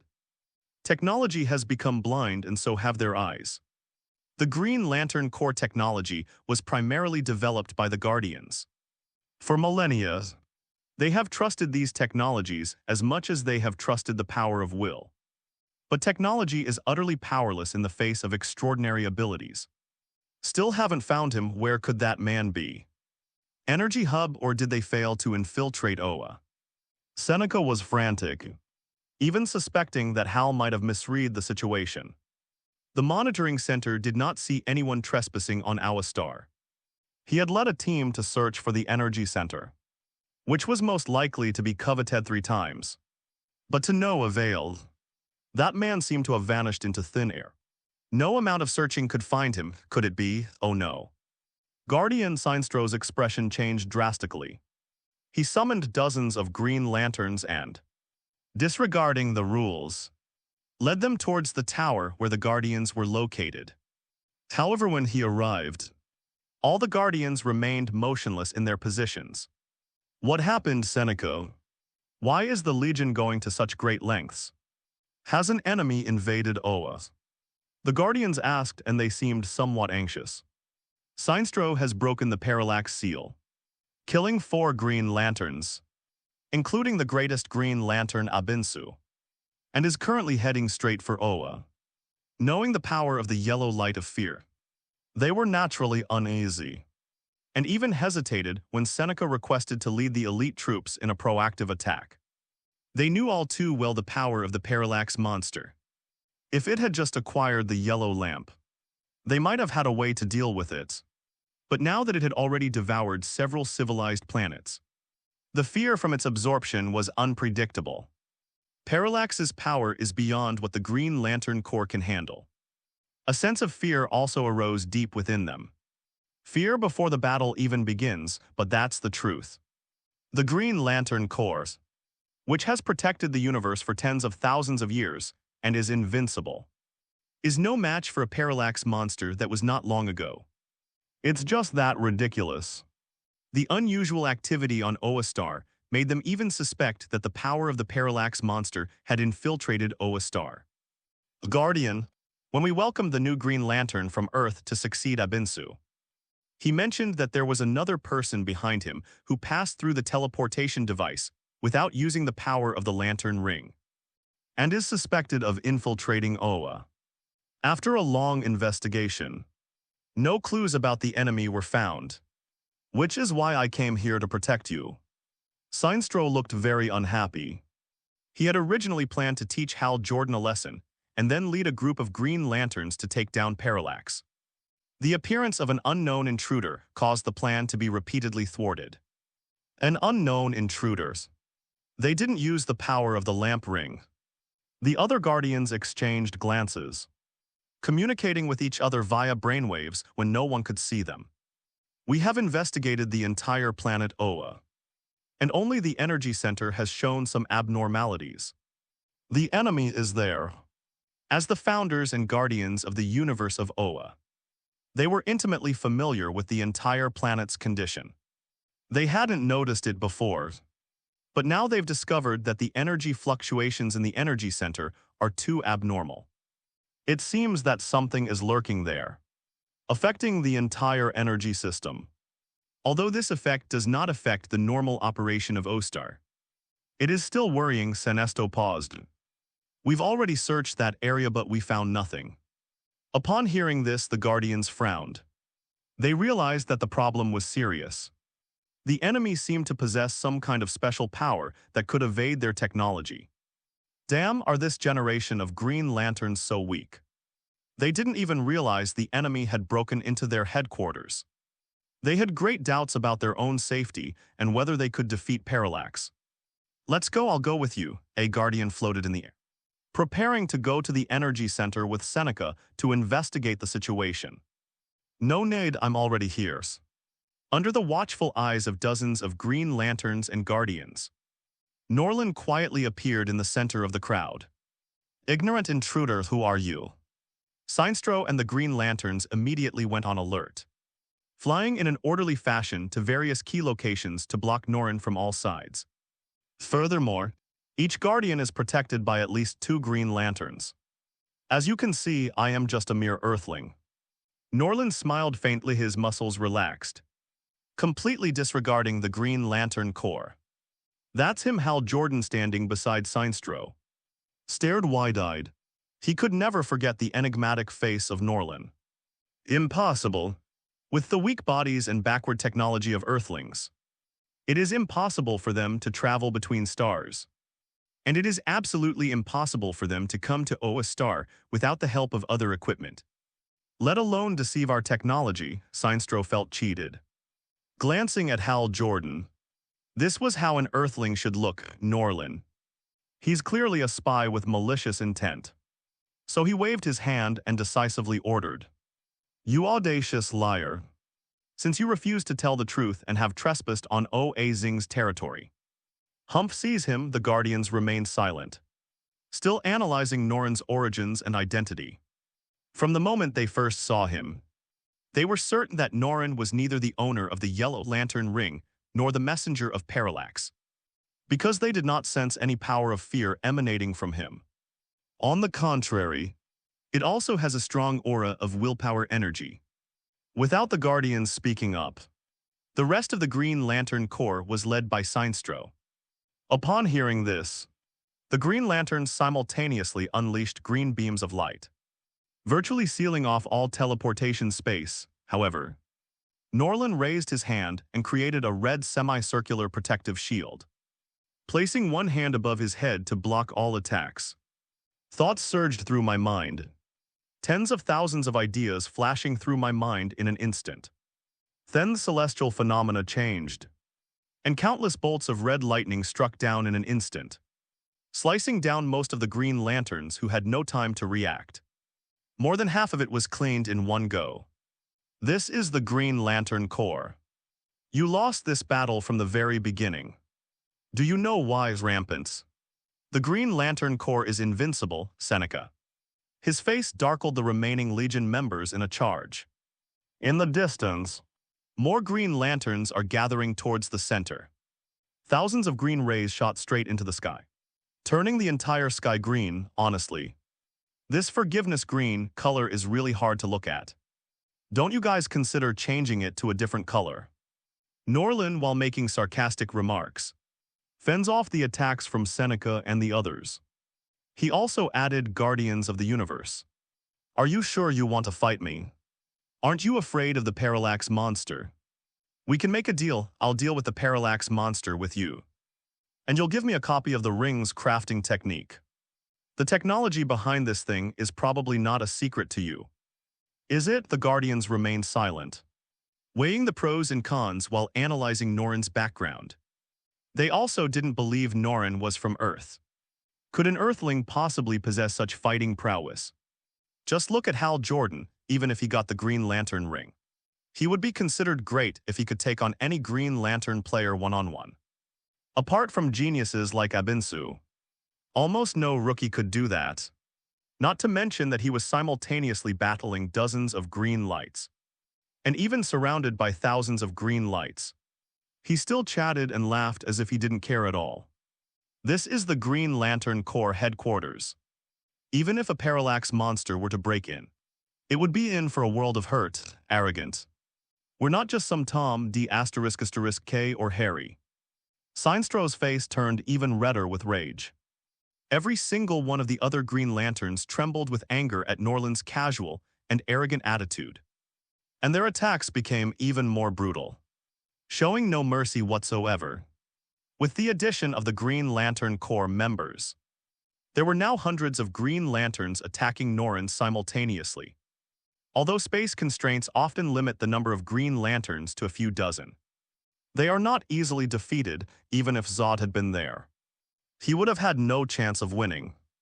As a dominant force ruling the universe, no matter how poorly they performed in front of the Parallax monsters, they still possessed their own strengths. However, Norland displayed a terrifying demeanor, capable of taking on 10,000 enemies single-handedly. It's not that the Green Lantern Corps is too weak. It's that it's too strong right now with his strength. It would have been almost impossible for him to stop so many Green Lanterns in a head-on confrontation without using any special methods. The sheer cost was enough to force him to retreat. But having just absorbed a massive wave of emotional energy from the Energy Core, which has been infused into the Phoenix Force, its power is now dozens of times stronger. This is because it incorporates the power of the Phoenix, which is then further condensed and reduced. The power of the Phoenix is far stronger than the energy of a single will. If Norland hadn't been worried that continuing to absorb the energy would lower the quality of the Phoenix Force and make it unable to control the energy of will, he could have continued to lie dormant and absorb the energy. Requesting flowers. Seeing that simple attacks of willpower could not shake Norland, the Green Lanterns changed their strategy. Some conjured various firearms out of thin air, Some conjured melee weapons, and others summoned miniature meteorites to strike. However, Norland shattering meteorites or flying vehicles multitasked, constantly shifting between electromagnetic cannons, railgun sand shields around him. It even manifested a physical life form, a Gatling bodhisattva radiating golden light, controlling the gun with one hand, spinning it 600 times per breath, filling the screen with bullet trajectories. He could also summon spaceships at will, and their main cannons would bombard the Green Lanterns, often forcing them to team up to deal with the attacks. It could be ethereal lightning or tangible firearms, or even half-living monsters. Norland has mastered the art of manipulating willpower in a dazzling and ingenious way. Moreover, with his powerful mental strength, his various will-created creations are constantly changing, which can not only defend against enemy attacks, but also have the opportunity to indiscriminately bombard the surrounding area. One Green Lantern after another was hit and fell. Norland single-handedly outmaneuvered the entire Green Lantern Corps. At this moment, Hal Jordan was speechless. They were both Earthlings. So how could Norland be so powerful, and what about himself? Was Norland truly the most determined person on Earth? The most deserving of the Green Lantern ring? Are you sure you haven't chosen the wrong person? Hal Jordan looked at the green light ring on his finger and fell into self-doubt. He wondered if Norland was not on Earth at the time, or if he was the closest to the green light ring, which was why the ring chose him otherwise.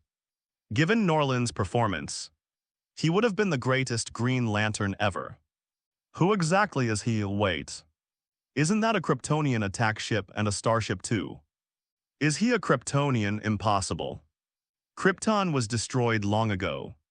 We witnessed Krypton become a dazzling firework in the universe. No one from Krypton survived. But he must be connected to Krypton.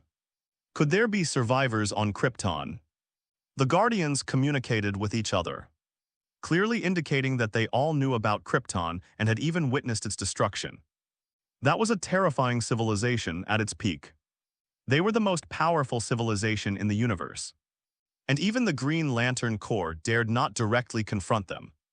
Even in sectors where Krypton is active, the Green Lanterns in those regions cannot arbitrarily intervene in the war. They feared it would provoke a war between Krypton and the Green Lantern Corps. Those monsters possess incredible superhuman strength in certain regions of the stars, enough to crush a single Green Lantern. In addition, their large numbers prompted the Green Lights to expand their ranks in preparation for potential battles. Later, Krypton shrank due to internal conflicts, but they did not dare to be careless and continued to send Green Lanterns to monitor Krypton. They only felt at ease recently when each star was destroyed.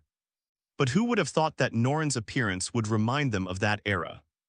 The era of the aliens, moreover the power within Norland, though clearly not the power of Willis, very similar. This level of will, sudden.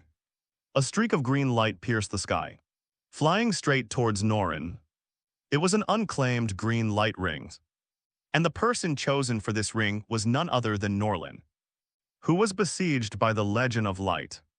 Norland raised an eyebrow and, amidst his busy schedule, took the ring and put it on his hand. After this scene unfolded, the fighting ceased. All the Green Lanterns looked on incredulously. They gazed at each other and all dangers vanished. They had never encountered this situation before. The green light ring chose the intruder, a villain who spews lies. So shall we continue?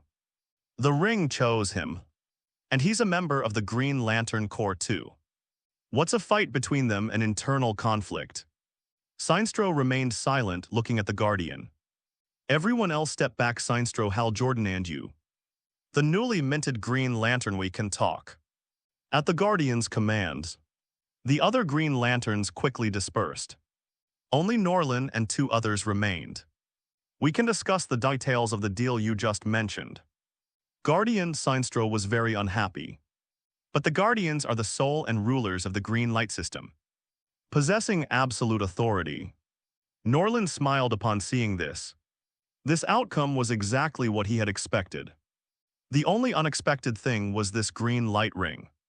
However, as long as the result is achieved, that's fine. As for Green Lantern, let whoever wants to be it be it. The Phoenix legacy isn't any better than good. Unless all 7 lamps are collected, a single lamp ring is no match for the power of the Phoenix. Not even a fragment, ding. To demonstrate his sincerity in the transaction, Norland gave a brief self-introduction. In the race section, he is still listed as a human from Earth. Whether before or after his transmigration, he is an Earthling, and there is no doubt about that. As for the Guardians and Sinestro, they naturally didn't believe it. But Norland's appearance didn't seem like he was lying. The Guardians also did not detect any fluctuations in Norland's brainwaves. Either Norland was deceiving himself, or what he said was true. The Guardians didn't dwell on it any longer, and one of them spoke on behalf of the others. The green light ring has chosen you, which means you are trustworthy and your will is admirable. Would you like to join the Green Lantern Corps and become a member of the force protecting universal peace? Hal's eyes gleamed, eager for Norland to agree that way. Since they were both Earthlings, they could stick together. And the Green Lanterns wouldn't dare to act recklessly. Earthlings are not as ignorant and cowardly as they think. However, Norland shook his head without hesitation. I will not join the Green Legions. Why? Because I don't like greens. The Guardians exchanged glances, their expressions blank on the surface. But they were speechless inside. There have been people who refused to join the Green Lantern Corps. But their reasons were all quite reasonable. Today, any civilization with a historical legacy considers joining the Green Lantern Corps an honor. A supreme privilege, however, Norrin. Because you don't like green, are you serious? Sinestro was indignant.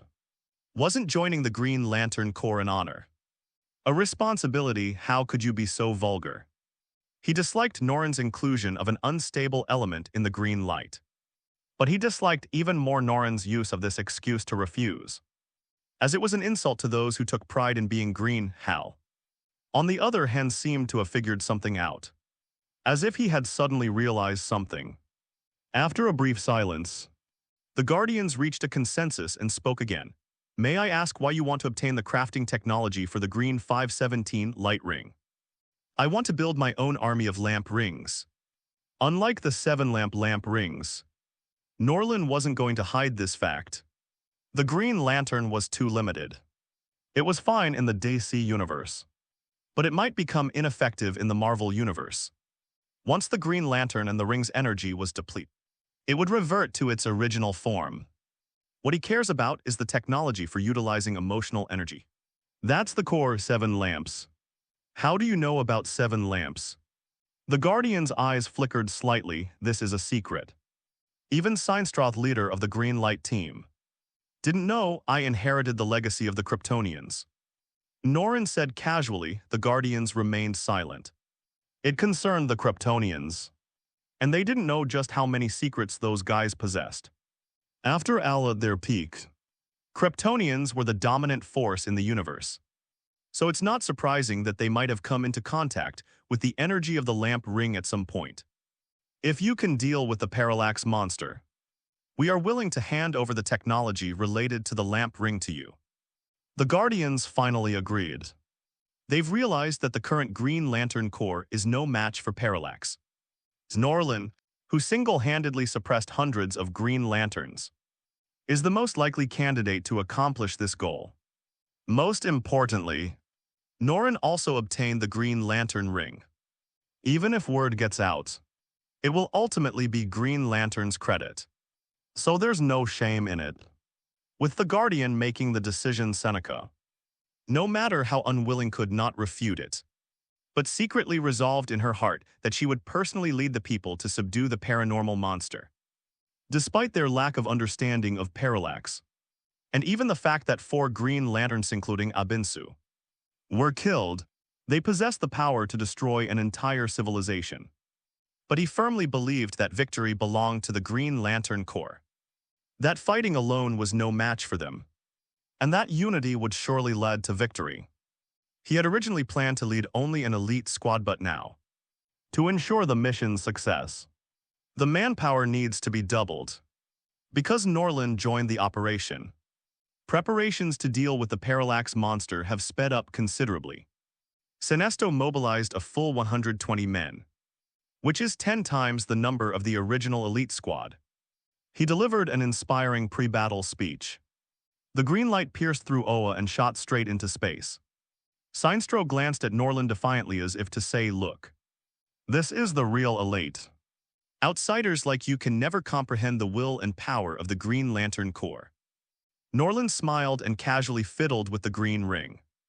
Sinestro believed that the more people there were, the stronger they would be. Little did they know about Green Lantern's buff. Well, an elite squad lost in a single encounter.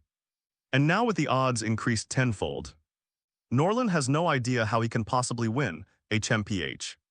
Perhaps you need a uniform. It's a perk for every Green Lantern ring holder, believe me. That suit is high-tech beyond your Earthling's imagination. And its value is extraordinary, not interested. Norland refused without even glancing at him. Seneca tried to persuade him again, but gave up when Norland disagreed. He didn't want Norland to wear the uniform and embarrass the Green Lantern Corps. But it was the Guardian's order, to put it bluntly. It was to test Norland's racial genes to see if he was really an Earthling. Their machines are capable of detecting a subject's physique, generating battle suits directly, and simultaneously analyzing their race through genetic matching. The Guardians suspect that Norland is a Kryptonian. But how could Norland not know? He was very cautious.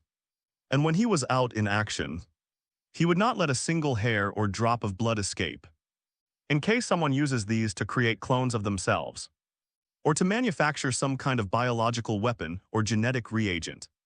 They could create a terrifying enemy out of thin air. A few hours later, Sector 2312, edge of the Milky Way. According to sources, the Parallax monster just devoured a civilization in Sector 2312. It absorbed all life on the planet and is currently hovering in the atmosphere above the planet. Send the coordinates to everyone. In a moment, we will simultaneously create chains of will. Remember, make sure to block the Parallax monster's movement, and then attack at the same time to wipe out the enemy in one fell swoop. Sinestro briefly outlined the task, still referring to Parallax as a former adversary. He flew to Norland's side. "Leave the work to us. I'll show you what the Green Lantern Corps is all about." Norland silently removed the Green Lantern ring, frowning as he said, "Fine. But there's something I need to tell you beforehand. If you can't win, I'll kick you out immediately. I don't want anyone making this operation more difficult." "Understand," Sinestro snorted. "Don't worry, you won't have a chance to make a move. You mere Parallax monster, just watch." Seeing Sinestro leave, Hal Jordan whispered, "Dude, why did you take the lamp ring?" Norland glanced at him. "Debuff, is this the buff? I understand why." Hal was puzzled. Even if Norland was strong, he shouldn't have ignored the help the ring provided. The green light won't last more than 5 times. If it does, the whole team will be wiped out. Instead of thinking about what a buff is, you should be thinking about how to survive the battle later." Norland said quietly, Hal's eyes, visible only beneath the eyepatch, paled for a moment. Then his pupils dilated slightly. "It's not April Fool's Day, you're not kidding, are you? You think I'm joking?" Norland waved the green light ring and casually put it in his pocket. "The green light buff thing is too mystical. Even time travel has happened. So let's just believe it for now. Since a green light won't give him any advantage anyway, why let his mind be even slightly wary when facing Parallax monsters?" Hal clicked his tongue, suddenly regretting why he had interrupted to say he wanted to see the world too. 013601211 Chinese letter 200, 4,050,540. He thought that with an invincible fellow countryman like Norland around, nothing bad would happen. But it turns out the Green Lantern Corps had its own built-in buffs. 5 is the limit of destruction. How many are there now? Including him and Sinestro, that's 121 people. Norland doesn't count, so a 24x buff, oh god. No wonder even a tough guy like Norland obediently took off his ring and stopped wearing his uniform. 24 times that. Who could stand it? Hal looked around Fronet and slowed down, retreating behind the group. He made up his mind that if anything went wrong, he would be the first to run away soon. A large force of over 100 men arrived near the target. Looking up, I saw the Parallax monster perched on the upper layer of a dark yellow sea of clouds in the distance. It has no specific shape. Its entire body is composed of yellowish smoke. Its head alone is over 100 meters long and has a dark exterior. But the inside of its eyes and mouth is a yellowish-brown color. The whole thing looks like a giant octopus, with each smoke tentacle resembling a straw or a node. Extending deep into the clouds, it appears to be feeding, with a constant stream of yellow, terrifying gas rising from beneath the clouds, causing the weather across the entire planet to appear yellow.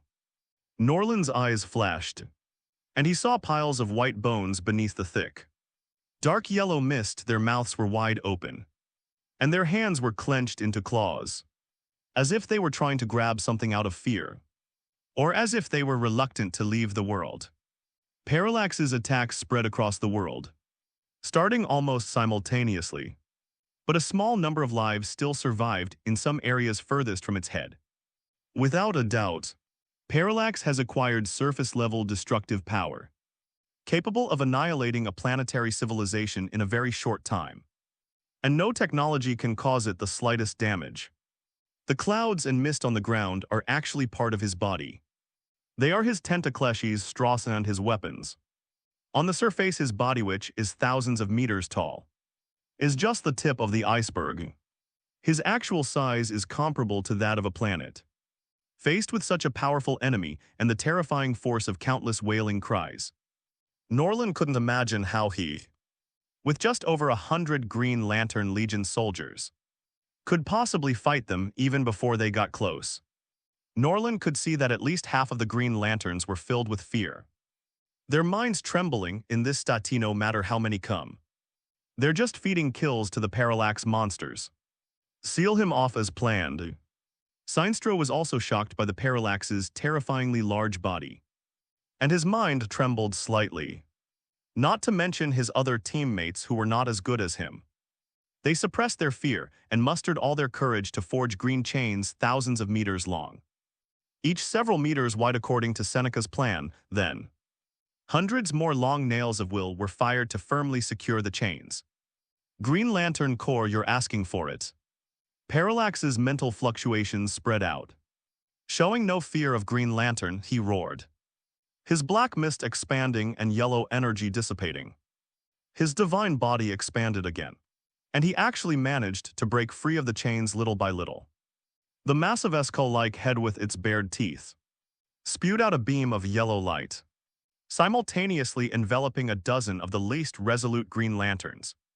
Surprisingly, Hal Jordan, who should have been the least determined, wasn't among them clearly.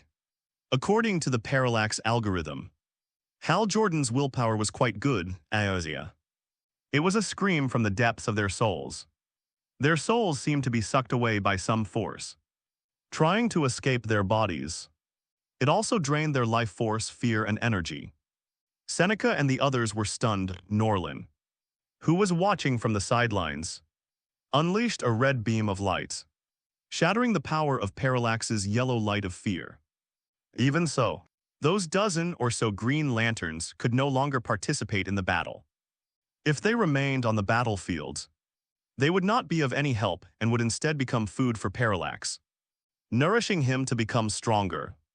You lot, get out of here right now.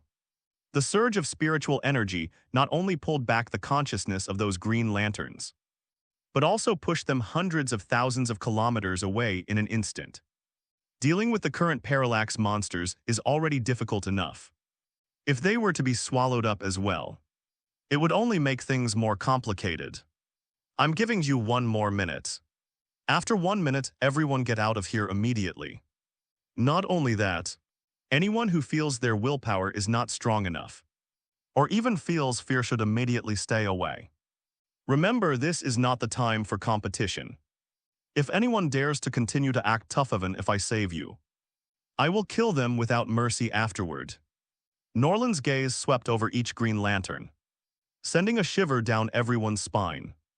Hal Jordan noticed Norland's gaze, suddenly understood something, and was the first to leave the scene, seeing some leave. The other Green Lanterns reflected on their own actions and also left the battlefield in groups of several dozen. Because they were all filled with fear, and in the face of Parallax, fear only makes him stronger. Seneca's face turned pale and then red. But he didn't say much. He could understand those people's choices. But he felt embarrassed in front of Norland. He led the remaining Green Lanterns, whose will was slightly stronger, to continue their attack on Parallax. Dozens of beams of light fell on the Parallax monster, only causing negligible wounds that were quickly repaired by the billowing smoke. Parallax ignored the other Green Lanterns and locked his gaze on Norland. His remaining rationality made him realize that Norland was the most troublesome opponent for him. Now is undoubtedly the best opportunity to kill the other side. Once they reach Oa Star, with its boundless willpower and energy, it might pose a threat to him. Green Lantern, damn it. A series of intermittent telepathic messages erupted, and silently a large portion of his enormous body, comparable to a planet, surged towards Norland, simultaneously engulfing all of the Green Lantern's attacks. Norland frowned, his eyes turned bloodshot, and his thick heat vision suddenly burst forth, only producing a few burning bubbles-like effects when it landed on the clouds. The high temperature of hundreds of thousands of degrees is enough to threaten or even damage Parallax. But compared to the sun, the heat vision of Kryptonians and Doomsday is too small to instantly vaporize Parallax's body. So it is impossible to kill it. Even if Henry Cavill were to face this opponent, it would be useless because this is a pure energy life form, and the density of his energy far exceeds that of Superman. Fighting a war of attrition would be tantamount to suicide. Furthermore, Parallax can block out sunlight, preventing Superman from replenishing his solar energy, making a prolonged battle inevitable. But Norland was different. Under the horrified gazes of the many Green Lanterns, Norland actually went straight for Parallax. The Parallax monster's sharp teeth and even a maniacal smile appeared on its face. Court death, boom, as Norland approached. A red light erupted from his body, accompanied by a sharp phoenix cry, enough to incinerate the world. And a fiery phoenix over 100 meters tall was formed. All the gas of fear was burned the moment it got close. This is a chaotic yet immortal, eternal yet impermanent power, the embodiment of life and emotions, possessing the terrifying power to regenerate or destroy everything in the universe. Crucially, it can also burn away all the sins of desire in the world. And negative emotions such as fear are precisely the ones that are targeted for destruction. This doesn't mean that Phoenix Force hosts aren't afraid of the yellow light of fear. Even the highest quality is affected by quantity, moreover. For other ordinary Phoenix hosts, if they fall into the endless fear gas, their power will be fines. But the host is still immortal and will still be affected by negative emotions. They will fear no of death afraid.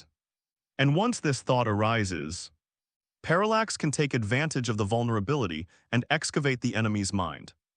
But Norland was different. Although he was also afraid of death, he was very confident in his own strength. On the other hand, he was still in a state of mind where he was playing the game of life. He was like a viewer of a 3D movie or a player of a VR game. While he was in the games, he was also standing at the highest level. The fear of the Parallax monster is almost negligible due to the influence of one's own strength and mindset. Parallax couldn't detect Norland's fear, while the passionate Phoenix Force churned and burned within his massive body. In an instant, a space spanning several kilometers was destroyed. 013601211 Chinese letter 200 4,050,540 from a distance. Beneath its enormous body, a resilient and scorching red light dispelled a large patch of yellowish-brown light, like a bomb exploding, bringing a tremendous shock. Area this time, it was Parallax who let out a painful cry, watching helplessly as Norland unleashed his power within him, the fear energy being burned away by the strange flames as it approached. What kind of power is that? Why could it cause him such great damage? Fear is clearly the most powerful force in the world. Even the despicable Green Lantern Legion trembles under its might. Even those who prided themselves on being the most steadfast representatives of the universe's will, and the messengers of justice showed fear before him. But what about Norland's? Parallax didn't sense any fear in the other's body. On the contrary, while burning him extensively, it even showed a terrifying smile. That flame of unknown origin is the nemesis of the power of fear. Damn it! How could such a ruthless character appear in the Green Lantern Corps? He didn't even use the Green Lantern of Will. Parallax howled in agony, withdrawing the mist that had enveloped the entire planet. Unable to continue harming living beings, he needed to concentrate all his energy and strength to deal with this strange kid. You scum, you face the nemesis of all living beings. The master of death, I will grant you death, tremble fear. Your soul will belong to me. Parallax unleashed a mental shock, carrying with it countless forces of fear as it lunged at the Phoenix, as if trying to extinguish the flames with sheer force. Phoenix Fire 2 is energy and it has its limits. Parallax, however, has devoured the civilizations of several planets and consumed hundreds of billions of intelligent beings. Their power had grown to the point that even the Guardians were terrified and knew they had no chance of winning. This shows how immense the Parallax monster's power is. The phrase destroying the world is not an exaggeration when describing it. Bright daylight, dark nights. Demons and monsters have nowhere to hide. Just as Norland was battling Parallax, Sinestro didn't want Norland to steal the spotlight. Compared to how they were taught a lesson by Parallax, Norland undoubtedly ruthlessly trampled and rubbed the Green Lantern Corps faces into the ground. So he gathered the other Green Lanterns, recited the oath, and boosted morale, guys. Although the enemy is stronger than we anticipated. We were once invincible, can we be defeated now? Won't. Perhaps due to their oaths. These dozens of Green Lanterns shouted almost without pause, and their voices were amplified under the influence of the Green Lantern's will. Very good, we were born for this moment. It is our responsibility or duty, so now. It's time to show the enemy who we are through concrete actions. We are the Green Lantern Corps. With that, Seneca led the charge once again. With him as the arrowhead, the entire team transformed into a sharp arrow, piercing deeply into the Parallax monster's body. Meanwhile, another group of dozens of Green Lanterns hesitated. Although it was a loss of face, they knew very well that they were afraid. They are not afraid of dying in battle, but they are afraid of being killed by Parallax and becoming the enemy's force. But now the situation seems quite clear. Perhaps we can make a push, just as they hesitated. Soon after, Sinister's squad plunged into the fear gas. Some members were corrupted by its power. Not everyone is a protagonist. Nor does every Green Lantern possess the will of one person to resist the combined terrors of several civilized worlds. With less than 1/10,000th of the power, the entire team was in grave danger. Damn Green Lanterns, you want to mess with me too, die. Seeing that he couldn't defeat Norland in a short time, Parallax turned his attention to suppressing Green Lantern. Unlike dealing with Norland's, dozens of Green Lanterns were no match for his negligible strength. Hold on, victory belongs to the Green Lanterns, Tilda. As soon as Seneca finished speaking, the willpower protection of 5 Green Lanterns was broken, and the Yellow Lantern instantly entered their bodies, penetrating deep into their bodies and draining their life and fear. Damn it, victory is ours. After his attempts to save them failed, Sinestro hardened his heart and let the 2 Green Lanterns fall victim to the attack before returning to the fight. But before the power of fear could engulf them, the cry of a phoenix drew near, and 2 balls of red flame broke through layers of energy, instantly entering the bodies of the 5 Green Lanterns and burning them and their fear together before they could be extracted. This scene not only made Parallax jump up and down, but also instilled fear in the Green Tea Legion. Norland, what are you doing attacking an ally? Seneca was furious. As I just said, I'll give you 1 more minute. Now that the time is up since you choose to stay, you must be prepared to die. Before you are absorbed by the Parallax monsters, I will incinerate you to give you a dignified death. I don't want so-called allies to hold me back and fund the enemy's energy while I'm fighting the enemy. Surrounded by countless fumes of terror, Norland once again pierced through Parallax, and amidst billowing holy fire, he appeared before the Green Lantern Corps like a god. Those cold, indifferent eyes chilled the Green Lantern Corps. Led by Senecato the Bone, flames flickered and a phoenix cried out. The phoenix formed of flames automatically extinguished fear. Under the light, the Green Lantern Legion's fear of Parallax was greatly reduced, while they developed fear of Norland instead.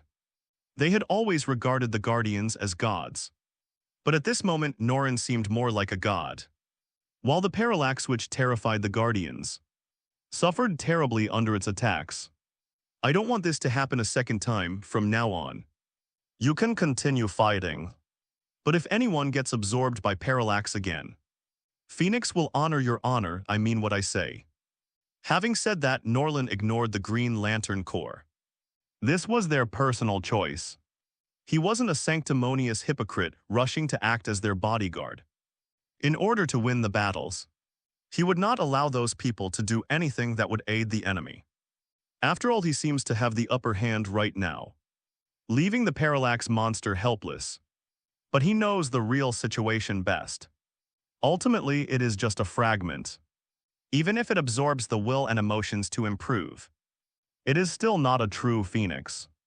In the face of the current Parallax monster, it can protect itself and even inflict serious damage. But to completely kill the opponent would be a huge challenge. As for the Green Lantern Corps, I don't know whether to call them stupid or just plain dumb. If they wanted to deal with Parallax, couldn't they at least offer some assistance from the sidelines? Instead, they all had to charge into Parallax's body. Did they really think they were all invincible superheroes? Phoenix departed once more, charging toward what might be the core of the Parallax monster. The brain where the power of fear was most concentrated. Without the illumination of the Phoenix fire, that terrifying fear once again weighed on everyone. Come out quickly, let's break the blockade together. At that moment, Hal Jordan's voice came from outside. Under his leadership, the Green Lanterns outside, from a relatively safe distance, began to fire from a distance, tilting their firepower in their direction in an attempt to create a passage. The Green Lanterns inside all looked toward Sinestro. The latter's expression changed, watching the Phoenix fly away even though he was unwilling. He knew what to do. A qualified commander should preserve his own strength as much as possible when things are beyond his control. These are all elite soldiers of the Green Lantern Corps. Only by staying alive can they play a greater role. Everyone, break through in Hal's direction and coordinate with Norland from the outside to crush the Parallax monster. The Green Lanterns rallied their morale, barely withstood the power of fear and worked together. Both inside and outside to accomplish their mission. But Parallax didn't want to let them go, and gathered more power to try and keep this elite force. However, Norland mustered all his strength to attack his core area, so he could only concentrate more of his power to deal with the #1 enemy and protect the core. The power of fear clashed with the Phoenix fire in the body's main trunk, creating a tremendous battle. The rolling shockwaves exploded continuously, like Tsar Bomba nuclear bombs being dropped on the sea, blasting out huge craters and impacting and destroying thousands of kilometers of clouds. Looking from space at the boundless, dark yellow gas seemed to have faded considerably, and one could almost see the real atmosphere through the gas. This spectacular sight made the Green Lantern Corps, who had managed to escape the center of the battle, even more fortunate had they not left in advance. Those 10 blows would likely have caused them further losses. Below this planet, a once advanced planet teeming with hundreds of billions of intelligent beings, now teems with only a few million inhabitants. Those who survived witnessed the magnificent spectacle in the sky. They understood that they were not spared out of pity by the terrible demon, but that a god was fighting the demon. The deity appeared to be a phoenix, and amidst the demons' earth-shattering roars. They also heard the deity's name, Norland, a name unfamiliar yet worthy of their eternal veneration. Great Phoenixes, we sincerely beg you, please slay the daemon. The Phoenix god Norland, it will be our only faith. That intense emotional force was gathering invisibly towards the sky. Ignoring the overwhelming power of fears, it directly merged into Norland's body, amplifying his strength. The power of the Phoenix grew even more exhilarated and powerful after sensing the sincere and fervent emotions of countless living beings. Damn it, you deserve to die, Norland, I will kill you. I will tear your soul into 100 million pieces. I will make you taste the pain of 10,000 ants gnawing at your heart. The Parallax monster is roaring, it's furious, it's terrified. Yes, Parallax was terrified. He feared Norland's power, that emotion and inner fire, which was his nemesis ruthlessly trampling on his dignity. He feared that if the fight continued, he would be completely burned away by the ever-increasing power of the Phoenix. Therefore, Parallax reluctantly gave up a large portion of its energy to form a giant cocoon that enveloped the Phoenix, while he himself withstood the attacks of hundreds of Green Lanterns and drifted away. He sensed a fragment of the Fear clone on another inhabited planet, a planet called Earth, home to billions of intelligent beings and countless other life forms. He needs to replenish his energy to become stronger, then go back to Norland for revenge. And while he's at it, destroy Oa Star. In this way, Hai's anger, which had been sealed away for many years, was finally quelled, led by Sinestro. The Green Lantern Corps sent a portion of its forces to pursue Parallax. The pursuit was more of a Charadia long-range maneuver, with the question being whether they could find a way to wipe out the heavily wounded Parallax in one fell swoop. Even with less than a third of its power remaining, Parallax was not something that dozens of Green Lanterns could defeat. After losing several Green Lanterns, they abandoned the idea. Meanwhile, Hal and Tom led the remaining Green Lanterns to attack the giant cocoon, hoping to bring out Norland, MVP of the game. As soon as possible, several tens of minutes later, Norland controlled the Phoenix fire and finally broke the seal, burning a large hole in the planet-sized cocoon. However, the Phoenix fire was noticeably smaller at this point. Norland took a deep breath, suppressed the flames, and kept the Phoenix at a size of 12 meters. They did not continue pursuing the Parallax monster.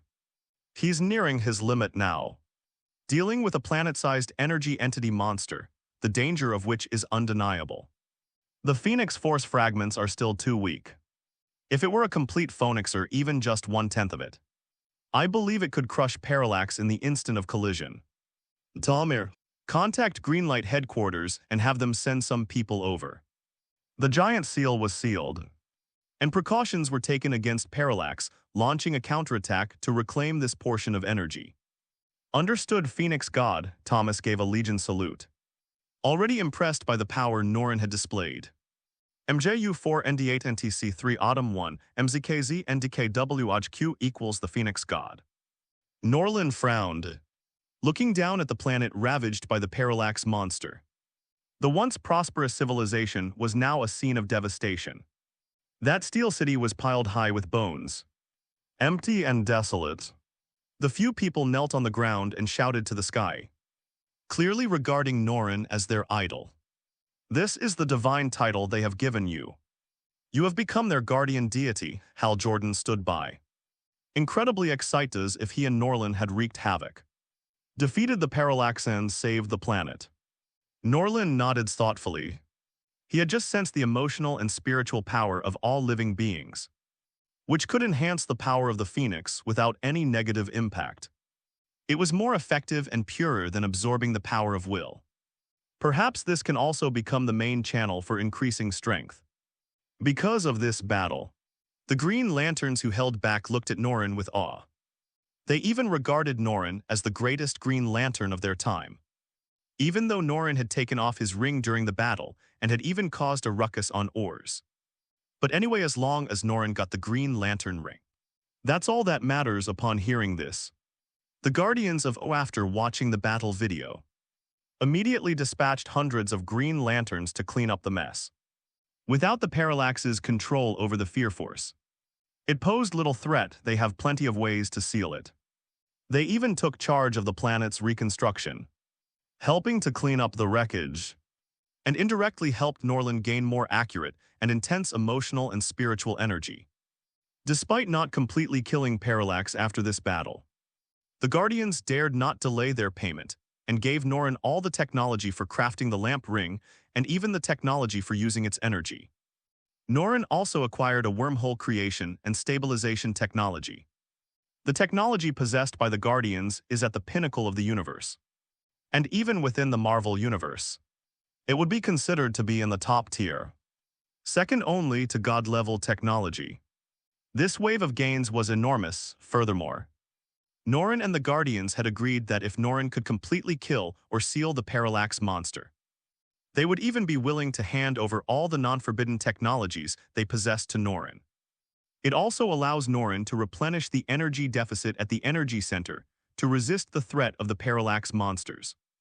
Norland readily agreed, and thence, in the following period of times, he helped his son regain his strength in the energy center. However, there was still one thing the Guardians couldn't understand.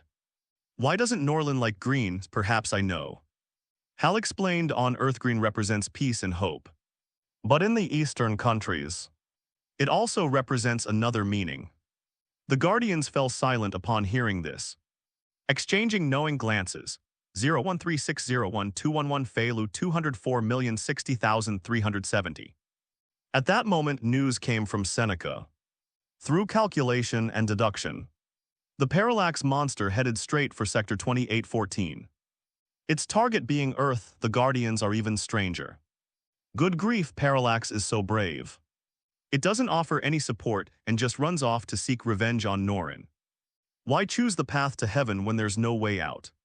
And walk into prison when there is no way out? Norland, who was replenishing the energy center to recover from its losses, naturally learned of the Parallax monster's attack on Earth. Sinestro and the others followed, confirming that Parallax did not stop along the way.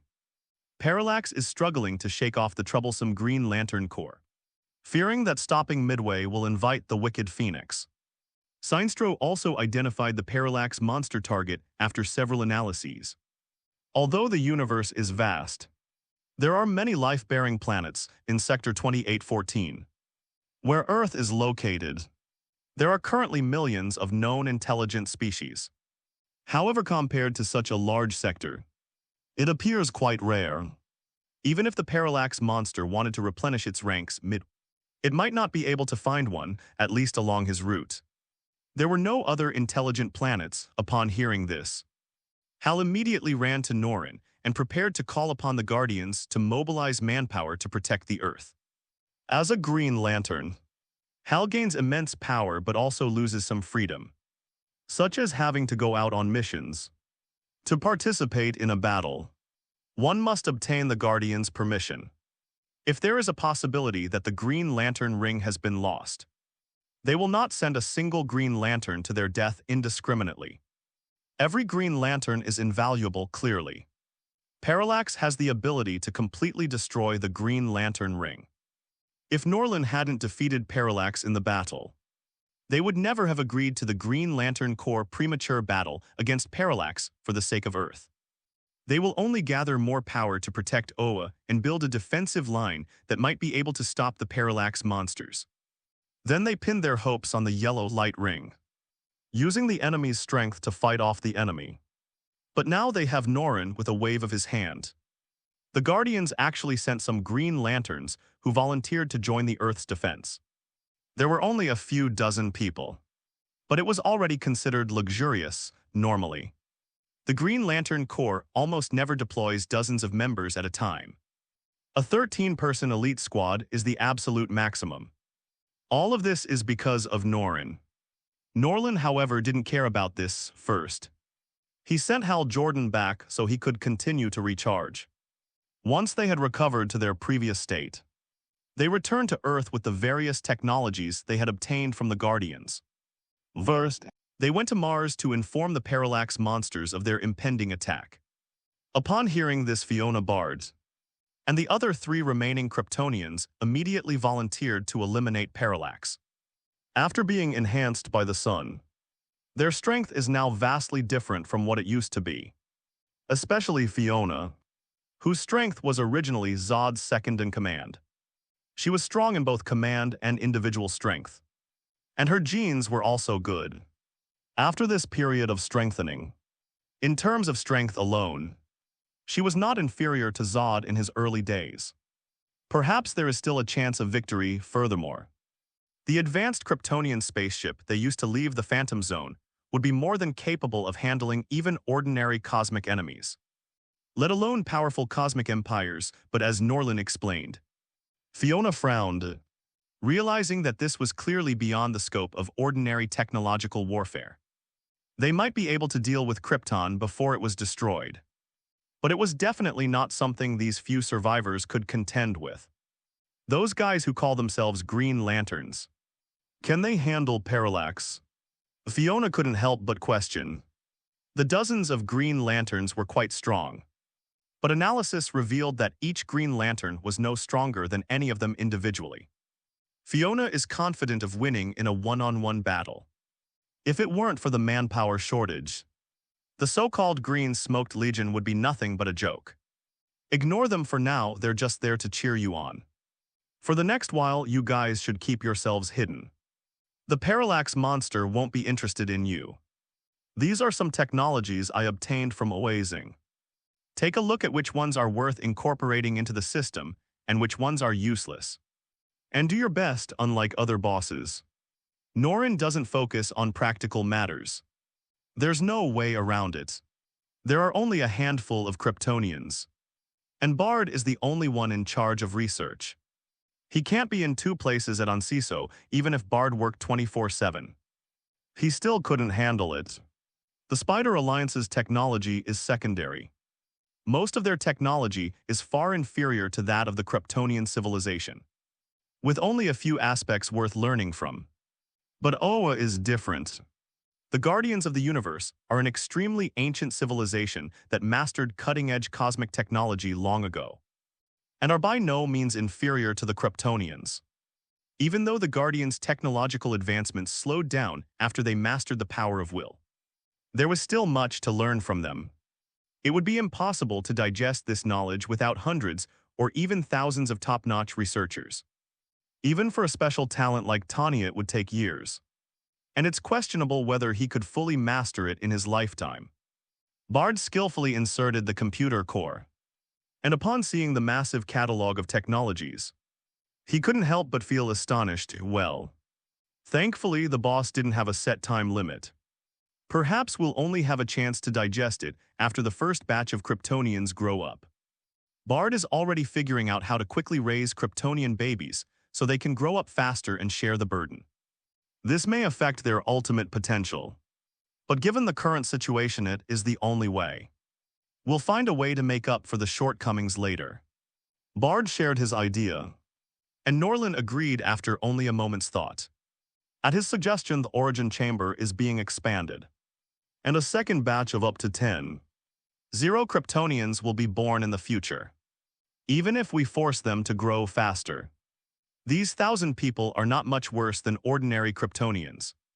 Their genes are already formed, so as long as they get adequate nutrition, there won't be any problems. The follow-up matters were briefly explained. Norland then returned to Earth alone at Wayne Manor. Barry Allen is diligently training according to the program designed by Bruce. This wasn't like going to school or work. It carried a hint of Bruce's resentment and was several times more intense than Barry Allen's normal training.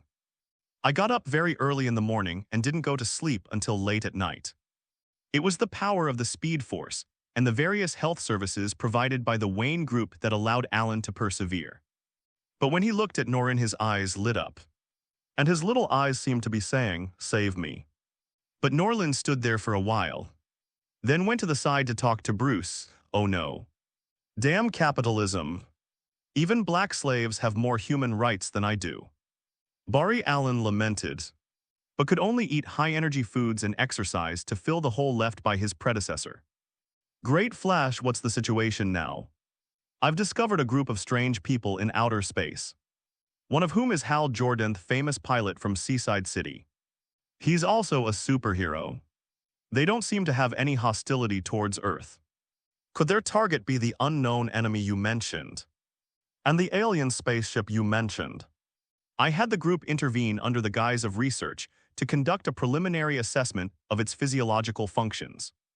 We found that it is extremely similar to humans.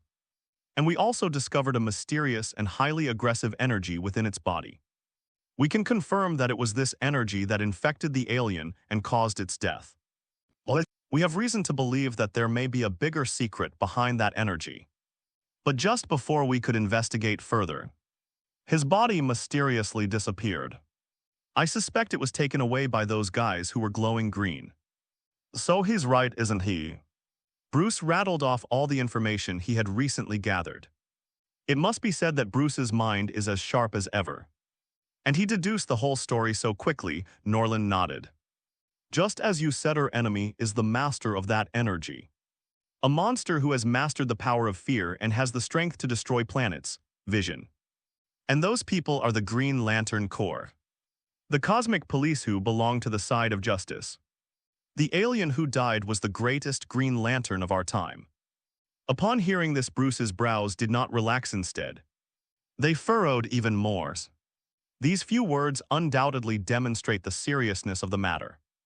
Zod could only destroy humanity on Earth in a week or more using the world engine. But this time the enemy possesses the power to destroy the world. It seems the so-called Green Lantern Corps. The cosmic police is unnecessary if it were useful. There would be no need to set up defenses on Earth.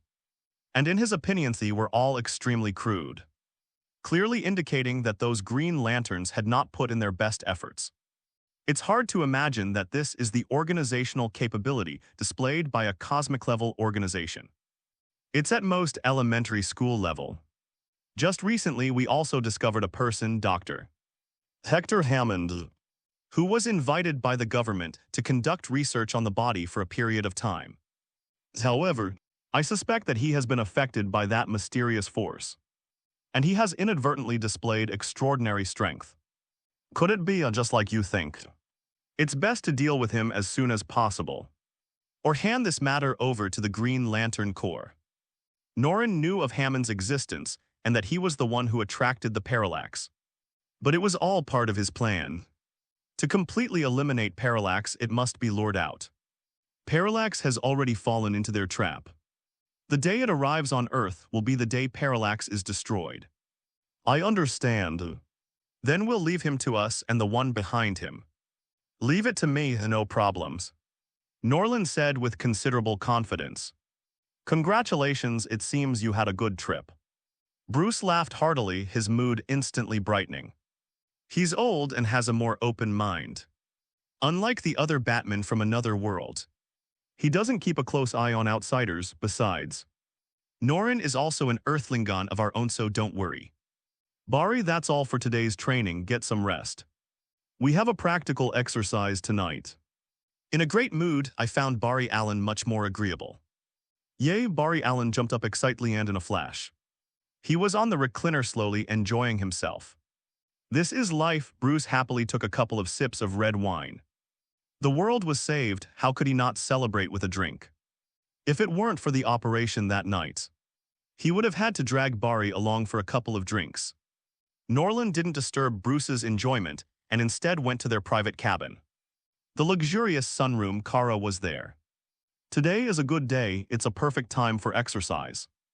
And it was in the morning. There's an old saying that goes, the early bird catches the worm. Very refreshing. That night, led by Bruce with Flash, Hal Jordan and Kara, Norland brought up the rears. The makeshift four-person team launched a surprise attack on Dr. Hammond. Hal Jordan initially harbored reservations about the operation. After all, Hammond was his friend and certainly not some vicious villain. But when he found Hammond, he could hardly recognize him. His brain swelled up as if he had been injected with hormones, and his forehead swelled up as if something was about to burst out. Moreover, the veins were throbbing, as if something alive was moving within them. Most importantly, Carol is here too, clearly. Hammond and Carol were unaware that others would appear. During Hal Jordan's absence, Carol couldn't contact him at all, and Hammond had also disappeared. After trying to contact him, she went to find Hammond to find out what was going on, only to discover that Hammond had turned into a monster. Then Bruce and Green Lantern arrived. Hammond's expression shifted slightly, and suddenly he flicked his hand, sending a syringe filled with a strange yellow substance hovering above Carol. Neck area with a simple forward movement. He could inject himself into Carol's body, turning her into a monster just like himself. They also used him as a hostage to guard against Bruce and his associates. The Green Lantern Corps, that's surprising. I was being so careful, but I still couldn't hide it from you. Unfortunately, as cosmic police officers, how will you choose between her and me, Hammond? Transformed by the Parallax's power, became a lackey of fear. He was deeply terrified of the Parallax, but also addicted to the thrill of power brought about by the change. He possesses powerful mental strength, can control objects with his mind, and has many incredible powers. Even if Carol realized something was wrong and tried to break free, she couldn't resist Hammond's telekinesis. Bruce glanced at Barry out of the corner of his eye without making a sound.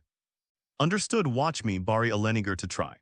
Instantly transformed into a flash of blue light, Hammond, though an ordinary humans, had clearly gained some knowledge from Parallax.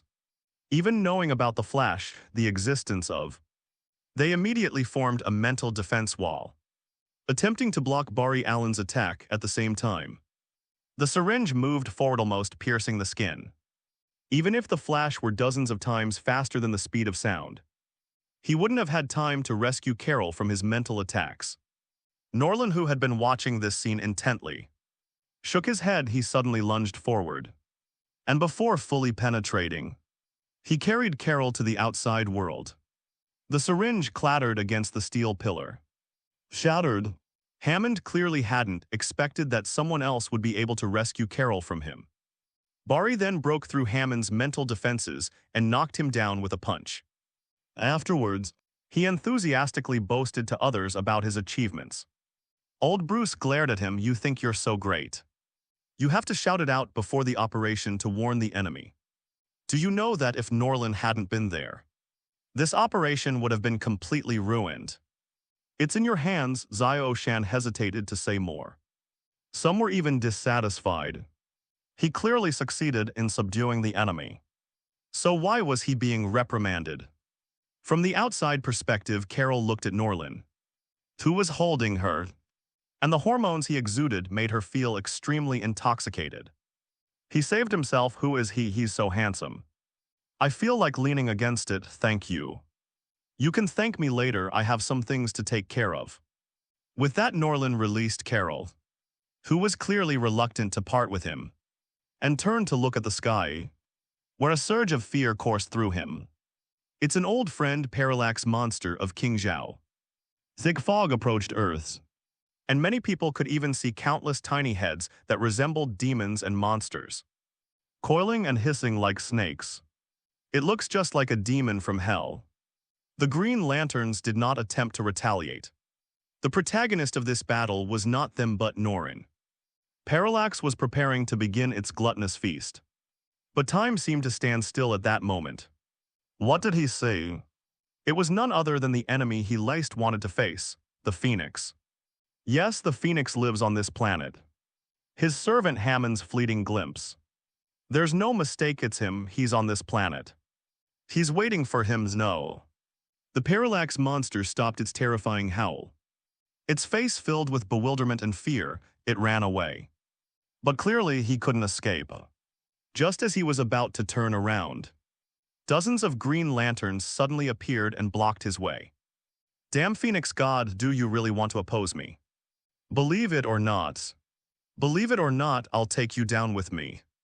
Parallax monster uttered the most cowardly words in the harshest tone. The Green Lanterns behind them were utterly astonished. Was this the same person who had put the entire Legion on high alert? It's not that I'm against you, it's that you're against me. Norland shook his head. opened his arms and slowly rose into the air. The phantom of the Phoenix appeared, and the power that terrified Parallax erupted once more. "Welcome to Earth, this is my territory." Parallax's eyes widened. Had he stumbled into a tiger's den? No way. How could such an outlandish enemy appear on such a primitive planet like Earth? Was this some kind of mistake? Or had he picked up the wrong script all right? He actually went and infiltrated their hideout, damn it. I'm so p***d off, run away. Parallax fled again with tears in his eyes, preferring to face thousands of Green Lantern Legion soldiers rather than Norland. But when he tried to escape, Phoenix refused. As the Phoenix's cry rang out, Parallax shuddered and fled even faster. But the Phoenix easily caught up with it. And then the fire spread like wildfire. No, no, no, no, no. The entire sky was glowing red from the fire. The Parallax monster's wailing echoed deep within the soul. Norland, without fear and without even using the power of the Phoenix, was able to perfectly resist Parallax's devour of fear. The battle lasted for several tens of minutes. It's completely one-sided. The Parallax monster's performance this time was on a completely different level compared to before. It didn't have the presence of a star-level destroyer at all. Norland continuously fragmented the Parallax's energy, destroying and gradually disintegrating it. Parallax had considered taking Norland down with him. He even went so far as to use his own soul as a sacrifice to attack Norland's soul. However, all of Parallax's efforts were in vain in the end. Parallax was burned to ashes by the Phoenix, its entire body turning into the finest particles. Norland also obtained a yellow lantern ring at the spot where Parallax died. The yellow light still shines flashing, waiting for its new owner to put it on clearly. The yellow lantern ring did not lose its power due to Parallax's death, because the true identity of this Parallax monster is Parallax Demon, while the Lantern of Fear is the real Parallax monster. Parallax Demon is the name given to a Parallax monster when it possesses another person. Those with strong willpower can barely remain conscious. But most people, including Guardians, become puppets of fear. After thinking for a while, Norland smiled wryly. I did hesitate for a moment, but it was just fear. The more you hesitate, the less you meet the requirements for wearing a yellow light ring. Hesitation equals fear. Norland put the green light ring on his right middle finger and the yellow light ring on his index finger. In that instant, he felt a sense of fear trying to penetrate his body and take control. HMPH, you think you can possess me? You're just a defeated opponent. Norland's consciousness shifted, and the power of the Phoenix within him surged forth, instantly absorbing the fear energy that had seeped into his body. The power of fear subsided and was completely controlled by Norland. Unless Parallax comes to Norland in person and possesses him, this wisp of energy cannot possibly have any effect on him. However, this also prevents Norland from increasing his strength by slaughtering life and absorbing emotions like fear. Unlike Parallax on the one hand, this method is likely to provoke attacks from others. On the other hand, Norland doesn't need it, as there are better ways to enhance the Phoenix Force that are absolutely harmless. There's no need to risk losing consciousness and becoming a slave to power by doing things that harm others and yourself. The Green Lantern Corps began cleanup work, sealing away the tiny amount of escaping fear energy. If this weak energy were not dealt with, it would produce some terrible side effects if ordinary people came into contact with it. Most would likely be scared to death, while a very small number would gain some insignificant supernatural abilities at the cost of deformed appearance. Norland did not interfere with the aftermath. As for Dr. Hammond, who was infected with the fear energy and mutated into 347, he was taken away by the Green Lantern Corps to see if there was a way to save him. Considering the powerful corrosiveness of the force of fear, and Hammond's will, Norland predicted that it was hopeless. Hal wanted to try again just to do his best. This crisis is finally over, much easier than I expected. Dude, wanna come to the party tonight? I'm planning to invite all the famous actresses in Hollywood. Bruce let out a long breath. his gaze towards Norland filled with complex emotions. After these events, it is clear that the Earth cannot do without Norlands, just as the West cannot lose Jerusalem. He even wondered if he should take more measures to keep Norland in this world longer. Norland shook his head. He wasn't interested in female celebrities. Who knew how many people they'd been with before? As for like-minded people, let's forget about it. That's a real shame. I thought you would like it after all. Relaxing after the war is a good thing. Bruce shrugged, then suddenly sensed a murderous intent. He turned his head and saw Kara looking him up and down, as if trying to figure out the best place to strike. Bruce feigned composure and didn't linger on the topic. Leaving again, it's so good to be young. If I could be 20 years younger, I would definitely try a mysterious space trip and see life in different universes. That would be wonderful. Norland smiled slightly and gave Barry Allen a meaningful look. Maybe there will be an opportunity in the future. Anything is possible in this world. Bruce felt a chill and shook his head saying, "No. Please don't let that day come. My body can't take any more of this. You guys can enjoy time travel and all that. I just want to cook some ramen every day, drink some wine, and enjoy the retirement life that an old man should enjoy." Good luck. Norland patted Bruce on the shoulder, smiled, and left. Retirement. In the DC universe, there's no such thing as retirement. After dealing with the Parallax monster, Norland didn't linger in the old Batman universe for long. He first went to O and then returned to the Marvel universe, just as Norland was about to take a break. But then something both funny and absurd happened. This matter has little to do with mutants. An underground force called the Inhumans has recently surfaced. They claim to be an extraordinary race with close ties to mutants and have suffered persecution from humans for many years. Therefore, they hope to unite with mutants to fight against humanity, especially SHILD. The Inhumans claim that they possess a powerful elite force and extensive connections across various sectors, enabling them to provide strong support to mutants. Charles was unsure of what to do. He tried to use telepathy to find the Inhumans, but he couldn't find the source of the information. Eric stated that the Inhumans were just a bunch of small fry who only dared to talk but not show their faces, and he would ignore them. However, Charles believes that the Inhumans may be another group of mutants, just with a different name, but they are all compatriots. If they can contact each other and have them join their ranks, their power will become even stronger. The two argued about it. Hela doesn't care about these things. The Fire People and Ice People are led by Eric and Charles respectively. Others also had differing opinions about the Inhumans, mainly because the Inhumans were not sincere. They claimed to be allies but never showed up. The Inhumans, I vaguely remember them. Norland said thoughtfully, they are not mutants, but another race in some ways similar to mutants. Many descendants of the Inhumans have not shown superhuman strength. Only through a crystal called Terrigen Crystal can the superpowers hidden deep within the genes be unearthed. Doesn't that mean that as long as we can get our hands on Terrigen Crystals, we can mass-produce Inhumans with superhuman abilities? Eric's expression suddenly hardened. We need to find the Terrigen Crystal and then destroy it. Those who are not of our kind will surely have different hearts. If there are mutants in the world, there is no need for another race of Inhumans with the same superhuman abilities to exist.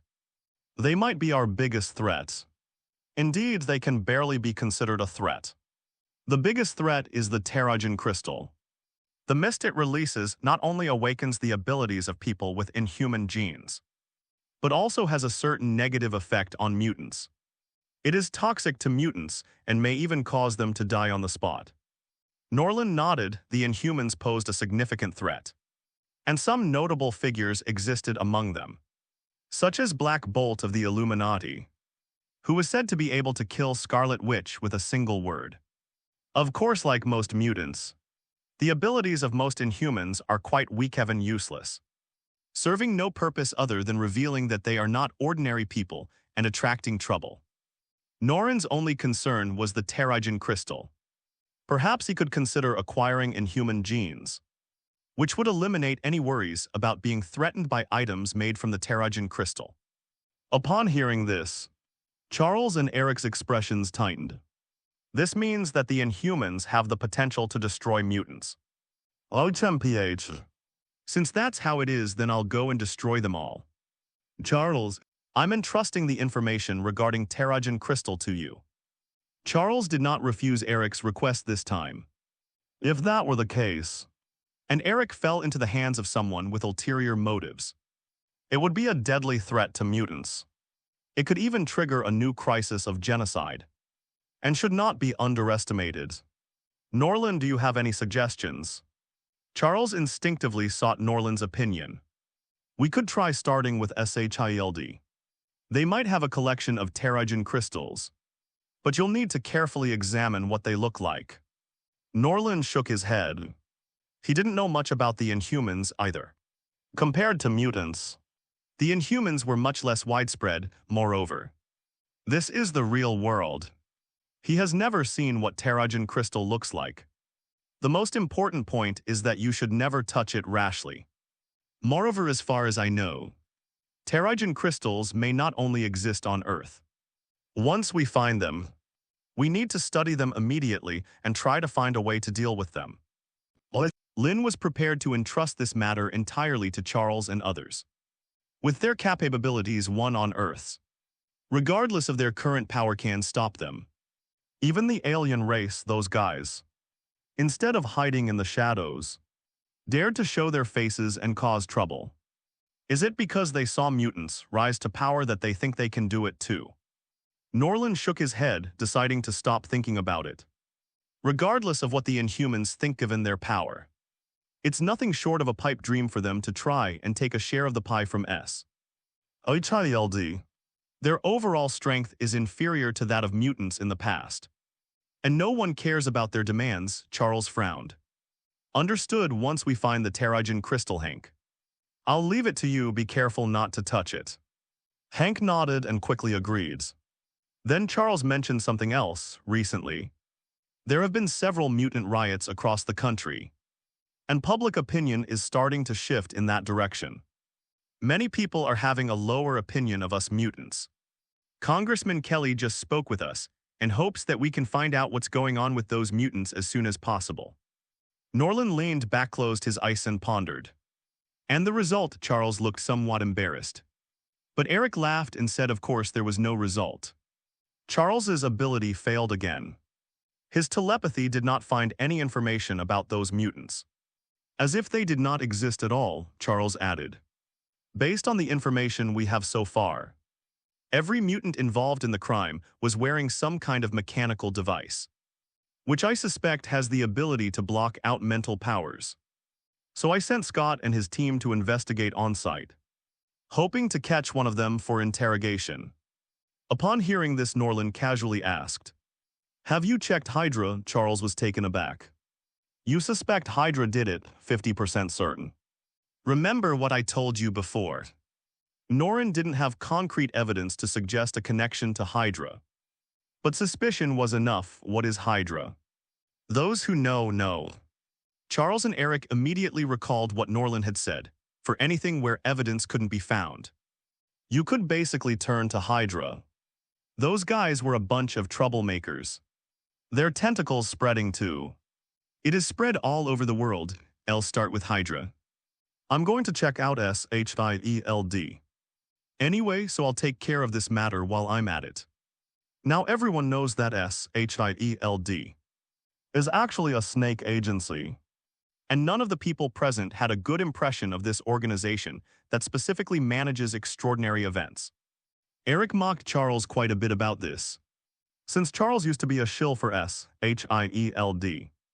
But unfortunately, he didn't get anything in return. Just then, Charles's phone rang. When Charles answered the call, he looked slightly dazed. Scott and his team have found those mutants. Washington, D.C.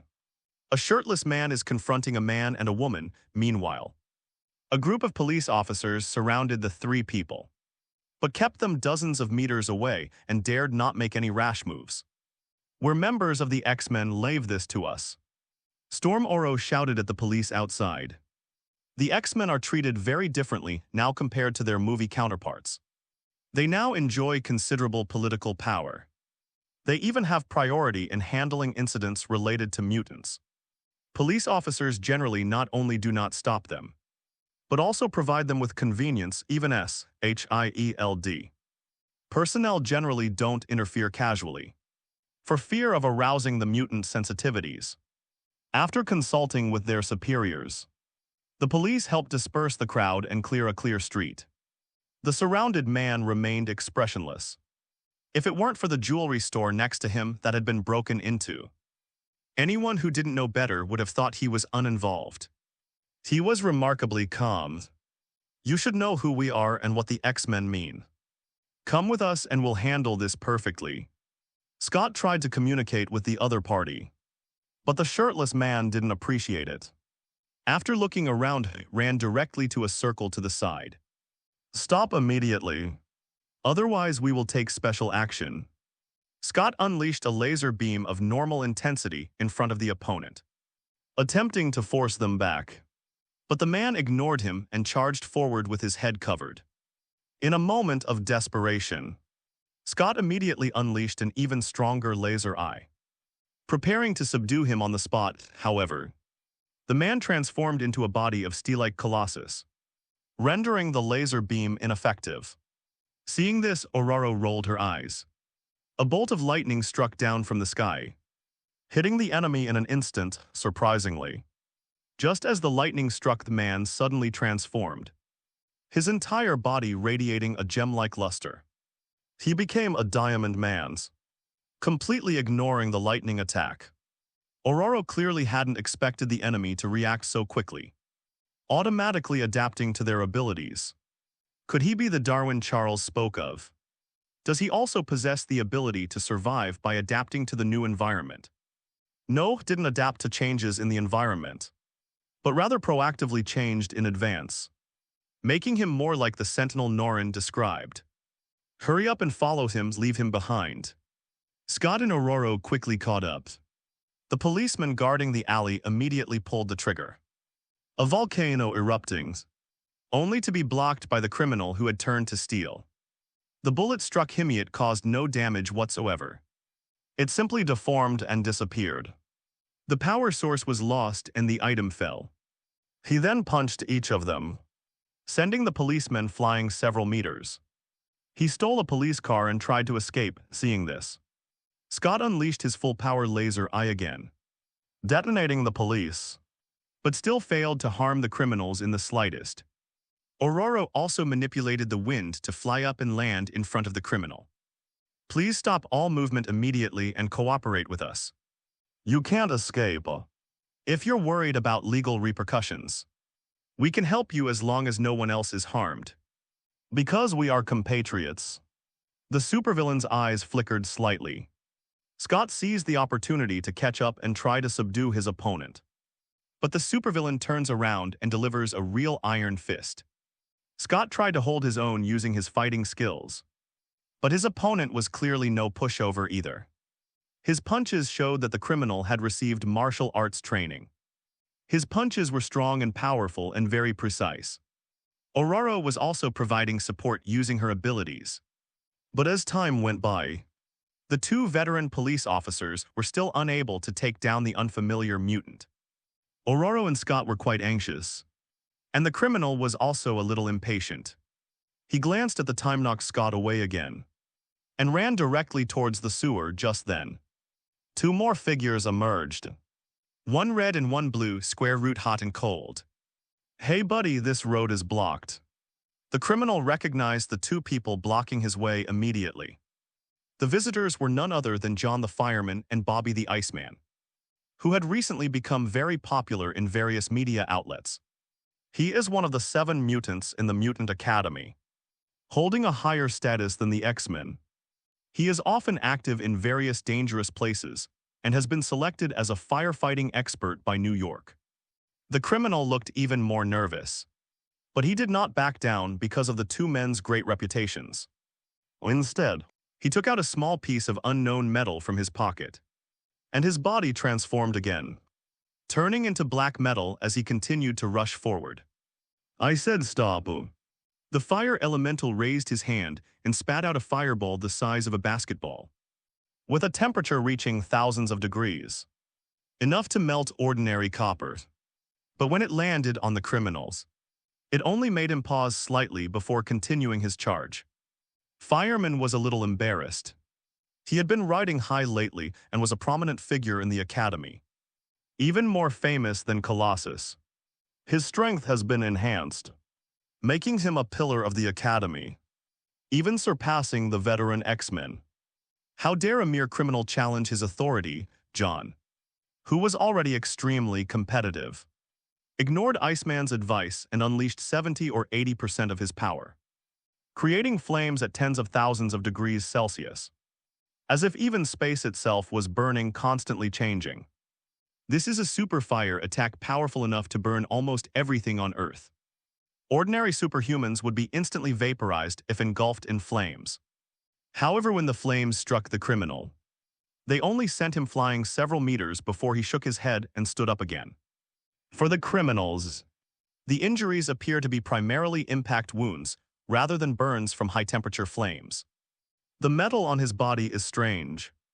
Even Colossus cannot ignore my flames. After saying that, John transformed into a fiery body and soared into the Flying above the criminals, he pushed his hands forward, merging the two pillars of fire into one, continuously unleashing a powerful barrage of energy at the enemy. The earth was ablaze with flames, but the criminals within the flames emerged slowly, like demons returning from hell. With a clap of his hands, he unleashed a powerful energy shockwave that swept towards John. An ice wall suddenly rose from the ground, blocking the shockwave. The ice, which was more than a meter wide, was almost completely shattered after blocking the shockwave. Poppy then stepped forward and unleashed ice to freeze the criminals.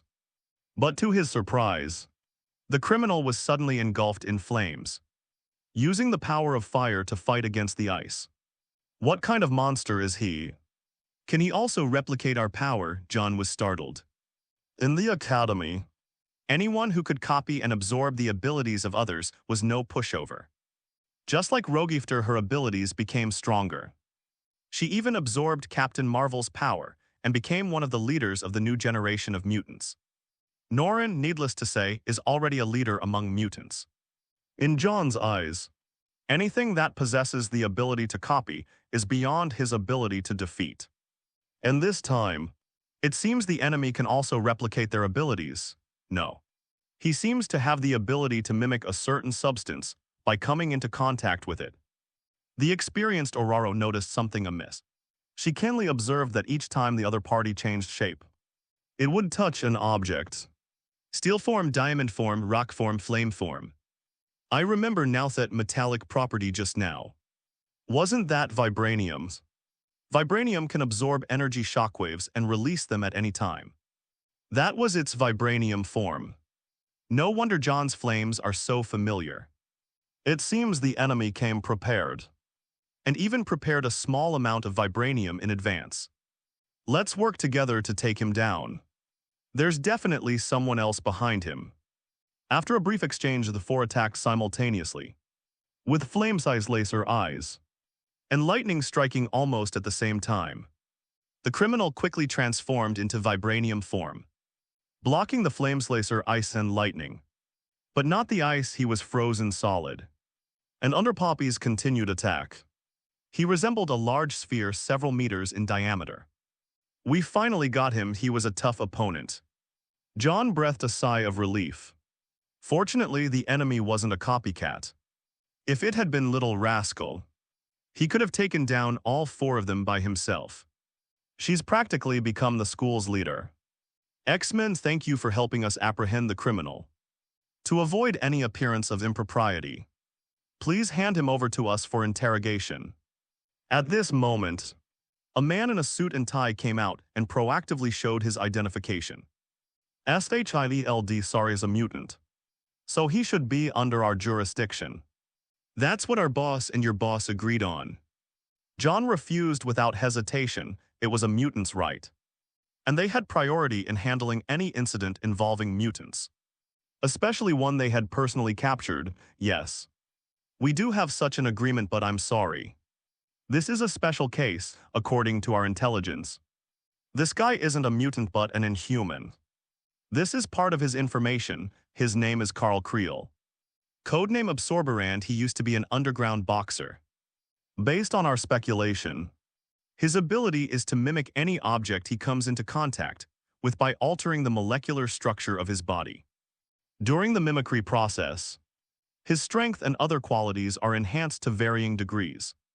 The SHILD agent quickly handed over a document containing many of Creel's deeds. The document also records that they organized a capture operation against him and even used a limited number of antidotes. But it was later discovered that the antidote, which works on all mutants, could not erase his abilities. It was during that operation that they discovered that Creel was an Inhuman who also possessed extraordinary abilities. And a mutant, so he's an Inhuman. No wonder he has superhuman abilities.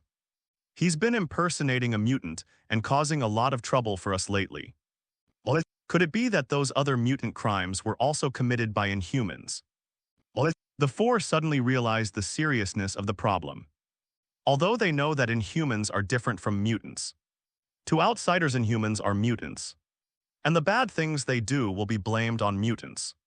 Furthermore, since Creel is not an Inhuman, their agreement with SHILD cannot be fulfilled, and Director Joe has the right to capture Inhumans for interrogation.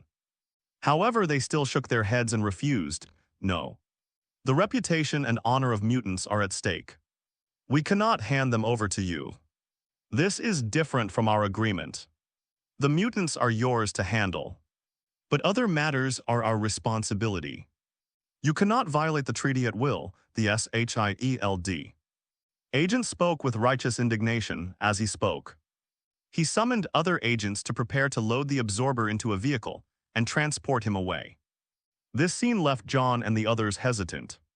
Although the mutants have the upper hand in their fight against SHIELD, they wouldn't dare to confront SHIELD without sufficient justification, without Norland or Magneto leading them. The mutants need some time to prepare, and it wouldn't be a good thing to rashly break ties with them before then. They can't afford the responsibility. To put it bluntly, they lack the ability to stand alone. 0136012211 Chinese letter 200 4,080,370 if it were Magneto. He would be capable of taking away anyone he wanted right in front of Nick Fury. Not to mention the agents. It's entirely possible that it could be tossed away carelessly. He belongs to us, you can leave now. Suddenly a voice rang out, the SHIELD. Agent was about to say something, but when he saw the group slowly descending from the sky, his face turned pale instantly. His eyes were fixed on the leader, the mutant leader Norland, whom even the president feared. You have a problem with that.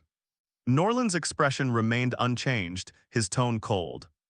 No, I mean, do you need a car? This car is for you so you can easily place it, the SHIELD agents shook their heads vigorously, leading a few other agents whose legs were also trembling, as they backed away, bowing and smiling obsequiously. Stop, Dawn. May I ask what orders Your Excellency Dawn has? The detective forced a smile that looked more like a grimace, his heart sinking deeper into despair as a special agent. He possessed psychological qualities far exceeding those of ordinary people. But in front of Norland, he is an ordinary agent. Was no more confident than the average person.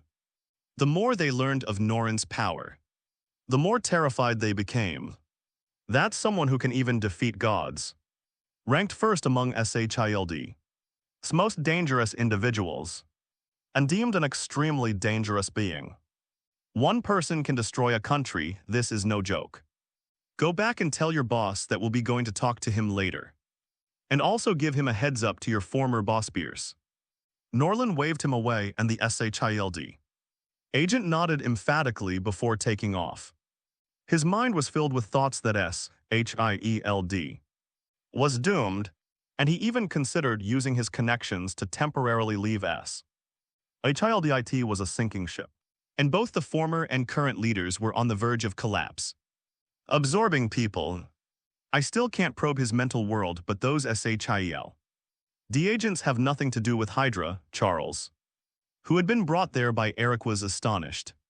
I really don't know what you guys are thinking. In my opinion, we should just take down SHIELD.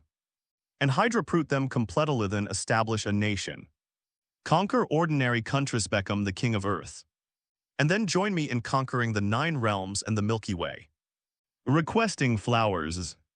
Hela, standing to the side, seemed impatient in Asgard. Strength reigns supreme. Who dares to disobey if they possess power? Those frost giants and fire giants. Aren't they all well-behaved? Eric agreed with Hela's idea during their time together. He felt that Hela was also a fellow Taoist. He was even more to his liking than Norland. However, Hela is not a mutant, so Eric trusts Norland more. Earth is not that simple, and neither is the universe. However, conquering the universe can be postponed for now. Let's teach Hydra and SHIELD a lesson. As Norland spoke, I touched the ice with his finger. And the ice ball, several meters in diameter, shattered instantly. The absorbed person also regained their mobility. When he saw the large crowd surrounding him, he finally showed fear. Mind isolation device. The Skrulls' technology is not bad, but unfortunately, their strength is insufficient, so it's nothing. Norland waved his hand, and crimson flames surged toward the absorber. The latter quickly grasped the vibranium, his entire body transforming into vibranium, and ran away without looking back. Eric was about to make a move when Norland raised his hand to stop him. At the same time, the small ball of flame caught up with the absorber at an astonishing speed, and in the latter's horrified gaze, it directly opened a small hole in the back of his head and precisely burned away a small mechanical device inside. Then, terrifying mental energy surged into and absorbed the person's brain, instantly gaining all of their memories. The Skrulls and Hydra have formed an alliance. They exchanged mind-blocking devices. And the absorber is indeed an Inhuman who was previously recruited by Hydra to disguise himself as a mutant and create a sensation in society, thus disrupting our propaganda plan. Inhumans, what roles do they play in there? Eric's eyes flashed with murderous intent. The absorber doesn't know the Inhumans' headquarters. He's probably not one of the Inhumans who contacted us. And he doesn't know the location of the Terrigen crystal either. Norland shook his head. This was pretty much what he had thought. Although the Inhumans were weak, they weren't so violent as to start a war with mutants. The absorber is just a member of the alien race who was left behind. He has pretty good abilities, and if he is well prepared, even a level 4 person can't do anything to him. However, in an encounter battle, some level 3 mutants or even level 2 mutants can defeat it. He witnessed the entire battle just now. The absorber not only possessed diamonds and vibranium, but also adamantium. These special metals were clearly beyond the absorber's reach. That's a top-tier item. Even the Skrulls might not be able to grasp these things. After all, they are outsiders and their understanding of Earth is not as good as that of the locals. It seems that our deterrence against Hydra is not enough. They think that by uniting with the Skrulls and gaining the ability to resist telepathy, they can continue to trip us up. Gather the team, we're going to SHIELD. Aren't they trying to cause trouble?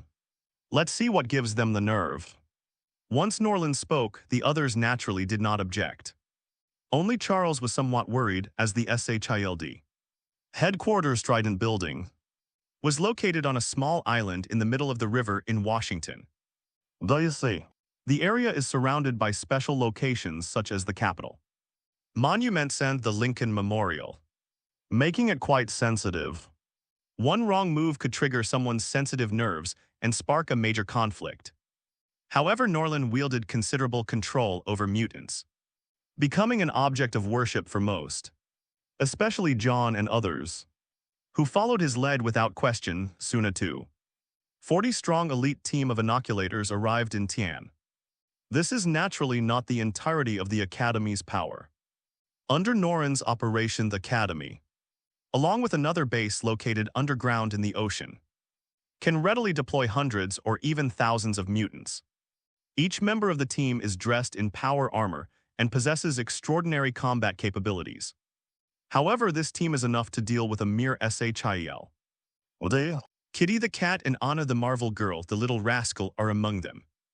Norland made no attempt to hide his intentions, carrying the absorber and leading the way toward SHIE. LD and at this moment, because of the news brought back by the SHILD agents, SHILD was in a state of panic. Nick Fury was so angry that he started cursing. He still doesn't understand what happened, because all of this was done by bypassing Nefertari. Who instructed the agent to do it? When Nick Fury learned the whole story, his face turned as black as charcoal. All personnel, stand at level 1 alert and be ready for combat at any time. Where's Pierce? What's he up to? Go. Hello, everyone. As we wrap up this video, I want to share a quick note. I have a Patreon account. If you'd like to support me and enjoy on-demand audiobooks, you can become a Patreon member. Alternatively, you can check out my Google Drive link, which has 500+ novel audiobooks available through my Ko-fi or Patreon shop. I appreciate your support.